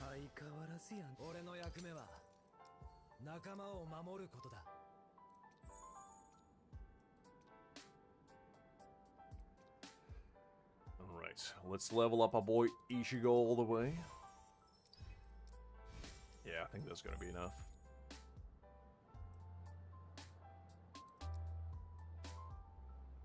No, I never typed it, but I was always tempted to, Liz. I was always tempted. I don't think there was a single time from me playing League they actually flamed it in chat. Because A, I don't care enough, and B, it is what it is, you know? If somebody's feeding, or, you know, I'm feeding, I'm not bothered. I'm just there to play the game.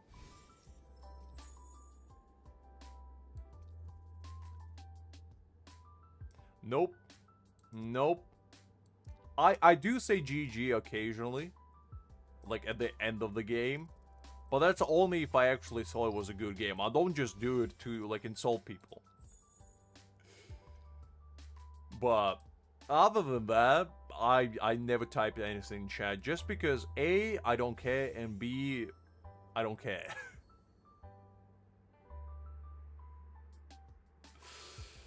God, Liz, you are the problem. You are the problem. And you calling me a red flag with the lingo like that? Unbelievable, this woman. How does she sleep at night? I haven't actually upgraded my weapons to the max either. God, I'm slacking off on this account.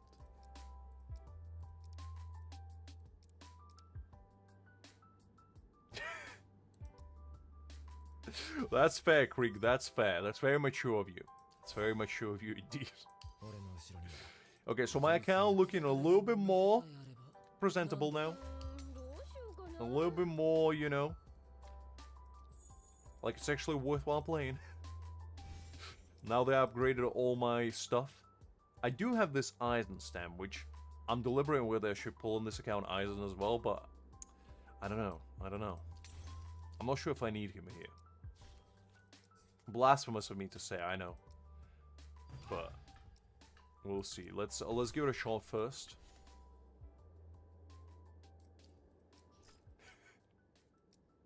He might have, Kakura, he might have. That's the only way you could explain that performance of hers, shall we say. Okay, yeah, that's all fine now. Yeah, okay. Just making sure I upgraded them all.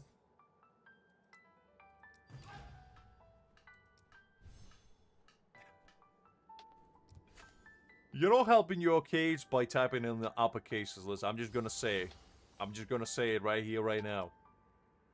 You're not very convincing. She was typing a cheat code, you know, in the good old NESs, where you can type, like, up, left, right, you know, left, down, left, right, something like that, and get, like, a cheat code or something, like infinite health. Those used to be the days.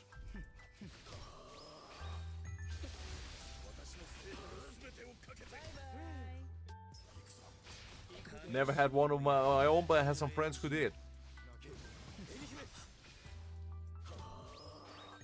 It's like good old GTA codes back in the day. We get them from magazines and whatnot. The golden era of gaming, if you will. Exactly, Kakura, exactly. That's what I'm talking about. It's okay, Liz. It's okay, I understand, but I'm just telling you, if you want to prove that you're no red flag, type in all uppercases, screaming from the top of your lungs how much of no red flag you are. It's not the best defense. I'm not a lawyer, but I would give you the legal advice personally. Just saying, just saying. As I said, no disrespect whatsoever. Just a, you know, very peculiar choice.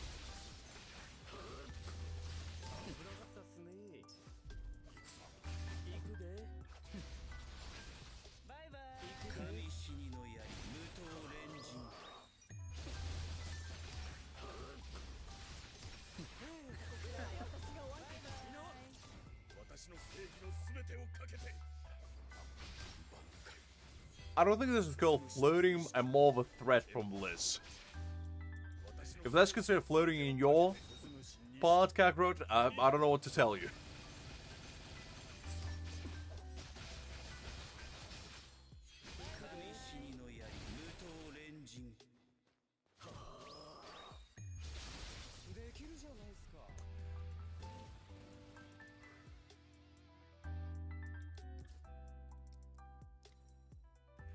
When you leave Kakarot, the all hell breaks loose and we just go wild, you know?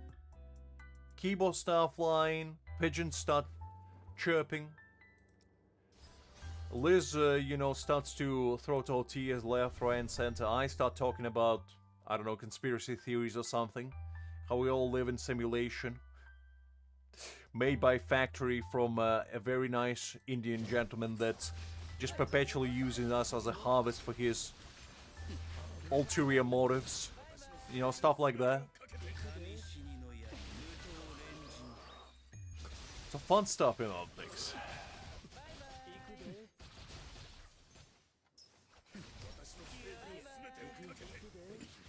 It was Greg's idea and he never came through with it, Kakarot. And I said I was gonna marry Greg actually, no Liz. So I don't know what you're talking about. And he just flaked out on me, and I never forgave him for that. He just left me on red. That son of a gun. And I haven't forgave him to this day. A betrayal from a person that I trusted the most, my lawyer. The man that I would trust my well-being and my financial security to, would mistreat me like that. Unbelievable.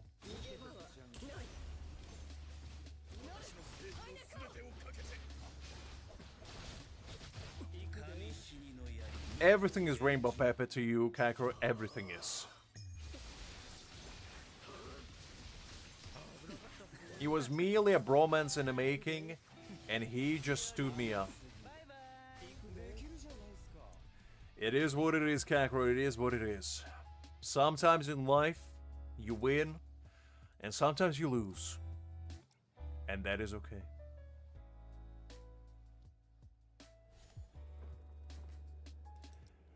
Listen, Liz, I'm the man of the people. I belong to everyone. It's like, you know, equal rights usage. Greg can get me for the day. You know, use me to, I don't know, reach high places or something. Then you can get me for a day and I can help you probably reach high places. And then Kakarot can get me for a day and I probably will help him to, you know, solve his mental anguish on how to build factories more efficiently, become a therapist for the day.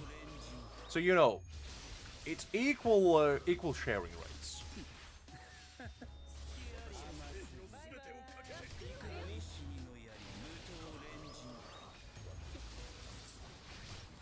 All I need to do for Kakarot Pod is to find a very nice, you know, suit and like a pair of glasses to, you know, take the part, to look professional. He's got a plaid-cladded suit as well, obviously, like Sherlock Holmes style.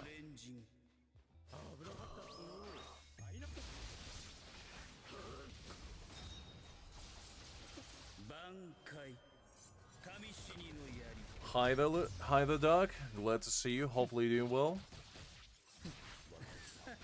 I knew you were lurking around, waiting for your moment to shine.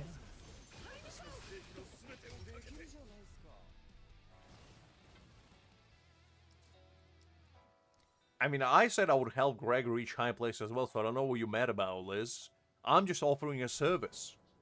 Unbelievable. This is the kind of thanks I'm getting for my free service of that. Golly.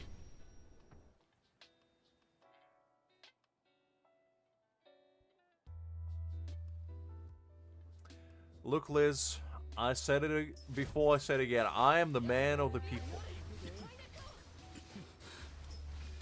I'm a free soul, and whoever, you know, treats me to a meal can have my help for that day. I'm a simple man with simple needs. And Greg, let me tell you, Greg could cook up a feast. I go to that man's place and he has like full 7-course meal ready for me for consumption. And can you blame me for that? I mean, come on. He wines and dines me, and then all I have to do is reach high places for him? I mean, that's a deal of a century. Come on.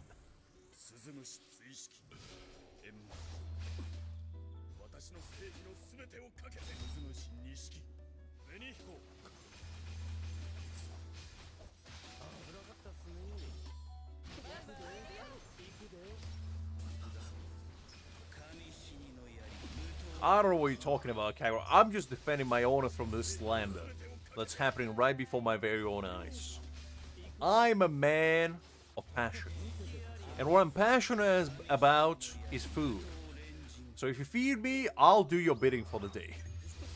And Greg provides me that service. In fact, he doubles as my lawyer, my private chef, my accountant, my therapist, my doctor, my plumber, my electrician, my counselor, my financial advisor, my banker, and my friends. So you see, that's a lot of at stake there. I could have kept going, but I felt like 10 is good enough.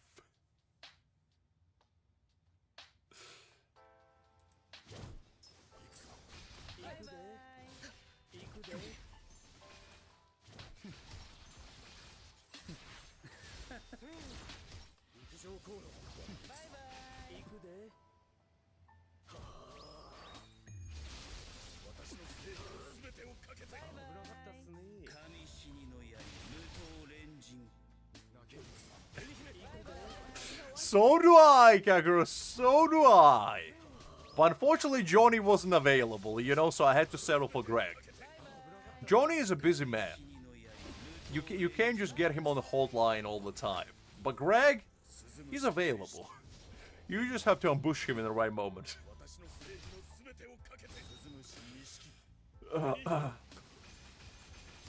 If you know, you know.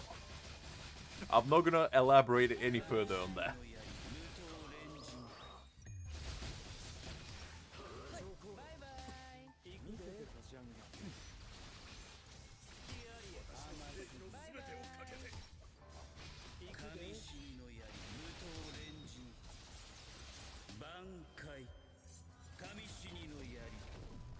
Listen, Liz, it's in my blood. I can't help myself.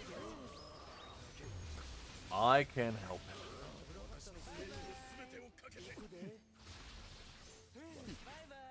You see, we started with the Indian culture and we take it as our own. Maybe Mexico will be next, because let me tell you something. We had curry as a national dish for at least 50 years at this point. So you might as well switch it to tacos. You know, to mix it up a little bit. You're lucky you don't have any tea in your place. Because if you had, we would be coming for it. I'll tell you that much.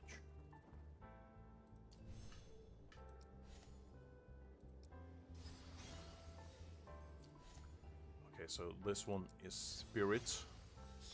Let's do...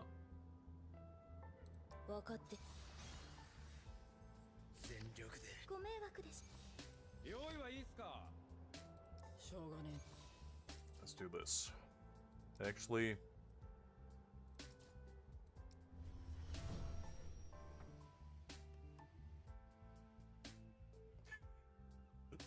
I don't know, Kakarot. Ask British people. I have nothing to do with it.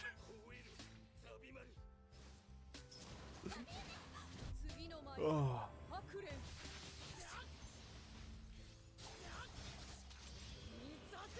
Liz, have you actually ever had British curry? Because that stuff is actually made good because it's made by Indian people. It's only British in name. In fact, it's just very nice lot of Indian people who make proper food. And we just call it our own because they make it in our country. You see, a true imperialism nature, I would say. And let me tell you something. The curry over here, like, I have a couple really cool places, like Indian restaurants. If you ask for spicy curry, you're getting spicy curry. Let me tell you that much. Like chicken vindaloo? Goes hard. You get it over a bed of basmati rice? I mean, now we're talking. With a little bit of chapati bread on the side?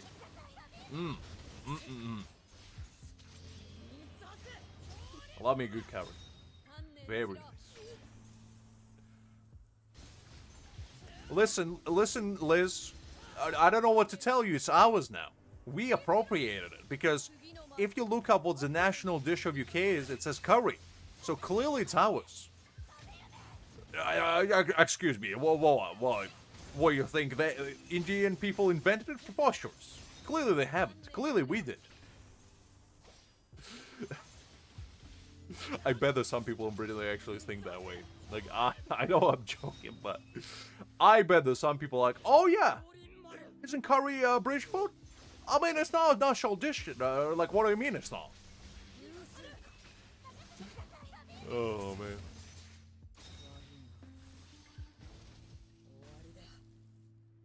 Fair. I mean, actually, like, if we're talking about good food, the only one that... Well, actually a couple, and majority of them are not even English, so they're more like Scottish and whatnot, but if you guys ever had shepherd's pie or cottage pie, those slap. I love them so much. It's basically minced meat or lamb, usually beef one is cottage, lamb is shepherd's. Basically depends on what you do, exactly the same ingredients otherwise.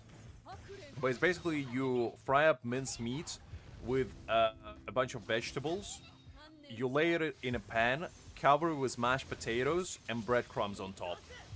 It's one of the most... And then you bake it in the oven until it's like nice and crisp on the outside. And let me tell you, it's one of the best comfort dishes out there. I loved it.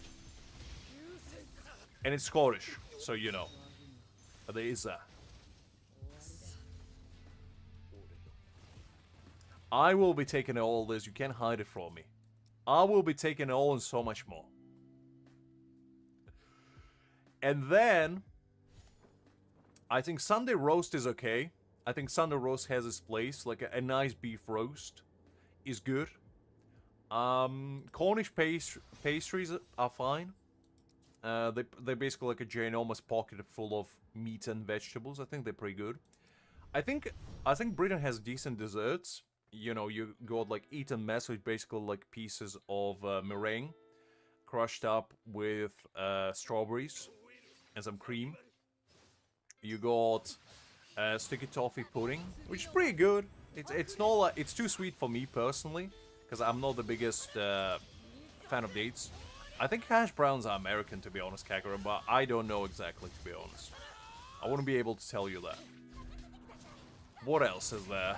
Fish and chips, I think, is tremendously overrated. I feel like it's not bad, but it's too much oil, it's too greasy. I do like a nice plate of chips with some vinegar. I think it goes a long way. Some salt, pepper, vinegar. Very nice. But, what else? I mean, other than that, really. Trifle, I guess? Which is basically like a jello with fruit at the bottom, custard in the middle, and some whipped cream on top. Basically, like a jello dessert, kinda. I don't like the cream they're using, though. Usually the cream is awful.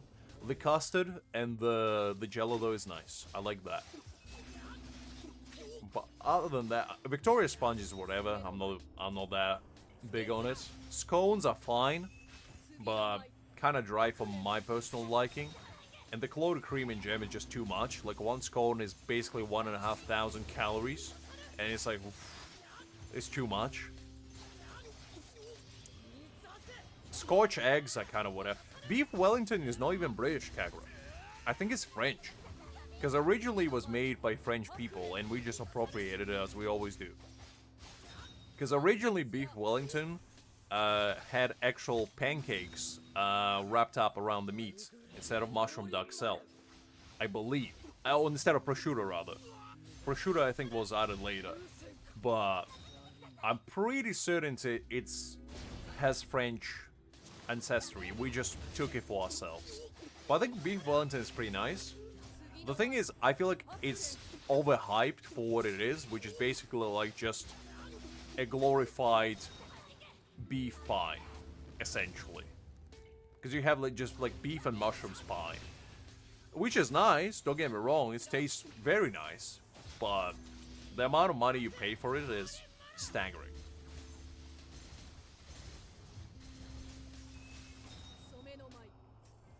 I mean, scrambled eggs are nice as well. Look, I made beef Wellington once in my life before. For my mom's birthday, when I was like 15 or something. And I was very proud of myself for it. And it turned out really well. I actually followed Gordon's recipe. And it turned out really nicely. Very nicely indeed.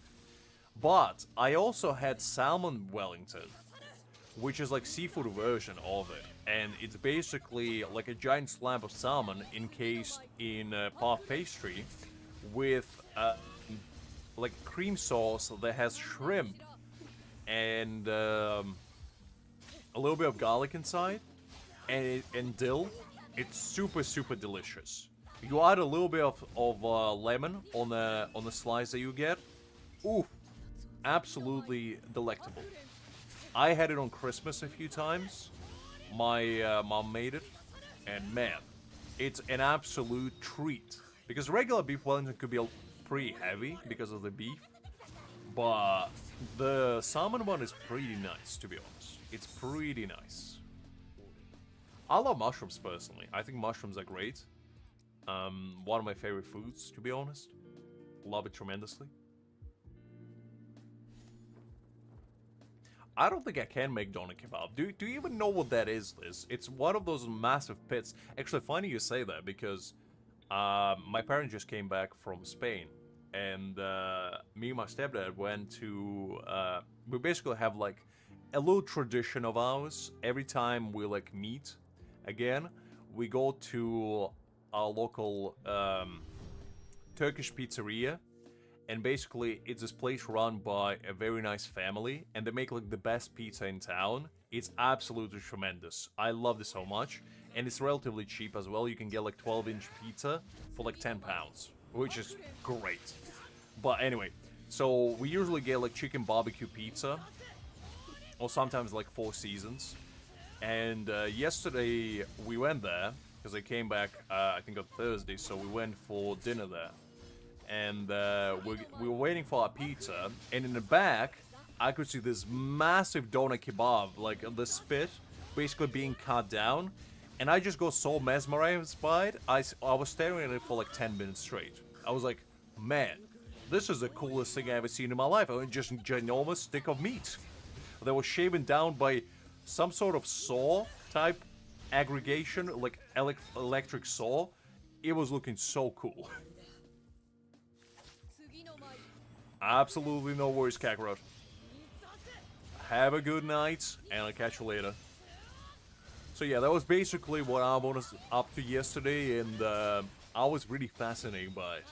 Just something about giant meat on the spike spinning around and somebody shaving it down. It's just very cool looking to me. I don't know. And I love me some doner kebab.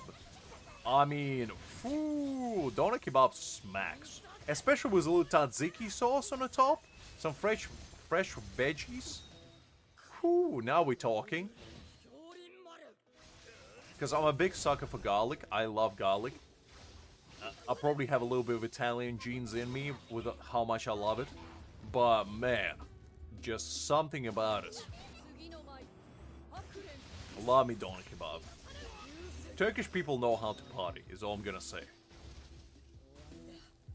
Because they have like shawarmas, have doner kebabs.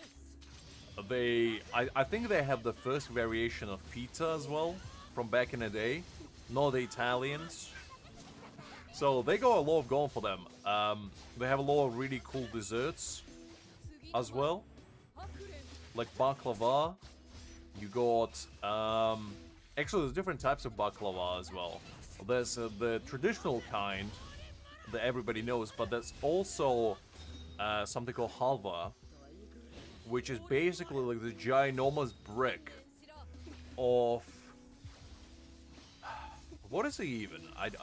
Hold on, let me Google this.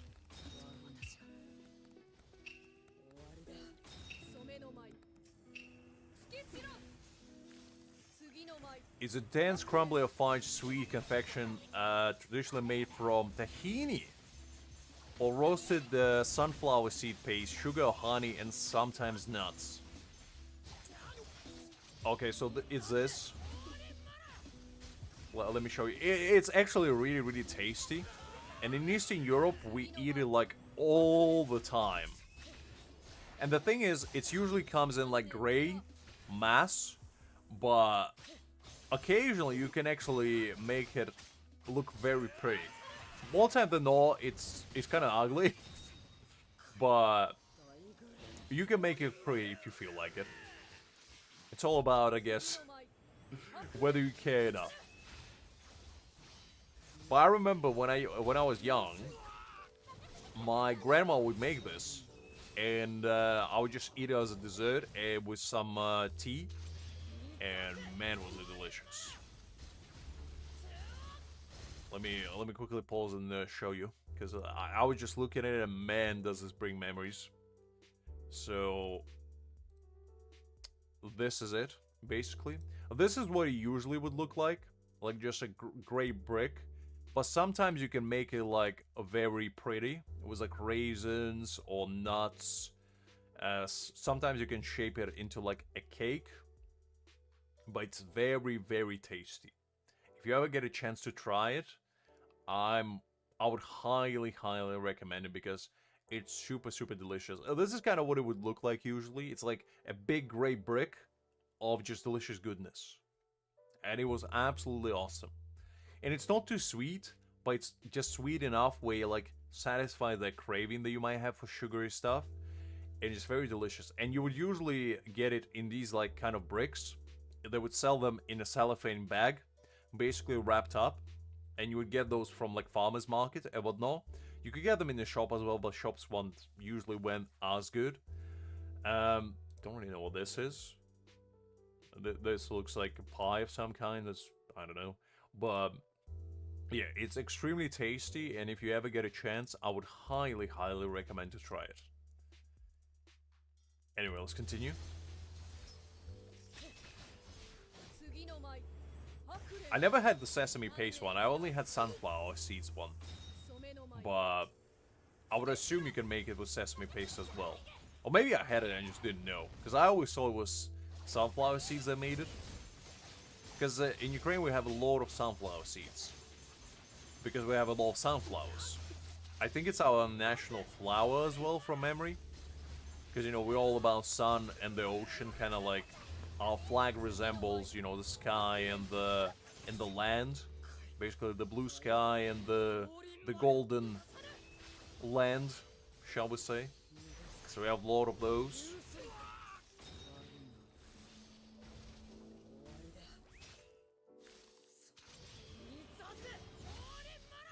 I'm trying to think if there's anything else, to be honest, that I could remember. There's a lot of desserts that, like, just my grandma would make, but I don't know if they're traditional ones. Because there used to be this one dessert that I absolutely adored as a kid, which was basically waffle, kind of like strudels almost. And basically what it would be, you would make like a thin waffle, you would roll it up, and you would fill it with like dolce de leche almost type of cream, like very caramelly forward but very like smooth. The texture would be kind of in between Greek yogurt and like syrup, kind of mix in between, and you basically let it cool down, and then you would eat it because the cream would like kind of solidify a little bit, and it was one of the tastiest treats I used to have. I would have those if I was like good. I would go to my grandma, she would be like, okay, I'm gonna make it for you. And to be honest, it was a very simple recipe. All you need to do is just make like very thin waffles and, you know, the cream. And just kind of roll it on like one of those pins. Basically just put it on a pin and roll the waffle until it sticks onto itself. And just like apply a little bit of pressure to basically seal it up. And that was it. That was it. One of the greatest desserts that I had to date. Very tasty. It's kind of more like jammy, I guess. I wouldn't call it jelly. It was kind of in between cream and jam. Very, like, not viscous, but soft. And moldable, I guess. And when it cools down, it kind of solidifies a little bit. So it becomes more like, even more like jam, essentially. But very tasty. But I don't think that's like an official recipe. I think that's just something my grandma did.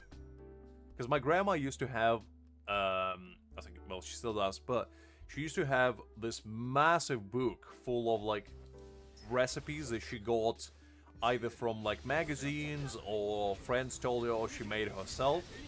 And whenever she would, like, feel like doing something, she would go to that book recipe and basically just be like, okay, what can I cook today? And you could see that she would always, like, modify her recipes because sometimes she would try, like, a new thing, and if my granddad liked it, she would, like, write it down and basically be like, put, like, 10 grams of, you know, dill or something instead of 20 or something like that, you know? So, yeah, it was pretty nice. I actually got my love for cooking from her, probably. Her and Gordon Ramsay, two of the most important chefs in my life. My mom being close to third. Because, you know, Gordon above her. How can I not? My grandma, number one. Number one all the time. Gordon's pretty close, though. Gordon's, like, right up there, but not quite. Not quite. Exactly, Liz. Exactly. I mean, it's just impressive, because, like, whenever I cook, I occasionally, like, change up what I cook, because more time than not, I eat similar stuff every day, like stir fries and whatnot. But occasionally, I would be like, well, let's try a new spice, you know? And more times than not, if I try it and I like it, I kind of forget the next time I'm doing it. So I actually started writing, like, little notes on my phone, being like, this kind of works or something like that, you know? And it actually kind of works. Not quite the handwritten version, because I feel like handwritten version is easier to remember, because you can always refer back to it. But it still helps, still helps. Or sometimes I would just take, like, an image of the spice I'm using and basically put, like, a caption, use this next time, or something. Because I have a pretty elaborate spice rack, because, you know, I like flavor, and I try different things all the time. And one thing that I tried recently was making my scrambled eggs in a way that I usually do, but before you start cooking the eggs, add a little bit of soy sauce instead of salt. So basically mix your olive oil with soy sauce, crack like 4 eggs, and then start mixing on a pan until the eggs solidify. And basically when they start solidifying, you add like 3 tablespoons of Greek yogurt and cracked black pepper. And basically whisk it until it solidifies into, you know, uniform form, shall we say. And one of the best, and at the end, also actually, while I add cracked black pepper, I add a little bit of herbs, usually dry parsley, just for a little bit of green feeling, basically. Dill works extremely well, but not everybody has dill. And yeah, you basically mix it, finish it up, put it on a hot plate. While you're cooking it, put the plate in a microwave for like 30 seconds to a minute, and then basically serve it immediately. Works like a charm.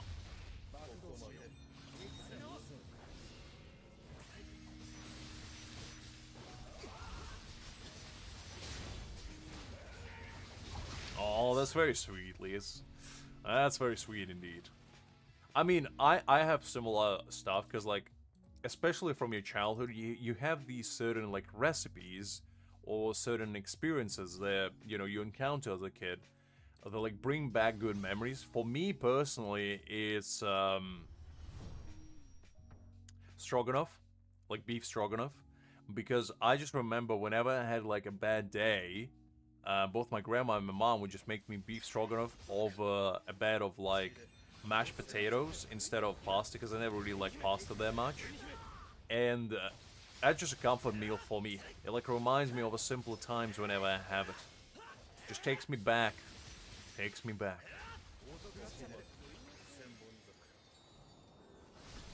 Thank you, Liz. Thank you. I mean, I'm not like a chef, but I do try to like cook good food, essentially. You know? Because I like trying new things. I enjoy like expanding my horizons, especially when it comes to food. And I'm always like, I'll try anything once, even if it doesn't sound great. But occasionally when I go abroad, and like I encounter some sort of spice that I'm not familiar with, and I really like it, I would probably just like inquire what it is, and maybe get some when I get back home, and like try cooking it, similar stuff. And more times than not, if I have like a dish in a restaurant that I really like, I would try to recreate it at home, if I like really enjoyed it, and see if I can do it. 9 times out of 10 I can't, but like occasionally I would get pretty close and I would be like, okay, pretty nice. Pretty nice.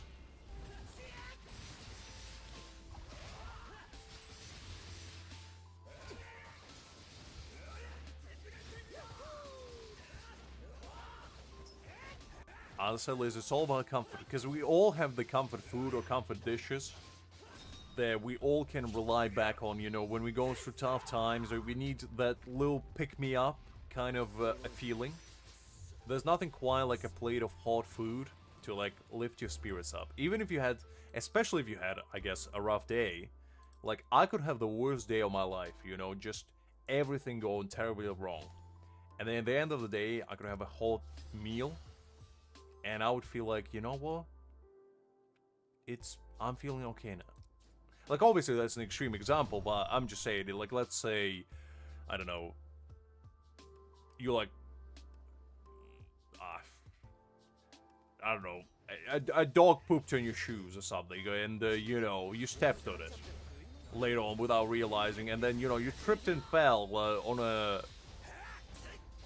on a subway or something, and, like, scrape your knee a little bit, and then, you know, I don't know, some kid accidentally shot a ball in your face. And you go back home and you're like, man, I'm exhausted. Between the dog pooping on me, you know, me falling down, and the dang kid shooting at me, man, I had a rough day. And then you go to the kitchen, you whip up yourself a meal, and you're like, you know what? I feel good now. At this very moment, I feel great.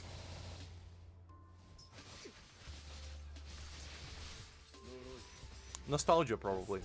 You get the nostalgic feeling that, like, brings you back to the moments which you associate the food with, and it just brings you the sense of comfort that I feel like is not easily replicatable otherwise.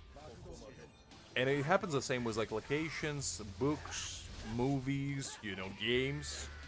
Like, for example, Death Note has a special place in my heart because it was my first anime, but it was also the first anime I watched with my parents, where I just sat down with them and we watched it together.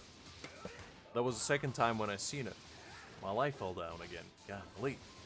But that's basically why it's so special to me. Because every single time I think about it, I think about that time when we watched it together, and I was like, man.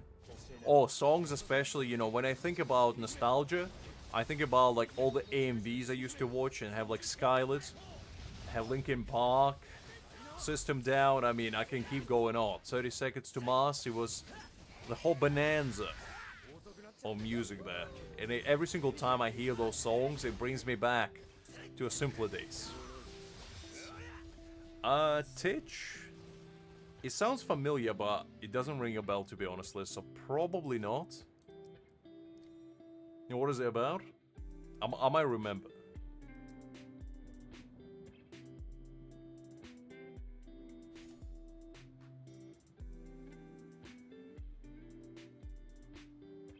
I mean, Liz, it's basically asking somebody, tell me you live in the early 2010s without telling me anything.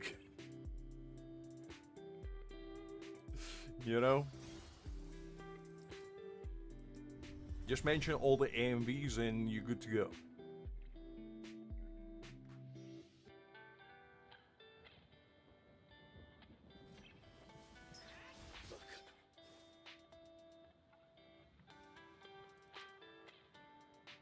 I never seen it, Liz. When I went to Britain, I was already too old for stuff like that.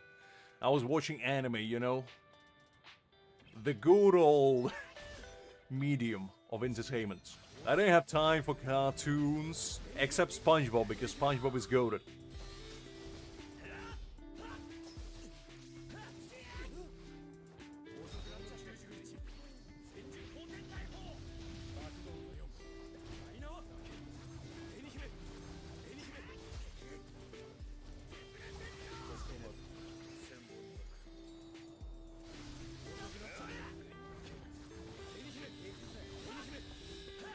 No worries, Liz, no worries.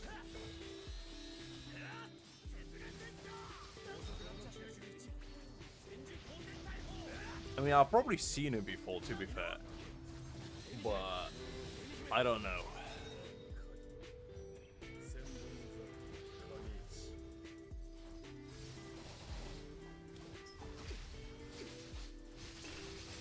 Let me see what it is.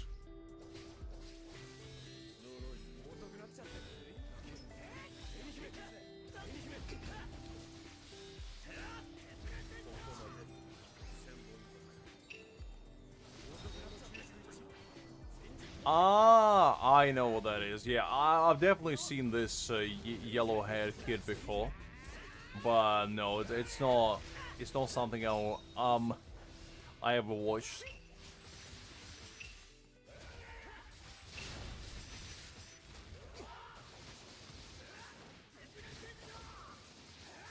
Beyblade? That's a pretty good one, to be honest, Creek. I think my first technical anime that I ever watched was probably Naruto when I was like 5 or something. No, actually, I think Pokemon probably. Because like I've seen Pokemon when I was like 4 or 5.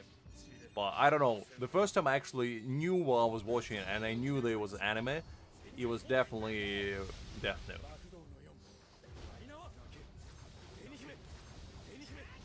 I mean, Liz, you're as old as time. I don't know. Perhaps. Perhaps. I grew up on SpongeBob, Lizzie. I grew up on quality entertainment. I don't need no little yellow-haired children to provide me entertainment. I had the yellow sponge do so. I always wanted to have a Beyblade, but my parents said that they were too dangerous. Because some friends of mine, they had them, but they actually, like, injured themselves with them because they used to be made out of metal. So you rip one of those out and God forbid it goes in the wrong direction and just goes onto your body. That's a scar right there waiting to happen. But man, I always was jealous of them having it. I had Bakugans though. Like Bakugans were the thing that I was allowed to have, and I had like Dragneel one, the main one. And man, I loved it so much. Those were cool. Because you can roll them basically and they would like appear into different, you know, monsters essentially. Those were nice. I love them. Yeah, you see, but you didn't grow up in Eastern Europe, Creek. I have. In Eastern Europe, such things ain't gonna fly. We're a special bunch.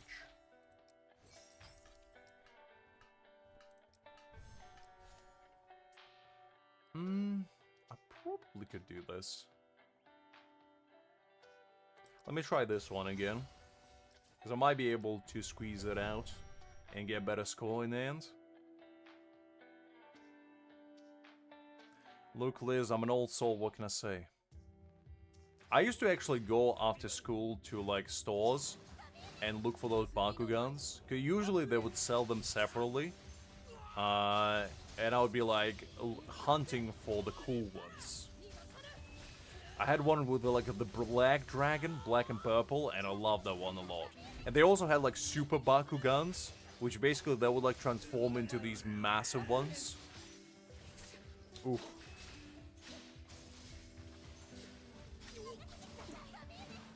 Well, the thing is, the reason why they made them plastic is because of the injuries I told you.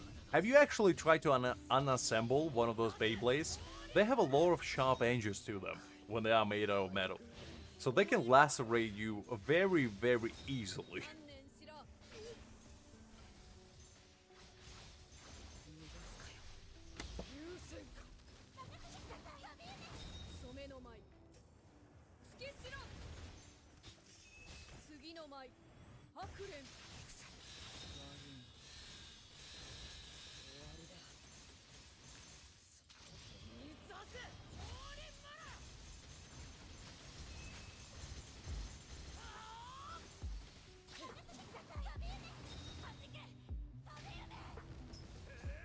Hawk Slammers? I'm not sure what you're talking about, Liz, to be honest.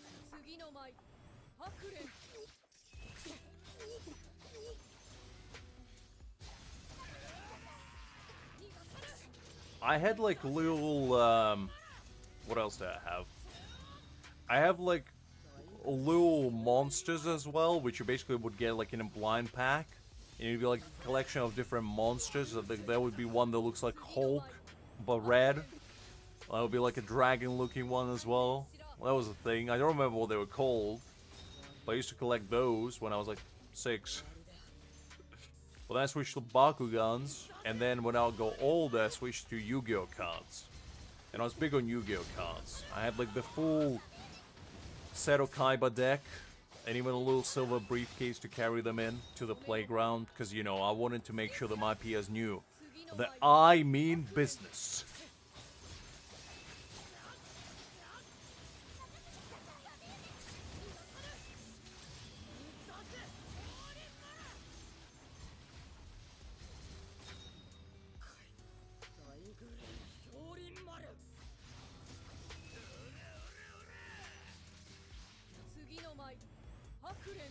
Little creature, that was all I was allowed to have. I don't know what to tell you. They were fun to an extent. I just like to play with them. I like the idea of like throwing them around, and you know they would pop out. That was kind of cool. But they weren't the most exciting toy in the world.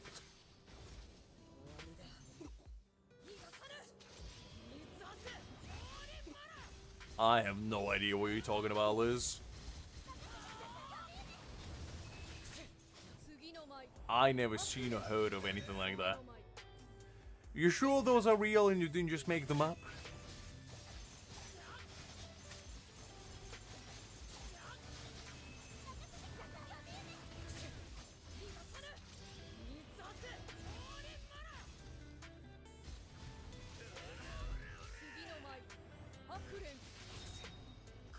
Alright, fair enough, Liz, fair enough. But I mean, as a kid, I didn't really play with a lot of toys because I used to be like a PC kid. I had PC since I was 6, so I never really played with toys. I was more into computer games for the most part. But the toys that I did have were pretty cool. Pretty cool. I had one of those like little robots that I got for one of the New Year gifts, because we didn't celebrate Christmas at the time in Ukraine. Now we do, I think.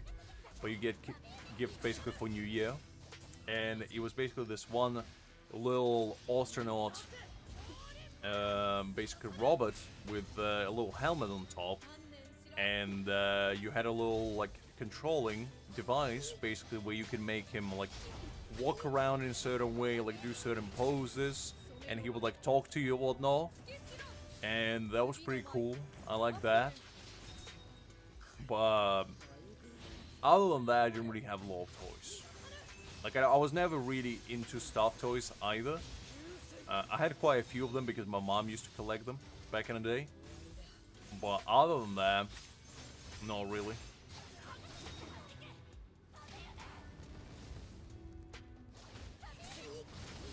I still remember actually to this day, there used to be one toy of this like gray rabbit that I had ever since I was like 3.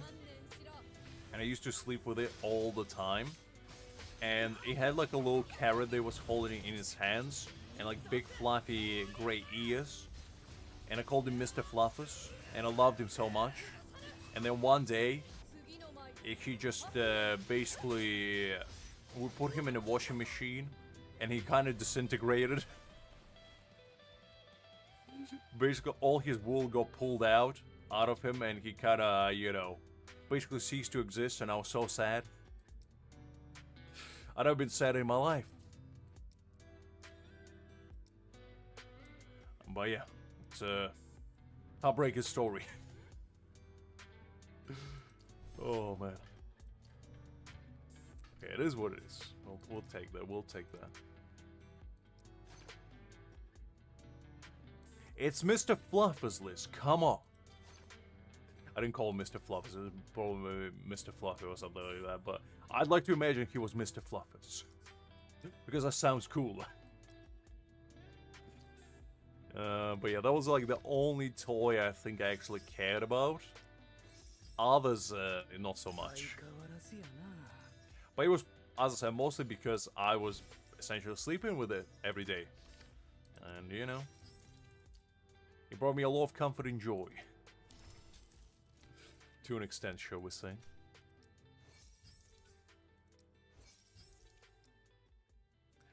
But after that, I don't think I ever had another stuffed toy, to be honest.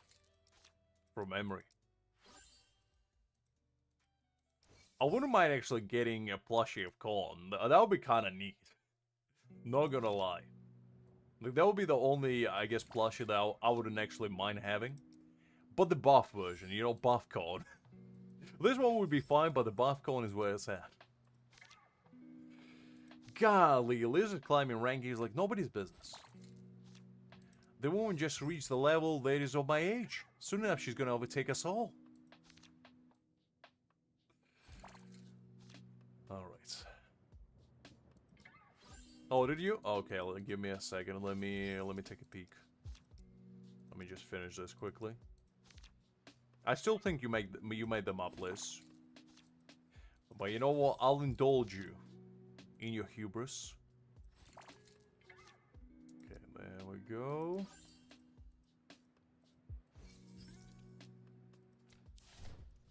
Let's do this one. I'll go check out what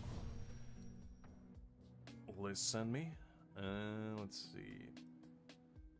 Discord, there we go.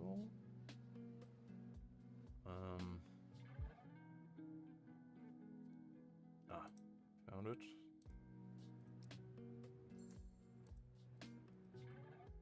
Oh, do I need to do it manually?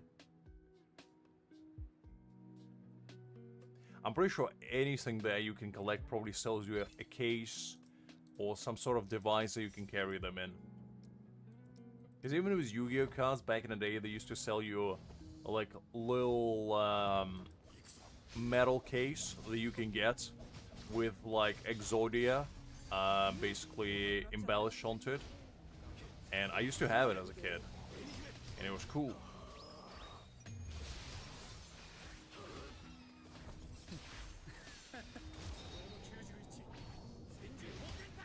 Are you sure you weren't playing Yu-Gi-Oh, Liz?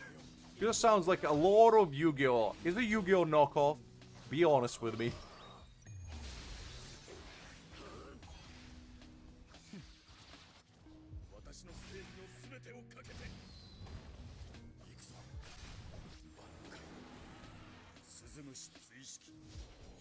There we go.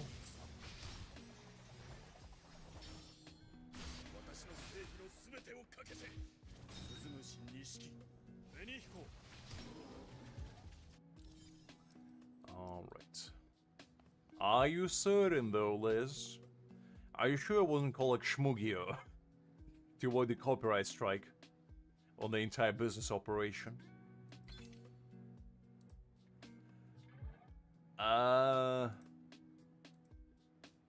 I never seen this, to be honest. I never was into Pokemon, so I guess I'll show it quickly.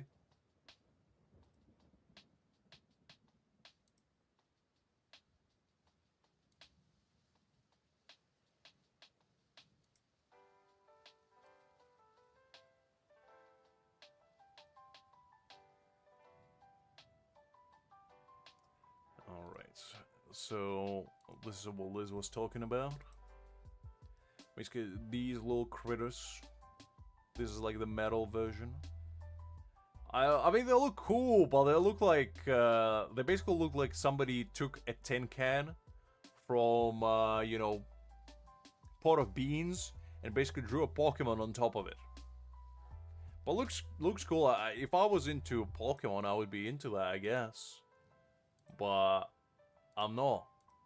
Oh yeah, this is what the non-metal version looks like, basically. It looks cool, but it kind of looks like a sticker. I don't know. It's kind of the same principle, I guess, with Bakugan, when you had like those little metal cards that you would roll onto them, and basically make your Bakugan open and all that stuff. Ah, interesting. So it's basically like a prize that you would get from food. I used to actually had similar things while with cereal boxes when I was a kid. I don't think they're doing them anymore. But basically back in the day, if you get like Frosted Flake or whatever, you would get like a little toy inside as well. And that was like the main reason for me to actually go for cereals. I didn't even like them that much, I just wanted the toys. It was the same idea with like McDonald's.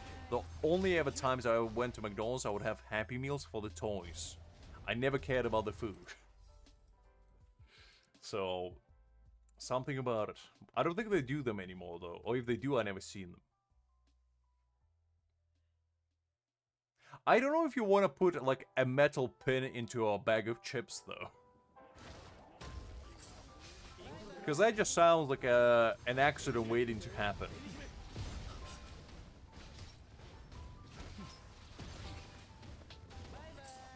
Somebody just takes it as a chip and starts chowing it down, breaking the teeth.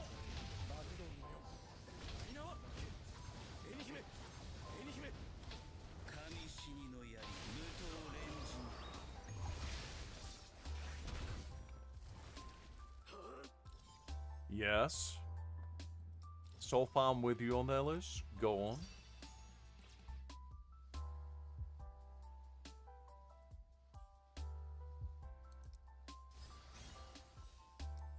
Oh, so kind of like that Squid Game. Squid Game's one of the challenges where they took those like tamaris, are they called? Like little paper origami thingies, and basically the entire point you would throw it to flip it over. I see. I mean, that's kind of fun, I guess, but you can do it with like just coasters or something. Same principle, I guess.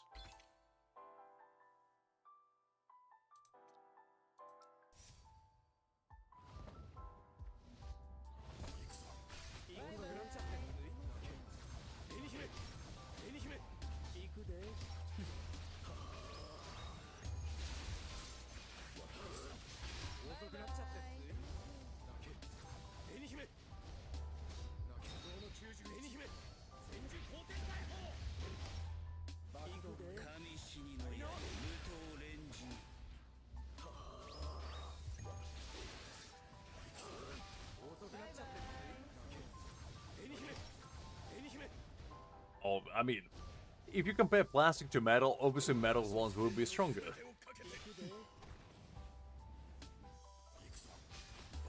And yeah, that's gravity for you, Liz. So basically, metal ones were cheating. And if you had a metal one, you pretty much were winning by default. That sounds like a bit of imbalancing on Mr. Nintendo's part.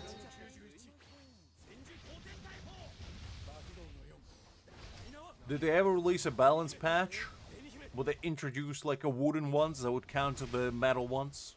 So it's like a holy trinity. And basically the plastic ones will counter the wood. Little rock, paper, scissors situation.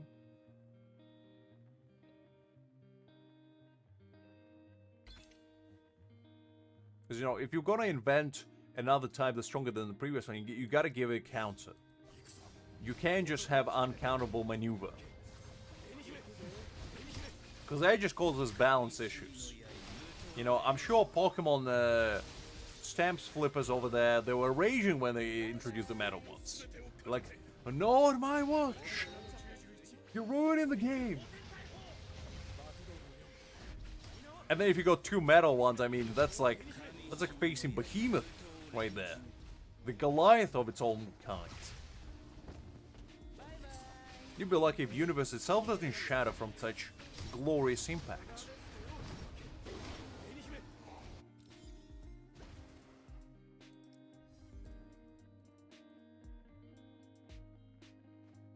You see, that's balancing issue, Liz. You gotta introduce a balance patch. Like, you can't just make something so OP they can be counters. Because that's just no fun. You see, they gotta think 2 steps ahead. Just like I do. Introduce the wooden one, and then it's gonna be the Holy Trinity. Where each is counted. And then you gotta basically take one, put it behind your back, and basically select one and then start flipping immediately. Basically, one of them throws it down, and you both flip at the same time, and whoever knocks it over, that's a winner. Golly, Liz. Well, I think you should have. Because clearly you would have made a better job than Mr. Nintendo. Making such unbalanced games. Unbelievable. My days worked. It was going swimmingly before you told me such unspeakable deeds that used to happen under my watch. Golly.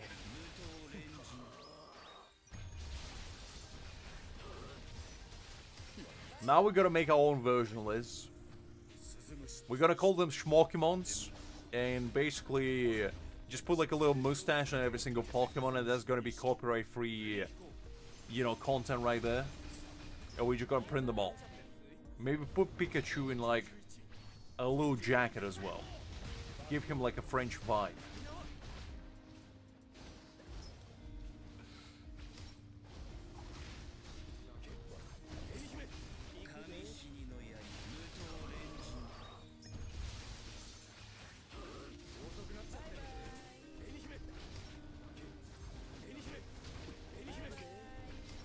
Exactly, Liz, exactly. You see, you gotta have the shark mentality. You're always gonna be 3 steps ahead. Thinking about your next business endeavor.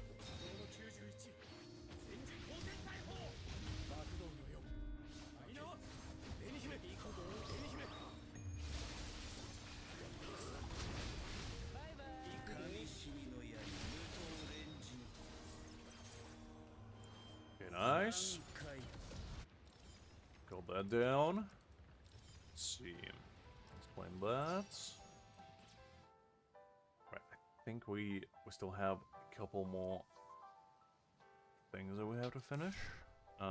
Actually need to do this as well. Let's do this one. And this one, because I do quite need these powders.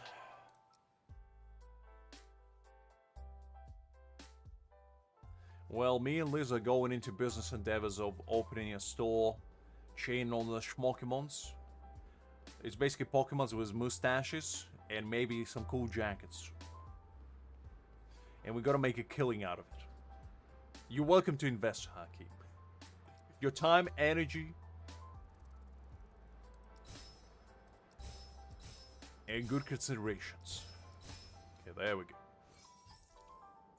Now, I think there's a couple more. Let's do this.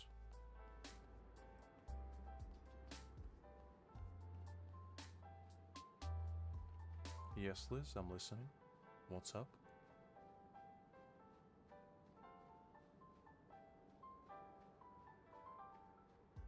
Do go on.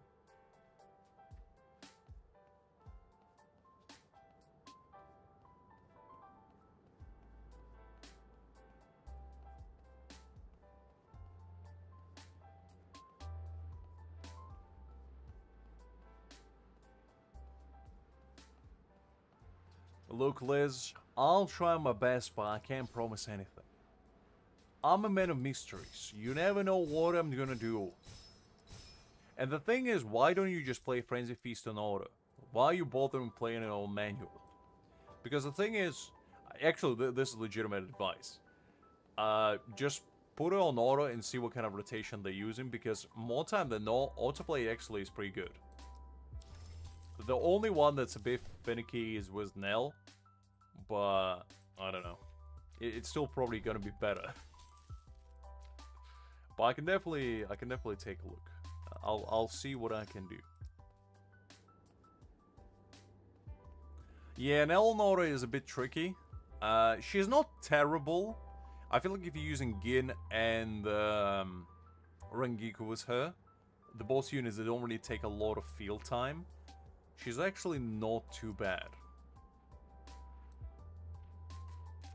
Well, I feel like I'm intruding on somebody's business over here. Well, that's what I keep telling you, Liz. That's what I keep telling you.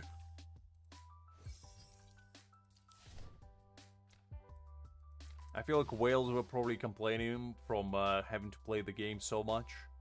They had to implement the rule where you didn't have to anymore. We actually gotta try to get this next week as well. That's gonna be fun. Okay.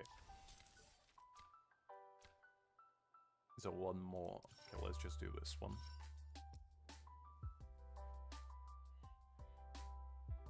Look, Liz, chests are momentary. We'll get them eventually. Sometime, somewhere, someplace.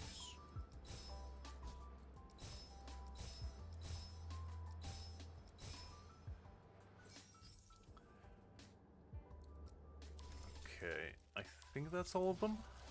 Pretty sure, at least. Yeah. Okay, there we go. Don't have Nell together, that's kind of useless. Don't have Aizen either. Oh, sure I do have, so we'll keep that. Look, Liz, there's a bunch of chests all around, you know, I can spot 2 right there, but they're so far away, like, it's like, I have to walk, you know, it's like, I don't know, it's like, it's too much. It's too much! Anyway. Let me quickly... I'll quickly grab all of these.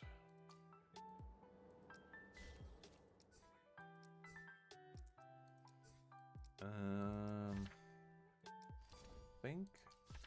No, wait, hold up. I think I need... was it? Alright. This one. Nolan Drench, I keep forgetting. Alright, let's... Yeah, that team will be fine. Need to do this a couple times.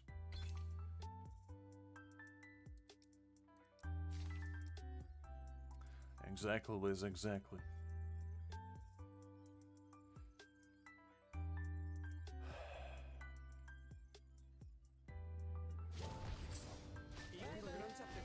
Go eat, Liz.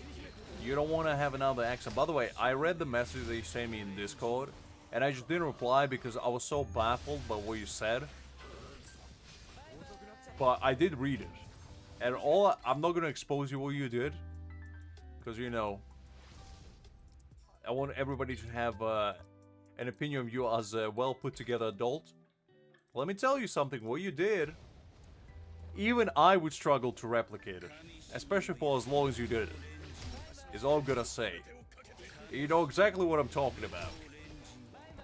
So make sure while you do eat, you drink as well. Is all I'm gonna say.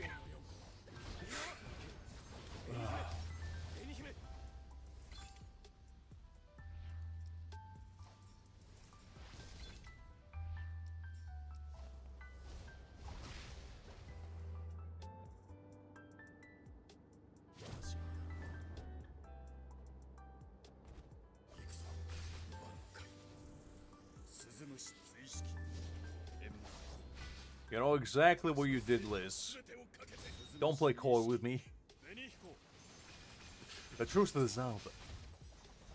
Okay, after we do this unknown adventure, I can jump onto your account and peruse around, Liz. We still have a bit of time. It's only 1 a.m. So I'll probably jump onto it straight after that, and we're gonna review your account yet again. We're gonna see what kind of mischief you've been up to, what kind of unholy strategies have you been deploying on it, and overall just how good you are now. I won't, Liz, I wouldn't do that to you. I wouldn't do that to you. I'm sure if you felt like it, you would have did it yourself already.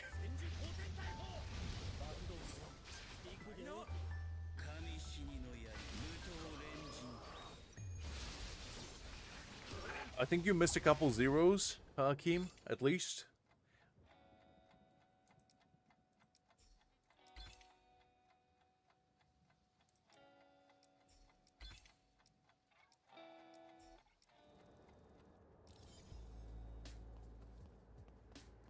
That's what she likes for you to believe, Hakim.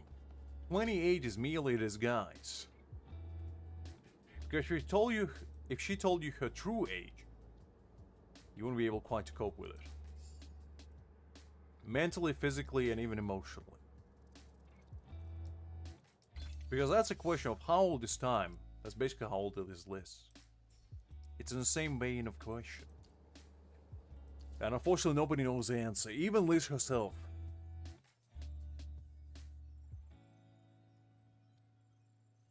I don't think she's millennial, actually. I think she's like right at the precipice of Gen Z. Which is quite surprising. Because I originally thought that Gen Z was... I believe it was either 2000 or 1999 it would begin from. But apparently it's 1995. So, yeah.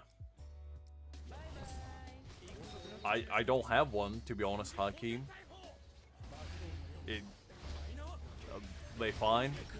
I don't really have like a strongly formed opinion. I don't have any as friends, so I can't really speak on that behalf, but I don't know. Like, I know a lot of them are quite posh, maybe. I don't know, to be honest, Hakim. I don't know.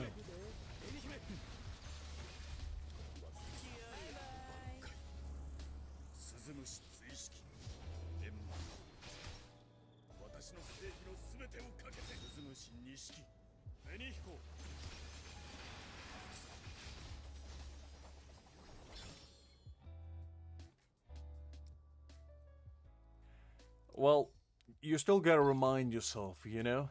Like, I know you want to follow my footpath of eating once in a month, like I do, but you're not quite ready there yet, you know? You will get there eventually. We gotta take it one step at a time. You can't reach the greatness all in one fell swoop. That's not how that works. You gotta work continually towards it, and greatness will find you eventually.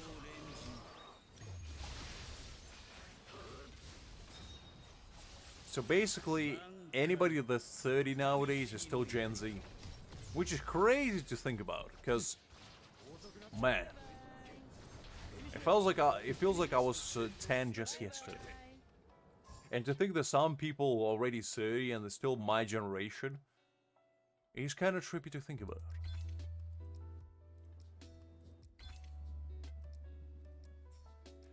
Potato, potato, Liz, same thing, come on.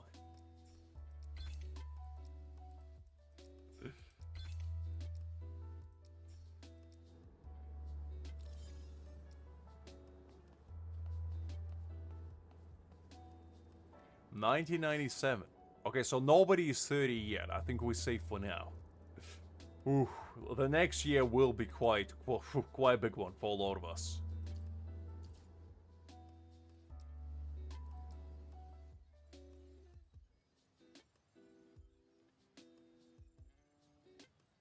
They still got one good year left in them before they officially retire. Because we all know when you reach 30 at that point, you're legally and morally allowed to retire because you already lived full life. At that point, just kick back, relax, and just have a good time. You know? Who needs to work? We already worked long enough. A decade is more than enough for anybody's sake.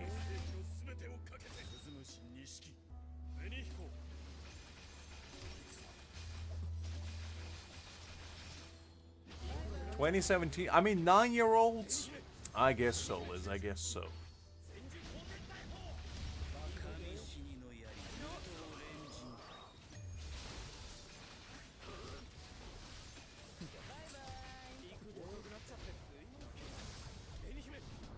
Go on, Liz. Go on. What do we have to ask? What kind of unspeakable deeds would you like to share that you committed? Or planning to commit, brother? Alright, I think we have one more to do. And after that, we're gonna go to Liz's account and peruse around, see what she's been up to, see what kind of crimes she has committed. Oh yeah, Liz is a teacher like any.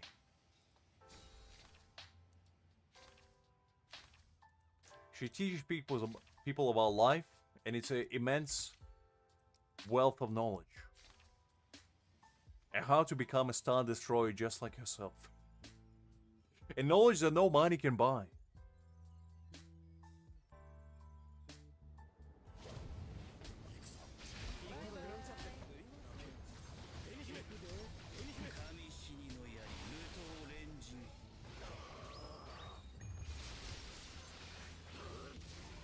I do remember you telling me that, Liz. It was like 3 months ahead, wasn't it?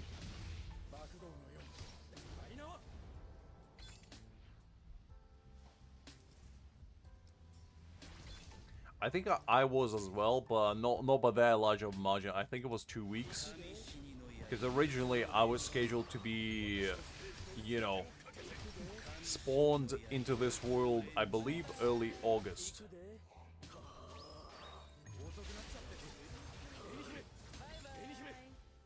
She's like Mr. Gadget, you know, Hakim? She's got them all.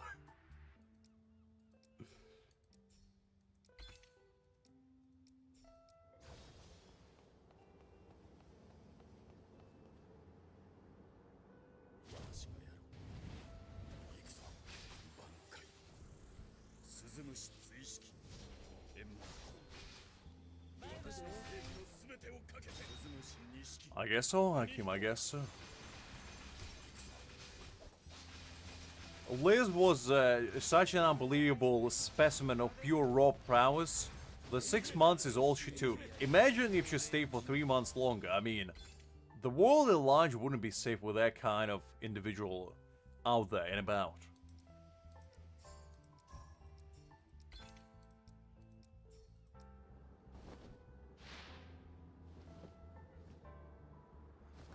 Indeed, Hakim, indeed. She was ready to conquer the world 6 months into the process. While majority of us are baking for 9, Liz was like 6 is enough. She was speedrunning birth. In fact, might be a world champion right now, I don't know.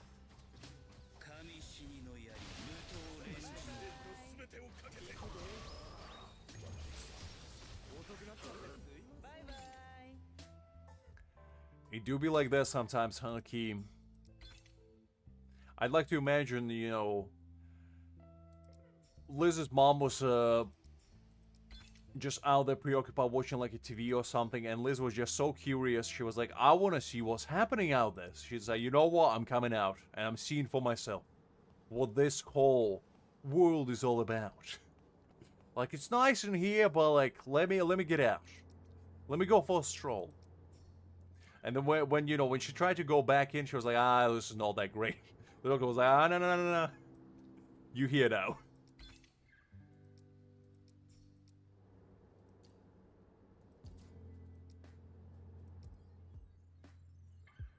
Exactly, Haki. Exactly. That's what I mean. She is already the most powerful being in existence from only 6 months in the making. If she had 9 months, I mean, she would be Thanos 2.0.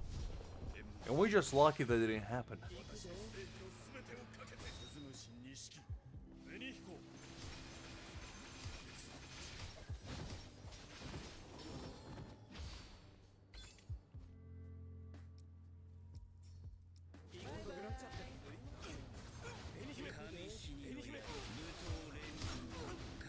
Well, Liz, at least you appear with style. That's all that matters.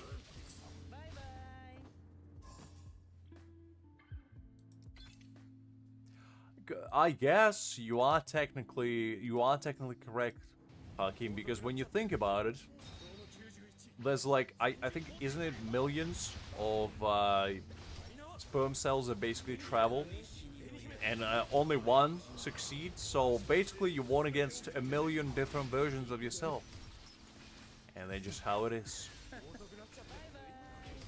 We were the strongest of the bunch. We were the true cream of the crop, shall we say.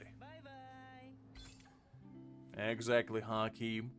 Let's give each other a pat on the back and keep carrying on, being the winners that we are. That's what life is all about.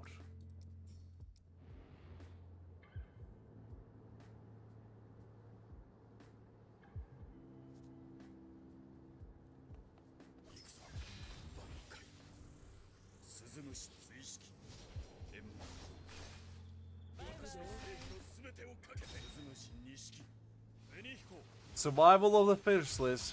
Survival of the fittest. Sometimes you gotta do what you gotta do.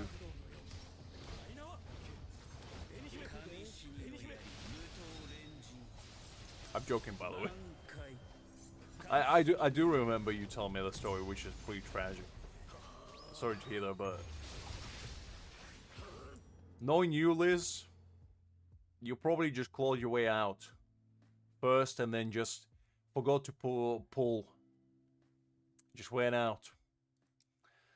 Unfortunate, but what can be done?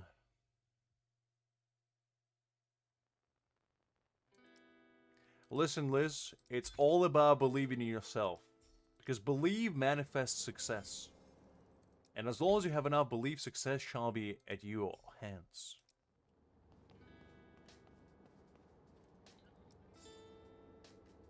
I know you are, Liz, I know you are. I just don't want to come across as tone deaf, you know? I do that plenty of times already.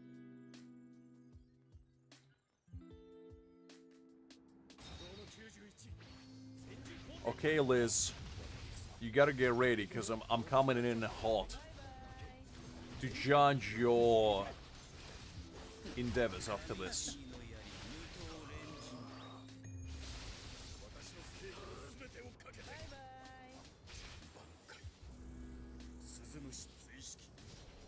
You see, Liz is a natural born winner.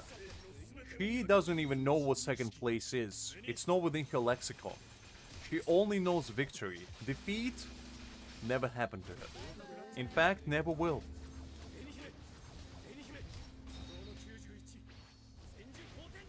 Exactly, Hakim. This is merely Liz's world, and she allows us to exist in it. Rent-free at that.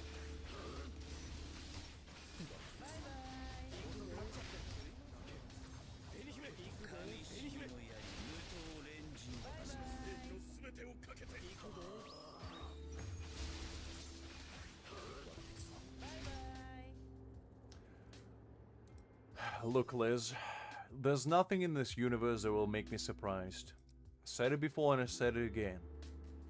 It's not about what you do with what you have. It's about how you do it. And if you're doing it with style, that's all that matters. If your Ikaku is no level 100, I'm gonna be extremely disappointed with you, Liz. Because I would think high of you. I would think better of you. I would think that you are true gaming prodigy this world always needed. And if you're not using the strongest character in the game, then what is the point? What is the point? I guess, Hakim, I probably just, you know, just stumbled my way in there. Didn't even think about it. Listen, Liz. Pull up a chair, let me tell you something. There's nothing in this world that would make me disappointed. Knowing you, knowing myself, knowing anybody else. However, there's always room for improvement. There's always room for success. Above said success. There's always mountain behind the mountain. And there's always a peak higher than the previous one. And it's all about climbing said peaks one after another. Improving, growing. Getting stronger, faster, smarter. Stronger. Maybe stronger again. You know, you gotta triple down. But we'll see. We'll see. I'll give me a second to boot it up. Just stay at Gin for now.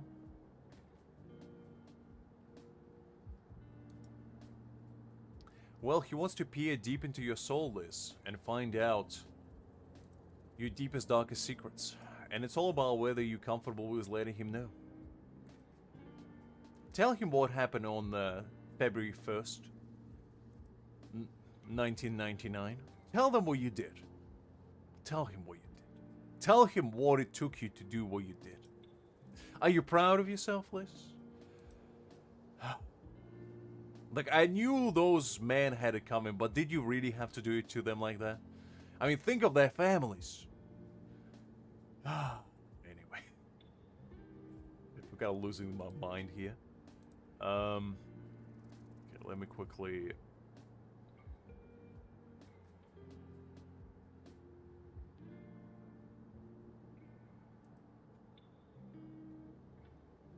Exactly, Liz. Think deeply what you did that day. What did you do when you were merely 2 years old, huh?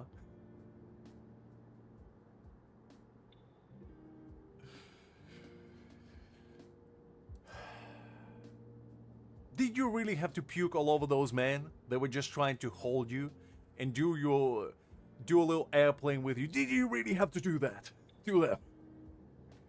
They had to go to dry cleaners to get the clothes cleaned. Golly.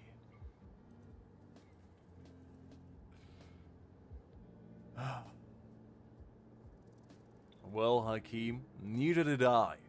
Neither did I. Only Liz know what happened that day. There were no witnesses to her crime. She just committed it in broad daylight. Okay, let me see.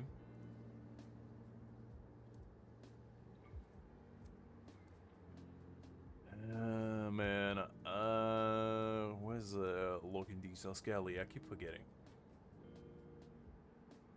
I know, Hakim. She was ahead of us. She was ahead of the game. She was already conquering the world before we were even in the process of being made.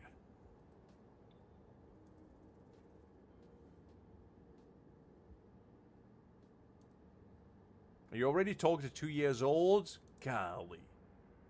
You see, and she's so humble about it as well. Truly an individual worthy of admiration. Okay. Let me quickly find where it is. I probably should have pinned it, to be honest, but I keep forgetting to. Let me see. Ah, found it. Okay.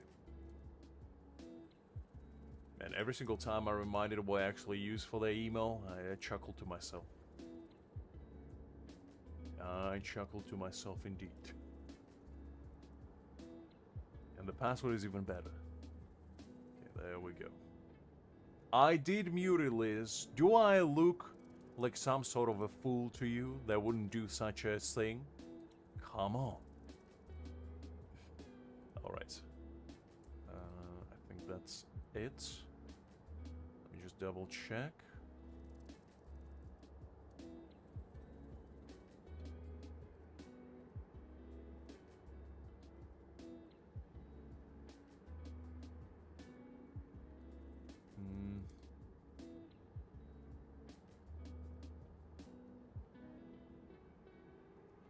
There we go.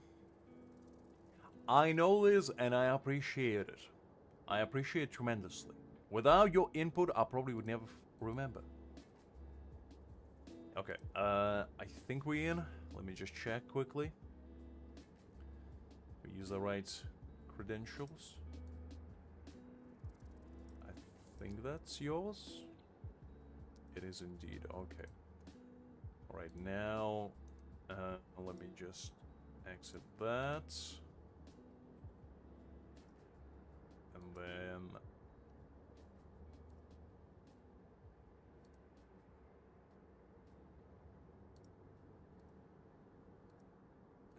where's the other one?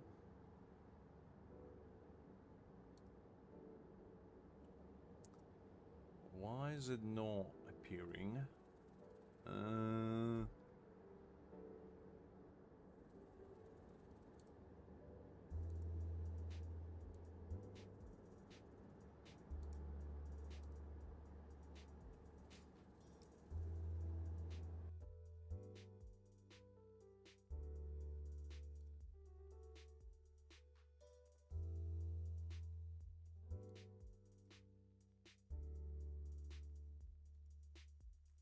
There we go. Okay. Alright, I go to working. For some reason I couldn't transition into the scene for some reason. Don't know what that was all about, but... Okay, so this is Liz's account. We're gonna take a quick perusing around. There we go. I got my stuff there for a second. Basically, this is what she's gonna be working with. So we're gonna judge her harshly. And see what kind of prowess she has.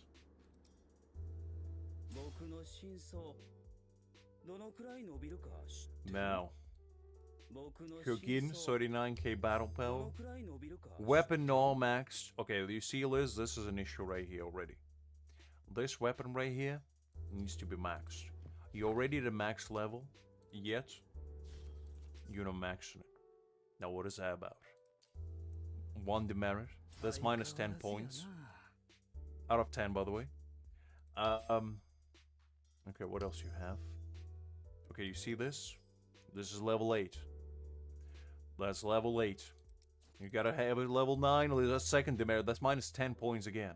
We're at minus 20 right now. Let's see what else you have. Thrust damage. This is a good piece. That's plus 10 points, Liz. So you had minus 10 for now. This piece, you see, Liz, personally, I wouldn't have upgraded this to 6-star. I feel like you have been a little bit of an eager beaver with this one because this, I mean, attack crit rate and alignment is okay, but you wanted the crit damage. You want the crit damage in there. That's minus 5 points here, minus 5 for now. Not the biggest mistake ever, but you know. Now this piece, horrendous. Horrendous piece. Like, what is this about, Liz? Why do you take it to level 25? And if I find a better alignment piece here, ooh, you're gonna be in trouble. Okay, I couldn't. It's okay, Liz. We all make mistakes. It's okay. Don't worry about it. Now let's check what your Nell is cooking. Okay, this is work in progress. This is fine. I'm not gonna be too harsh on you. This is work in progress as well. And this one is actually, it's not terrible. It could be a little bit better. Like, all alignment bonus is a good one. Obviously, that's what you want. But I do see you you're obviously trying to get it. I can see your dedication. Okay. Ooh, that's such a good sub stats. Liz, if I were you, you'd lock it. Just pray and hope that they're gonna implement the reroll main stat, because this is gonna be insane for you again if they ever do that. Anyway, you got the main stamps. What's the key skill rocking? Okay, I assume you don't have anything better. Okay, you see, Liz? This one is better because all you care about is crit damage. Like, this one has slash on it, but you don't care about slash. You only care, like, as long as this attack is fine. All you care about is crit damage. Now, this one is bad, but the Kiski is not... No, it's not crit damage. Never mind, I was gonna say. No, I'm not gonna roll it, Hakeem. I'm not gonna make decisions for Liz. I can only offer my assistance. I can decide for her what she does. This is actually a really good piece, Liz. I would strongly recommend you try to roll this. Because crit damage ultimates, I mean, kinda all you need, really. You don't care really about crit rate. Like, crit rate is good to have, because, you know, more damage. But, like, Kisuke is not about that life. What do we have with Aizen? 2 crit rate, 1 defense, attack. No, not terrible. Not terrible. I respect that. That's fine.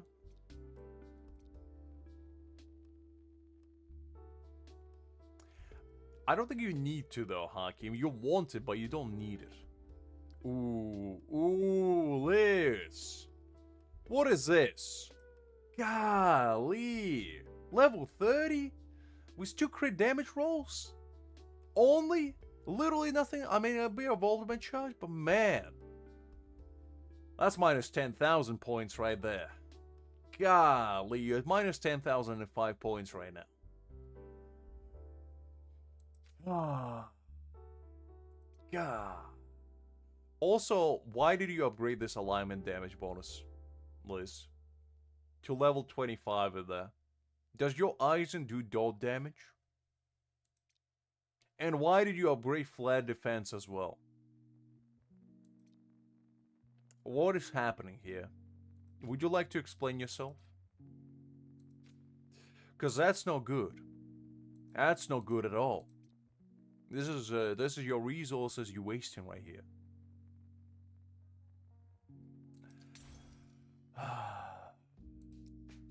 Listen, Hakim, I'm in judge mode. The compassionate Lux will come out to play later. For now, it's harsh judgment time. Even though list, level 25, I don't know about that. This is not terrible. Obviously, it's your off pieces that you're just using for her, so I'm not gonna judge those. Liz, level 25 on this, like, come on, HP, defense, and attack.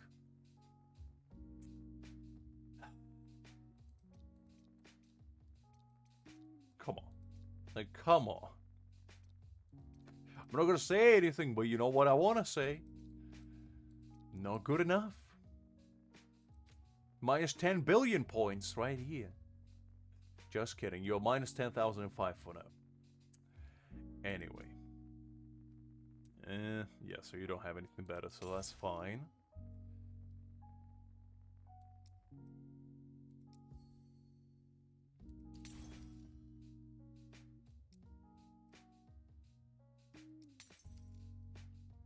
Okay, Yorichi don't really work on her, so I'm not gonna... Well, I mean, I guess I can take a look. That's actually not a bad piece for Yorichi, that's pretty decent. This one's okay, it's not ideal, but... Yeah, those are fine. Not the best, but... It's alright. So your stamps... Okay overall, some very... interesting choices. Let's do a quick Ikaku check. Level 1. Yeah, you see this gotta change. You see this is what you're aiming for right here. You see this big number? And this is exactly what you're aiming for. Like, let me show you an example, because I'm sure you have one. Let's see. Now you see this gentleman right here? Now this is what a true Chad looks like. Level 80, 4 boundaries, 3 weapons, and 1 core stem dupe. You look at this rounds damage, you look at this crit damage, and you call this attack. You see, this man knows what he's doing. You see the 8.8% crit rate? This is exactly what you want, Liz. Because, let me tell you something. Ikaku is so much of a Chad that he just crits by looking at you. He doesn't need crit damage. He's already critting on your sense of well-being by being next to you within the radius of 5 meters. However, this is your role model, Liz. This is who you shall follow. If I were you, I would, you know, email this gentleman right here and ask them what led them to this point. And they're also free to play, apparently. So, you know, your road to success is right there. Oh, look, Liz. And all these people you're not even adding, are you gonna leave them? Oh, you know what, Liz, I'll do it for you. You see, now you have more friends. Now you have 43 of them. You see this man right here? I would delete him, to be honest. This man, not good. Like, I'm gonna be honest with you, Liz. Your account was going in a smooth direction by just having this gentleman right here. Like, what's his Lux, man? I don't even know what that means. I would delete him if I were you. Like an honest advice. Because, like, what's good is he being in your friend list? I wouldn't trust that man. He's a deceiver unlike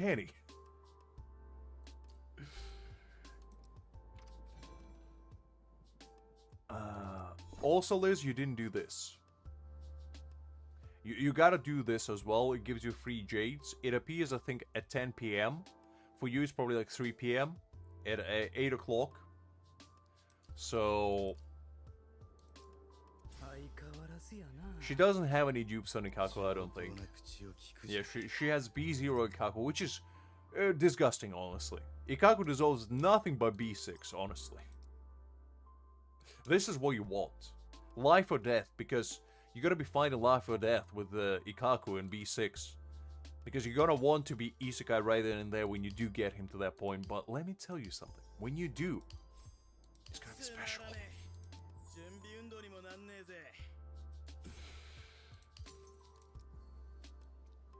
And you don't even have his core stamp. I mean, Liz, what are you doing with your life? Let's put Kenpachi, you know. Let's put his captain to keep an eye on Ikaku, you know. And let's do him proud. Let's put some stamps on him. You know, HP, flat HP percentage. That sounds about right. What else do you have? Do you have any other keepers? Like some absolute hero? Okay, you don't. Okay. Do you have 4 stars? Because you know what desperate time call for desperate maneuvers. You don't even have 4 stars. That is okay. That is okay. You know what? Ikaku doesn't need that stamp set. He needs this. This is actually a pretty good piece, actually. But he needs, you know, his main man, boss, Kenpachi man himself to keep an eye on him, you know? Just to make sure that he's not up to no good. And you know what? Just to round out this build, let's put something else. Let's you know what? Let's just put this this flat defense on Aizen, because you know Aizen just has to be there to ensure that everything working smoothly. And I feel like at this point, let's put a weapon on him. Let's put Rookie as stamp, just because you know he needs to cool down the heat that he's bringing to the table. I feel like at this point, Ikaku is ready to rumble. This is Ikaku that I would personally consider top of the top, cream of the crop, the greatest shine in the game, both literally and metaphorically, and spiritually at the same time. But you know what? Ikaku is nicely well built, the crown jewel of your account, both literally and figuratively. So I feel like you're doing well, Liz. I feel like you're doing well. Now, I actually didn't check the core stamps either. I completely forgot. So, you maxed out your Gin's core stamp. You got 3 Toshiro core stamps. Okay. What do you have for Aizen? Your Aizen maxed out as well. Very nice. Your Nell, 3 dupes. Very good. What's your Kisuke? Kisuke 1 dupe. What do you have for your Rengiku? Rengiku fully maxed out. I don't think even my fully maxed out, so well done for that, Liz. You got 2 dupes in Torsen. Not too bad. What you got for your Ichi? 1 dupe. That's all you need. Okay. Very good. How many keys are you rocking with? 23? Liz? I'm gonna be real with you. You kinda have to do this event right here. But the thing is, it ends in 5 days, and I just don't know if you're gonna have enough keys to complete it. Because you kinda screwed in that regard. Because I think you might be able to do maybe 2 runs, but the 3rd one might be tricky. And to be honest, I just don't think... Ooh, by the way, Liz, I'm gonna claim this for you. I don't know. Also, I'm gonna buy this for you, Liz, because that's what you need. Never forget those. Never forget. This is all you need. You want me to do some runs for you, Liz? I mean, I can do it if you want. And I see you did try to get dupes of Nell as well. That is true, to be honest, Hakim. That is true. So you'll get another 5. And we should get some from events.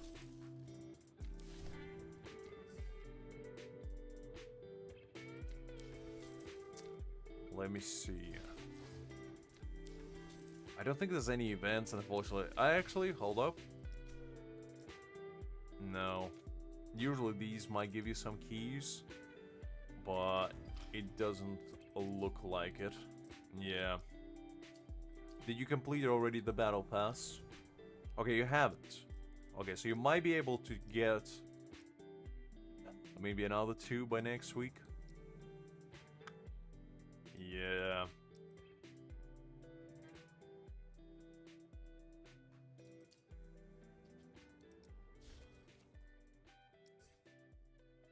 Scout?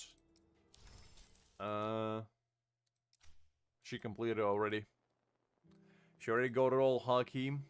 I would have thought though, because she has the profile picture. That's like the last reward. Yeah, you see, Liz, I would have done this for you, but to be honest with you, if you won't be able to do 3 of these, I feel like it's better for you to save. Because the thing is, if you're gonna summon for Grimjaw, you kind of want to have more keys. And then, like, what percentage are you at now? You're at 20%. Okay, so you're not that high.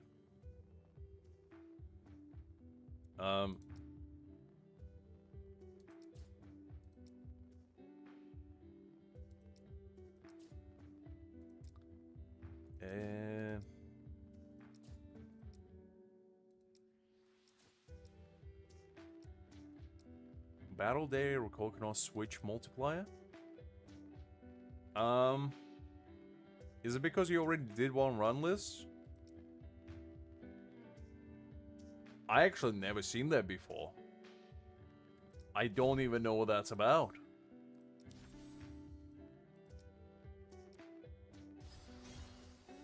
No, it doesn't look like it.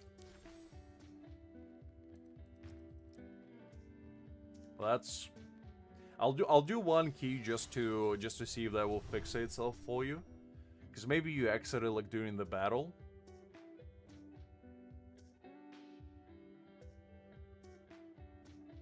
I'll do one run for you. Just to test it out a little bit. To see if it was caused by like a previous battle or something. Because if it is a bug, that's kind of annoying.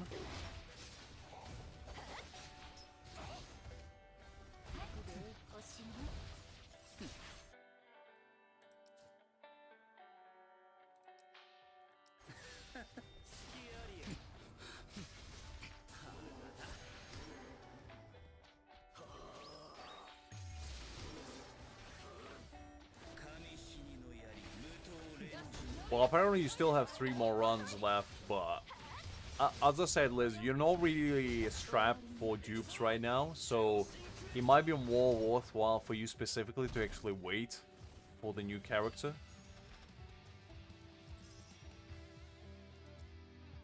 Okay, now you can do it. Okay. So let me check if that fixes it. Now you can do it, Liz. I fixed it for you. So basically, something happened during your previous run. They basically just didn't like it. And you just had to do one run to fix it. So now, I believe you can do multiple. You see, all multipliers are fine now. I think that's what was causing the issue. Don't ask me how or why, I have no idea, but it did.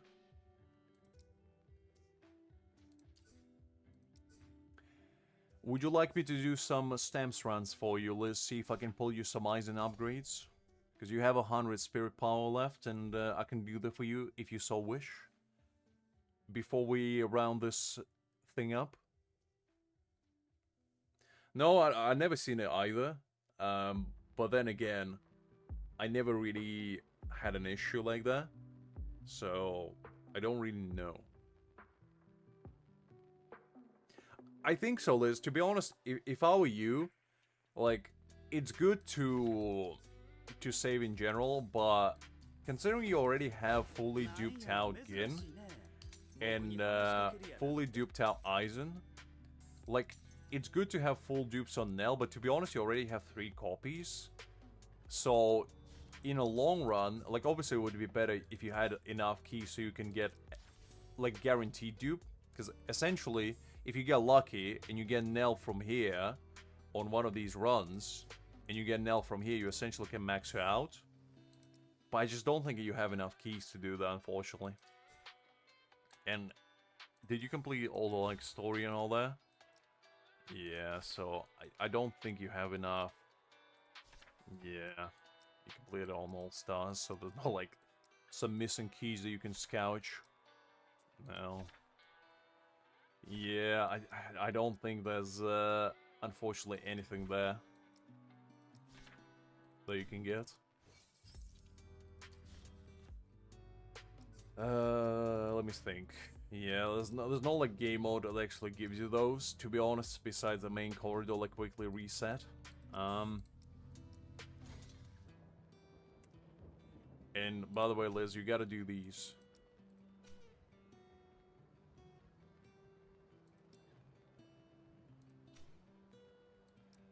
Because these give you quite a lot of rewards as well. So pretty important to do. Okay, let's see if I can pull you some bangers. And after that, we'll probably call it a day.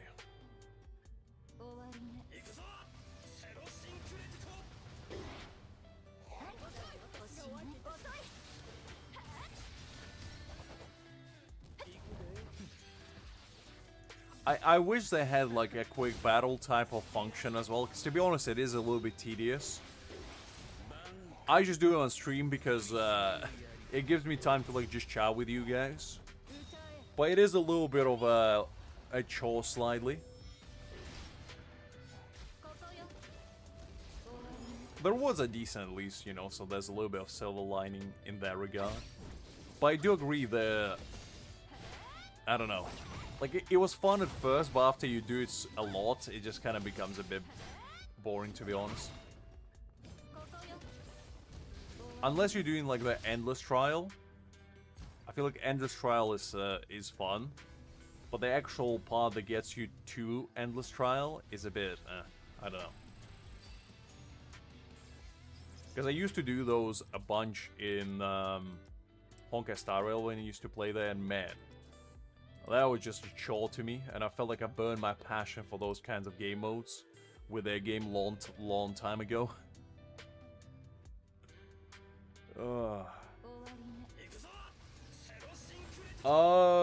Yeah, I can take a look if you want, Liz. I would just recommend using Auto though, because Auto Sensei clearly knows what he's doing. Oh, you know. I did it for like till floor 20 once, but to be honest, you don't get anything for the ranking, so I just didn't really feel like pursuing it further. Yeah, and I am not really chasing leaderboards or whatnot. I only did it briefly, like during one of the streams, because I thought maybe I would try to climb as high as I can, but I quickly realized it was kind of boring watching the same fights over and over again, so I kind of gave up halfway. But yeah, I don't know.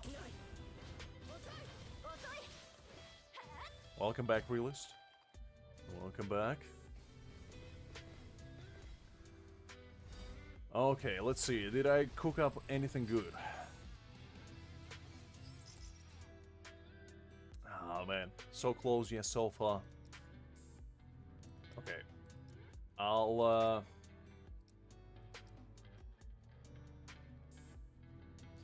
I think it would be nice if they gave like weekly rewards or something for the game mode, so it actually give you like a reason. It doesn't have to be anything crazy, but like a bit Spirit Jades or something like that to just give you that extra reason for like farming the game mode. I feel like that would be pretty nice. Okay, let's do one more run, and then we'll check what frenzy team you're using. By the way, Liz, you have a lot of spirit pills, so you might want to start farming a bit of stamps. See if you can get some decent upgrades.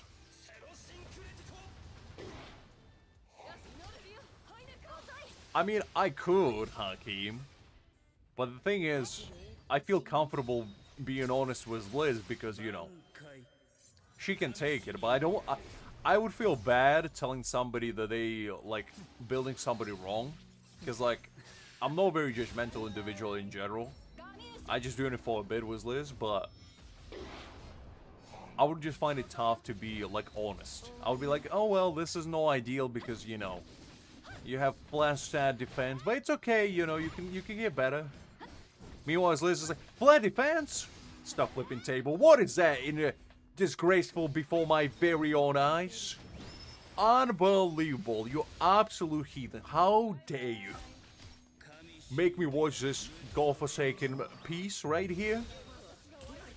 You know, stuff like that. But, I don't know. It could be a fun idea. It could be a fun idea. I guess. Maybe in the future. It could be a fun, like, stream idea. Basically, just do, like, full account reviews. And just see what people are cooking. That could be a fun little excursion. And maybe trying to, like, not necessarily fix, but, like, give advice on the accounts that people do. And just general progression stuff. Because I'm not like the most knowledgeable guy in this game, but I'd like to think that, you know, I know a decent amount, you know? I build my characters relatively well. They're not perfect, but, you know, do the job. So, Liz, I'm gonna do this rotation for you. I'll do it manually, just so you know how it works. But it's very simple. All you need to do is basically you always start with your Rangiku. You do this. Then you go into your battlefield skill. You basically push with Nell. You get her ultimate as close as you possibly can. With Kisuke it's a little bit tricky because this fight is pretty random. So you don't have like a clear cut and dry solution. But you're basically trying to ensure that Nell is on field as much as possible. To be honest, for you, Liz, no. Because you don't have a slasher DPS, so Byakuya is just not gonna do you any good whatsoever.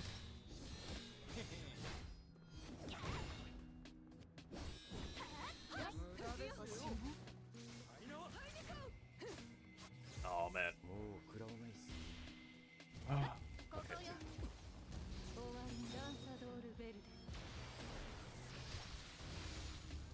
Not too bad.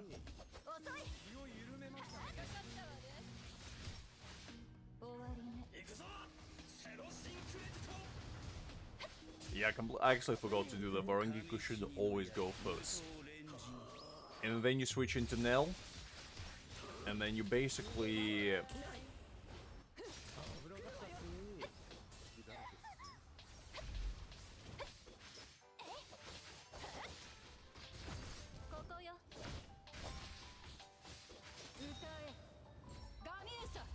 Alright.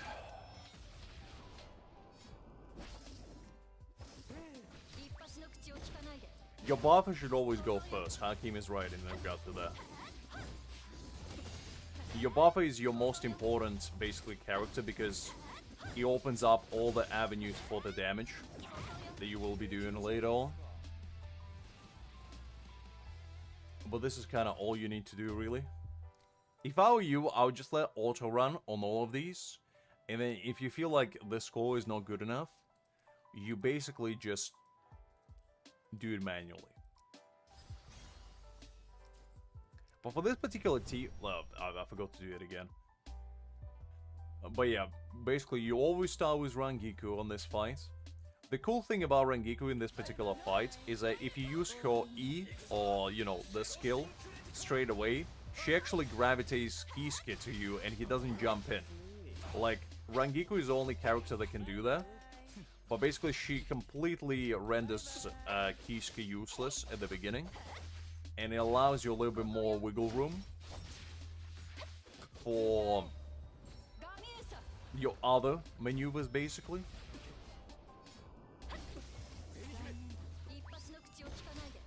There we go.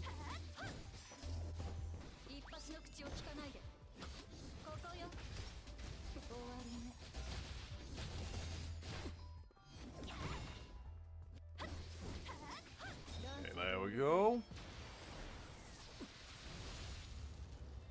If you're using Kisuke, you gotta kind of pay attention to your buffs, obviously. But since you're not, you're fine. You're kind of treating Gin in this team as a sub DPS, really. And Nell as your main DPS, because that's kind of how their gameplay works together. Like, I know it's very counterintuitive, but Gin was kind of designed to support Nell, in a way. So she can actually pop off herself.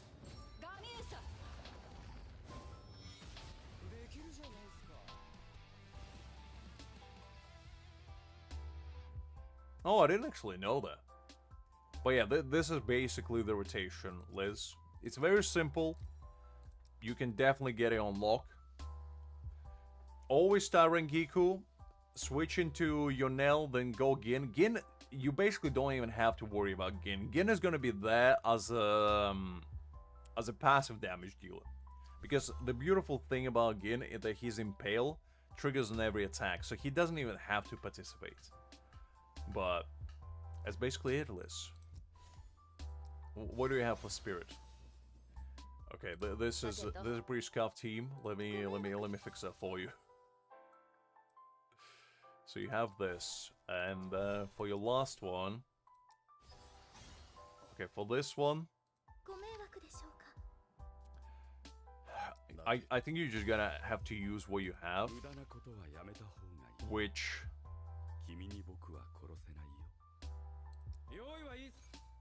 you probably would have to use this just to have even a slight. Well, actually, yeah, Aizen probably would be able to get by.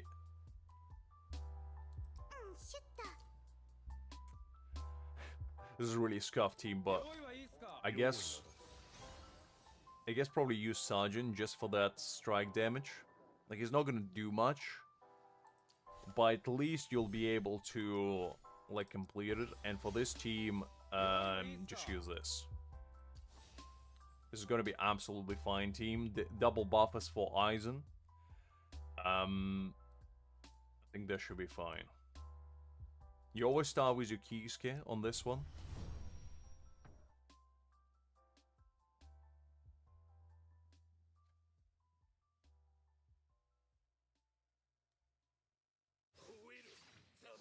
Okay, let's see. So with this team, basically you start with Kisuke, you switch into your Aizen, and then you kind of basically switch between these two. So your Momo and your Kisuke are basically acting as supports, and Aizen is your main damage dealer in this scenario. And basically all you're doing is switching between his forms. The one thing that I would recommend is before you pop his ultimate, make sure that this bar right here is halfway charged. Only because the both Momo and Kisuke unfortunately not gonna fill it that fast, so it's gonna cause you a little bit of a headache otherwise. Because, like, I'll show you. Like, Kisuke actually fills it relatively well, but Momo is not gonna do much. So you kind of stuck basically just doing what you have.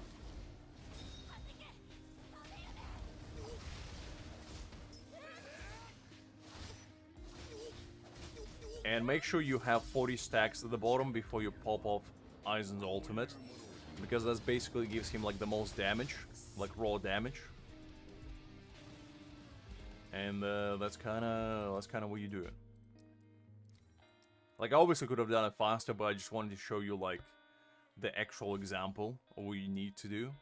And with this team, you probably would be able to clear all of them. For this team, it's a little bit more tricky because this is a pretty scuffed team. So you're basically kind of playing with fire here. Is your Sergeant has anything at all? Let me see.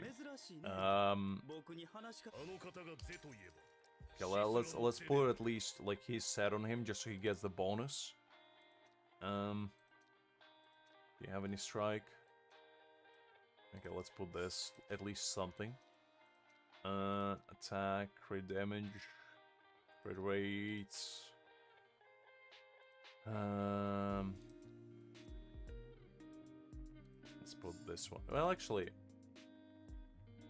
yeah, let's put that one. That's fine. And then let's do, man.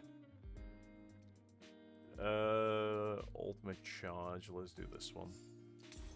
Okay, that's gonna give him at least a little bit of bonus. And then for his weapon, okay, this one's pretty good. At least it's gonna give you a little bit of attack.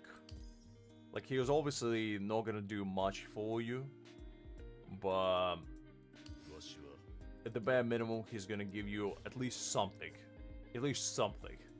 for that team. And you probably won't be able to clear much in this. But for this, I don't really have a rotation for you. It's just gonna be pretty much brute forcing it. And I would suggest to basically do it on auto and see how far you can get. Because, there's not much else you can do.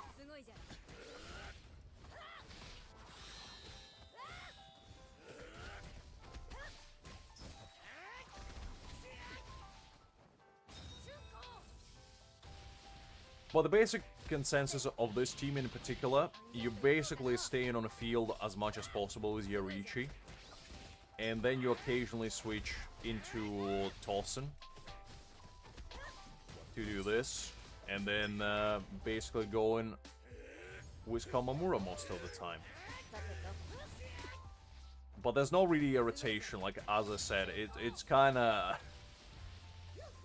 Because I didn't play with any of these characters, so I don't know exactly what I'm doing, but you're basically aiming for special attack. You see when Yoriichi basically kicks up, all you need to do is when she goes into like the kicking frenzy mode, you're basically holding the attack button and she goes inside of it. Basically what she does more damage. That's kind of it.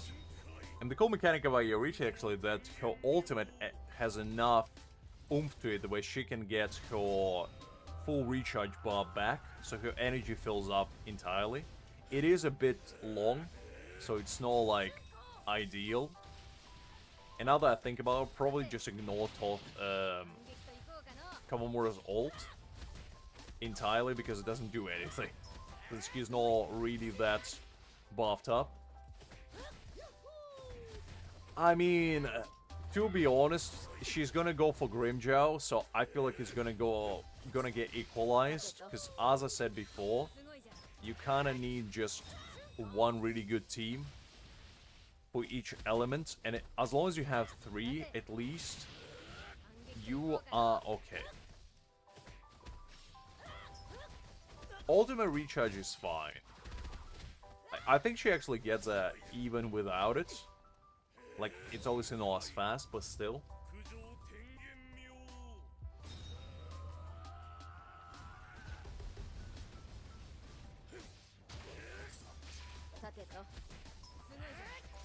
But yeah, this team is... the problem is you don't have any of them built, so all of them are hitting essentially peanuts. And they're not doing that much damage. If you had them built, it probably would have been better. But for now, I feel like you essentially only have 2 teams that you can work with. But the thing is, it's enough to get you at least, like, first 5 rewards. If you get good enough score, you might even get 60k, which basically means that for third one, you kind of only need, you know, extra 10k, which you might not get. But at the bare minimum, you only will be missing like 100 Spirit Jays a week.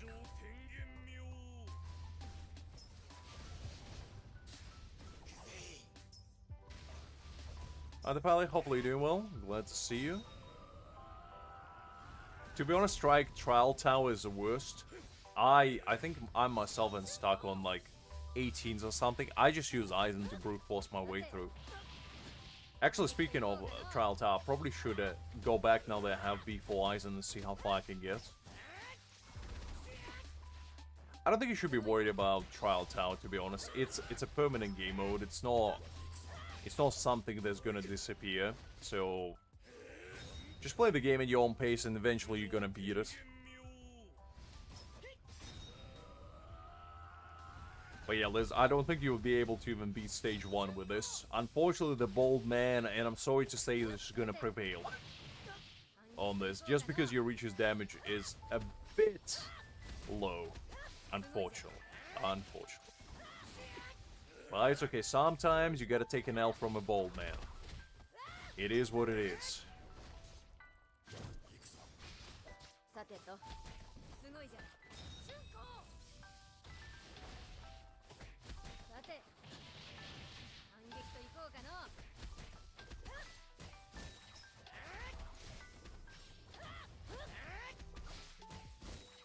Oh yeah, in this game, like, DPSs don't really matter that much.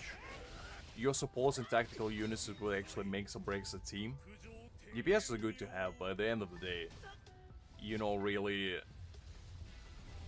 or shouldn't rather, be that bothered about it. Okay, so this is pretty scuffed, but, you know.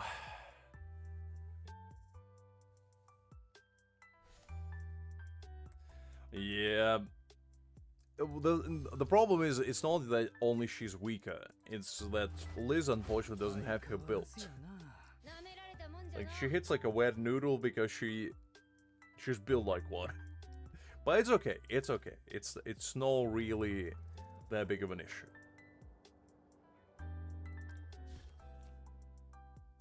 I still believe that like DPSs to B6 is a waste, even if it's Wasta Lord. I just don't know, something about it. I just feel like unless he has crazy utility in his kit, if it's raw damage alone, I just don't think it's gonna be worthwhile. I don't know.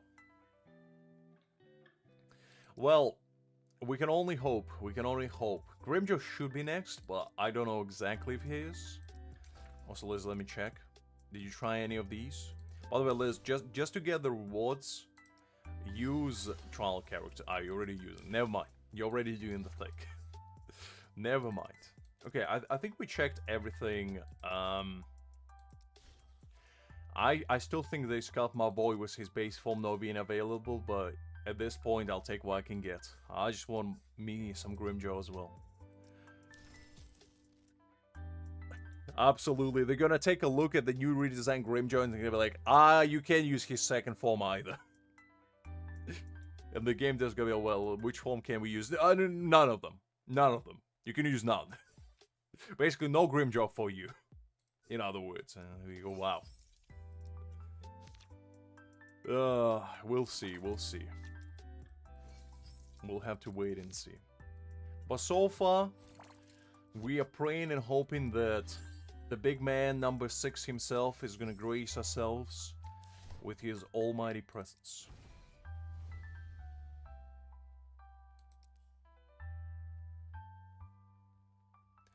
I think Soifon could be the next character, but to be fair, Ulquiorra, I feel like, is gonna be probably after half anniversary or during half anniversary, because it just makes sense for Ulquiorra to be half anniversary unit and then Ichigo to follow up. So my guess would be is that they're gonna do Ulquiorra first and then follow it up on actual anniversary with full half anniversary rather, with full holo Ichigo, and maybe we're gonna get Dangai for full anniversary, which if we do is gonna be extremely hype, I feel like. So yeah, we'll have to wait and see.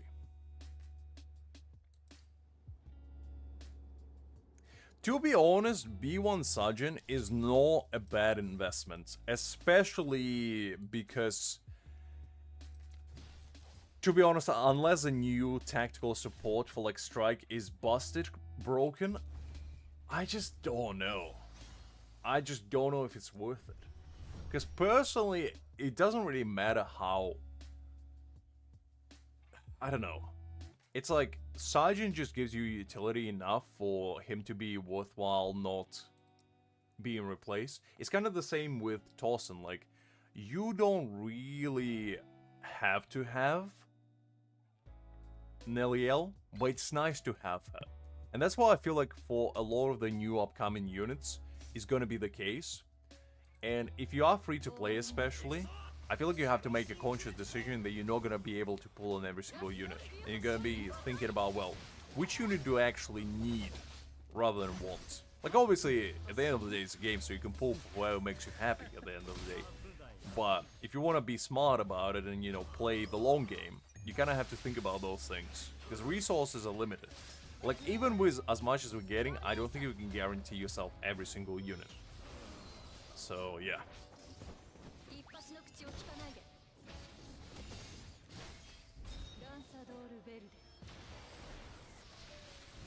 I mean, to be honest, the only characters that you need from Standard Banner nowadays is Kisuke. Like, everybody else is not that important, but... Hakim, resources are never limited for you. You weren't even in a question. I know that, you know, the ocean is your domain, shall we say. But for regular people, unlike you and me, you know, it's a case of saving up and you know, being able to progress further. Because I'm gonna be real with you, on my free-to-play account, I skipped Aizen and I skipped Kenpachi and Nell. Simply because, like, Aizen would be really nice on my free-to-play account, but the thing is, like, resources are limited, and I feel like getting myself Grimjaw is just gonna be more worthwhile in the long run. So, I don't know. I don't know. It's one of those things.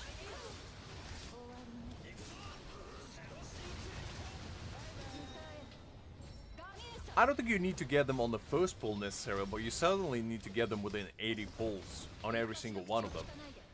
Which is, I don't know. In 32 pulls, that's pretty good, that's pretty good. That's a nice stopping point. Anything below 50, I feel like is good. 60 is alright, 70 is like, you know, alright, well. And if you go to 80, that's, you know, that's a curse. You either cursed or you me. It's one of the two things.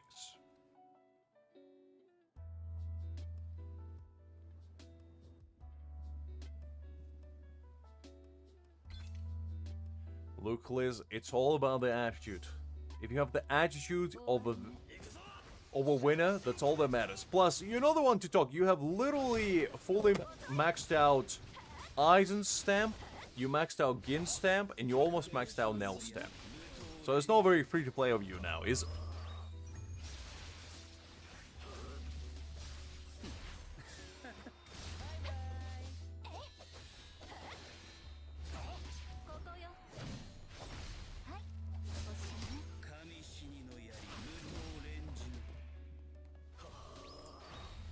Well, as bad as my luck was, I don't think I went 80-80. So, I don't know. That's probably a smart move. As I said, in the future, as a free-to-plays, you gotta make decisions where you skip some characters and just save. Because to be honest, if you skip one character, you guarantee to get the next one, essentially, with the amount of pulls we're getting. So, in a worst-case scenario, if you don't care about dupes, you can get every other character, essentially.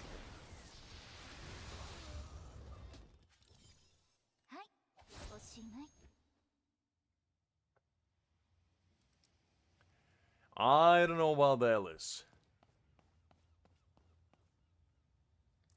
I don't know if you're free to play. I have a hard time believing that. I feel like you just erased all the evidence. So I couldn't spot any.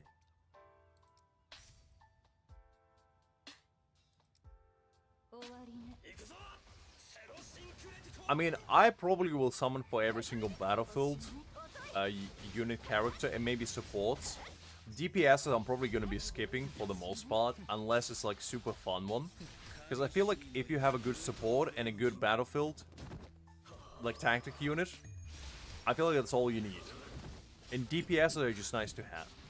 And to be honest, if the future tactical units are just like Aizen and Nell, I don't think you need DPS at that point, because they kind of do the job for them.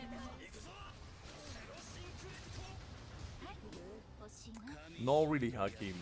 No really.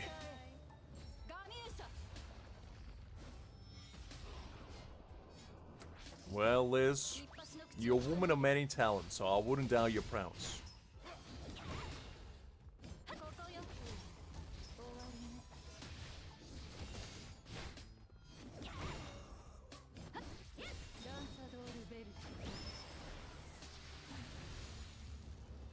That's the case for all of us. Hakim, that's the case for all of us.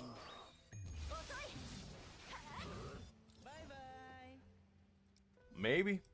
Maybe. To be honest, I don't know when the next Rust DPS is gonna be even available, because when you think about it, they still haven't implemented a single support character for limited units. We only had Battlefield, like tactical units, and DPSs so far, but no single support. So they still have catching up to do on that front. And if they do 3 supports for every single other role, plus you know, battlefield units for Slash and Spirit, I feel like it's not gonna be a long while before the next thrust DPS.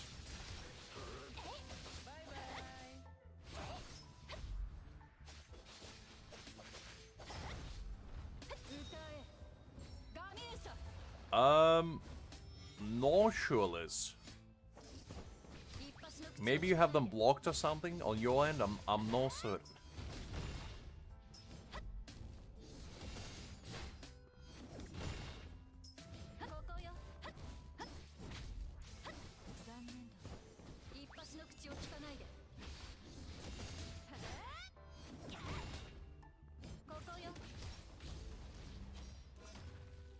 I'll take that into account, Hakim. To be honest, I would just run as this on auto while chatting with you guys. You know, doing some, my good deed for the day. Doing Liz's dailies. Because she hasn't done hers. So might as well. I'm not sure.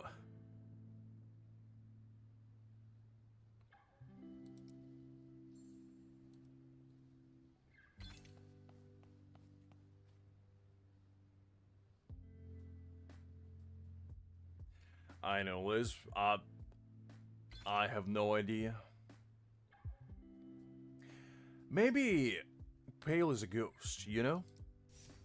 Just wandering here without actual corporeal body. He's here in spirit, but no in physical form. Wouldn't be by me, I'll tell you that much. I don't even know how to do that, let alone have the ability nor the desire to do so. I don't think after all of this time streaming, I don't think I ever banned anyone. I think Liz and Greg might have done so, but no me.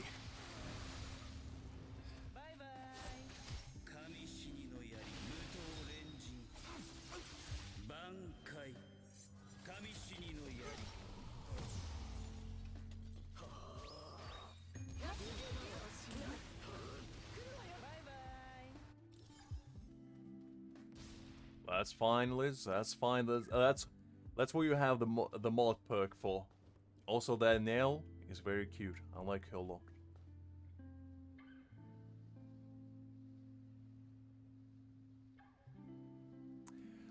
I mean, to be honest, I don't have a horse in that race, Hakim. I don't have neither at that point, so I can only say the B2 Nell kind of goes hard. Not gonna lie. So I assume B6 goes even harder.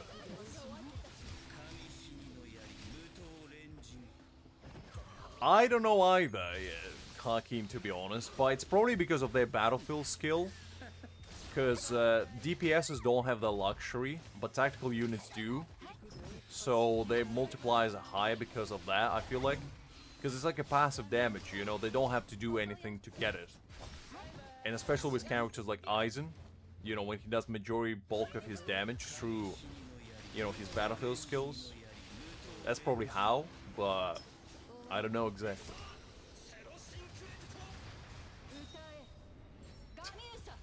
That would be very interesting if YouTube itself is like, ah, no, this individual, too dangerous, can't allow them to comment. The amount of harm they're gonna cause because of that. Oh, staggering.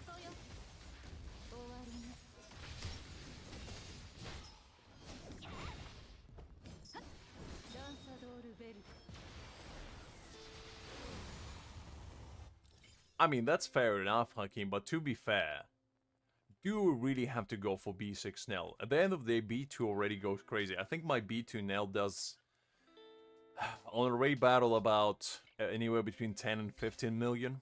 Somewhere there. So, I don't know. I just feel like it's a bit too much to go for. Because the thing is, her B4 is not that crazy either. It just gives you crit rate and crit damage. So like going all the way to B6 for 4 dupes, I just think that's a bit much. If your B4 was like stacked as well, I would have been like maybe. But the fact that it isn't, I just don't really know if it's worthwhile.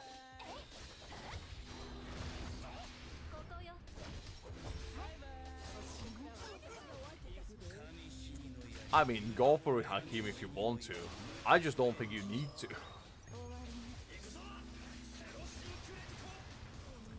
Probably, I would be very surprised if Ulquiorra was underwhelming, because, like, it's Ulquiorra, let's be real. He's probably gonna be an absolute hero of a unit. And I have a sneaking suspicion that he's gonna be the next slasher tactical unit. Probably. You know, he's gonna dethrone Byakuya as the best slasher tactical unit. Because he's the only one. But you know what? He's still the best. He's still the best.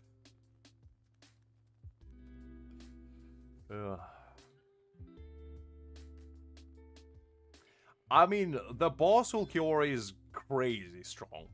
So if they do something like that, I mean, more power to them, but I just don't know how they're gonna balance it.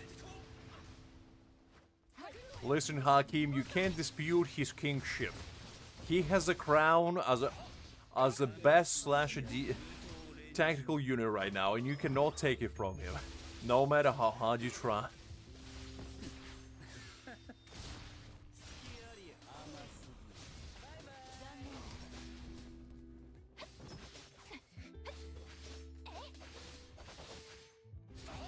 They almost never do. That is indeed true.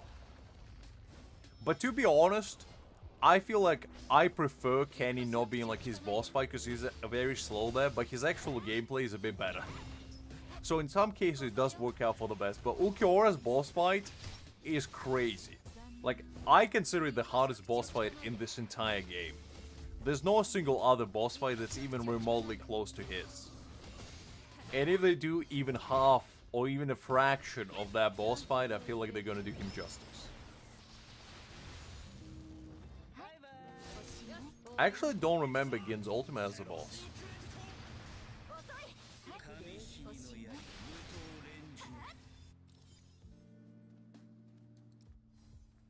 Byakuya is no harder.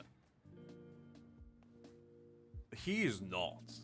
Like, if you compare fight for fight, Byakuya is night and day to Ulquiorra. Byakuya is absolutely fine. But Ulquiorra is just absolute menace. Hi there, Obliterations. Hopefully doing well. Glad to see you. If you're talking about the design, though, I do think Byakuya's boss fight is better. It looks cooler. Like, having Senkei, all of those, like, swords, that would be so much cooler than just having, like, a purple world.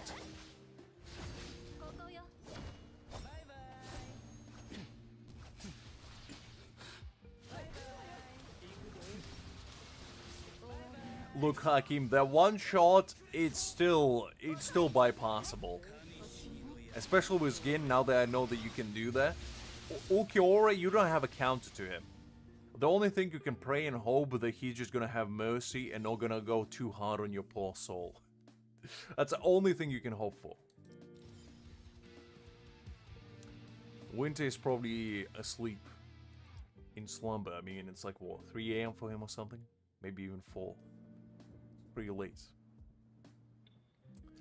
Speaking of time, I think I probably should be rounding up as well, because it's 2 AM already. Let me check. Okay, what would be my final notes to you, Liz? I feel like you should farm stamps. I feel like, you know, you got all of your characters in order. I think you're doing well. I would level up your weapons. You know, Gins, Aizen's, and Nels. Especially Nels, because it's only level 62. And after that, probably just try to gear them up a little bit. By the way, guys, the way you know Liz is free to play is because she still has this. When she's not gonna have it, that's how you know she sinned. So keep an eye next time we're gonna visit. We're gonna judge her harshly.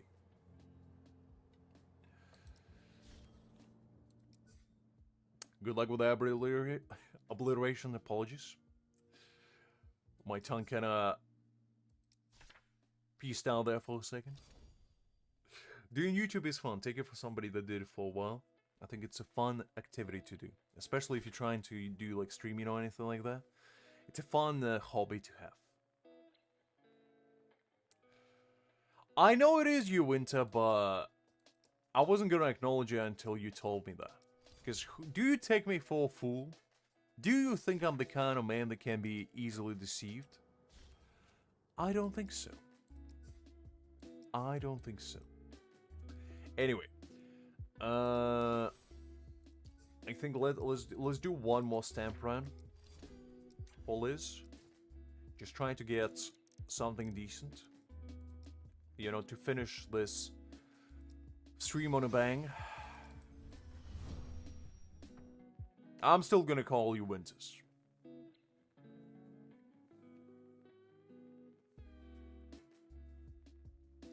I'm the creature of habit.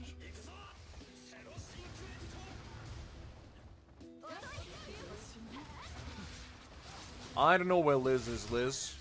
That's a question I've been asking myself all the time. Oh, very nice. You like with that, Winter? I mean, you're already, you know, ranking pretty high considering you go into like tournaments and whatnot, so I think you have a pretty good shot. Especially with how big that game is.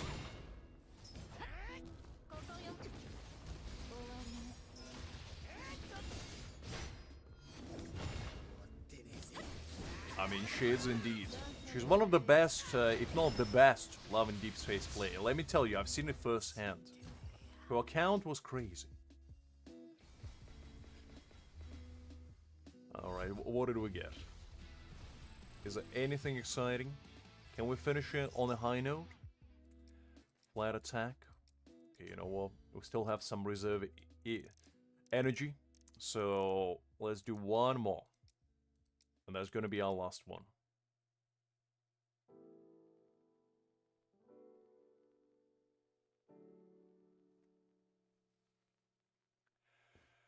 Look, Liz. All I saw is your account, so to me it was peak of the performance. It was a top of the food chain, and as such, you are the best player in the game, according to me. That's because that's all I know. I don't know what other accounts look like. Oh, very nice, Winter. Very nice. Hopefully you graduate without too much of a hustle. Good luck with the endeavor. I remember my high school graduation, it was quite something, shall we say.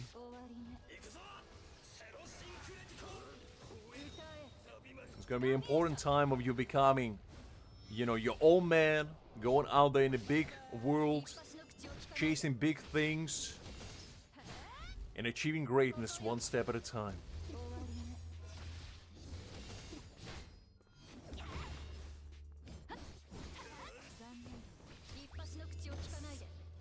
Yeah, there we go. Let's see, what do we have? Neither did I, Liz. Neither did I. And that's why I say it was quite a memory. Oh man, defense? God. And another defense, you can end a stream without pulling some defense percentage pieces. It is what it is. Alright, I think we did everything for Liz, for ourselves, and I think this is a good stopping point. I didn't check what your trial tower looks like. Okay, you gotta grind these a little bit, because I think you're getting actually pretty decent rewards. You can get some extra Spirit Jades in here. But so far, I think you're doing well. You know, you're getting there. You're slowly improving. Slowly going up. And yeah, sky is the limit basically. You have all the pieces towards success. Alright guys, I think this is probably a good stopping point. It's already almost 2:30 for yours truly. And I feel like if I go any further, I'm gonna pass out right here, right now. But hopefully you enjoyed yourself. Hopefully you had fun today. And I think today, Sunday, I have some stuff going on. So probably Noel would be able to make it to the stream tonight. No, yeah, tonight at this point. But it's so weird to be talking about today when it's only 2 a.m. Because, like, in my mind, it's still tomorrow. But anyway, so I'm probably gonna... I'll try to stream next week both days. But this week, you're getting a little bit of an extra experience. Trying to kind of make up with the longer stream. So hopefully you enjoyed yourself. Hopefully you had fun. If you still haven't pulled for Nell, hopefully it goes well for you. Because let me tell you, she's a fun character. But anyway, have a good night, everyone. And I'll catch you all next week. Until then, have a good one all. And bye-bye. Listen, Liz, don't write me an email. Anything by email. No! Anything but the email! Oh, wait, wrong tab. Wrong tab. Ah, gosh. There we go. Anyway, bye, guys.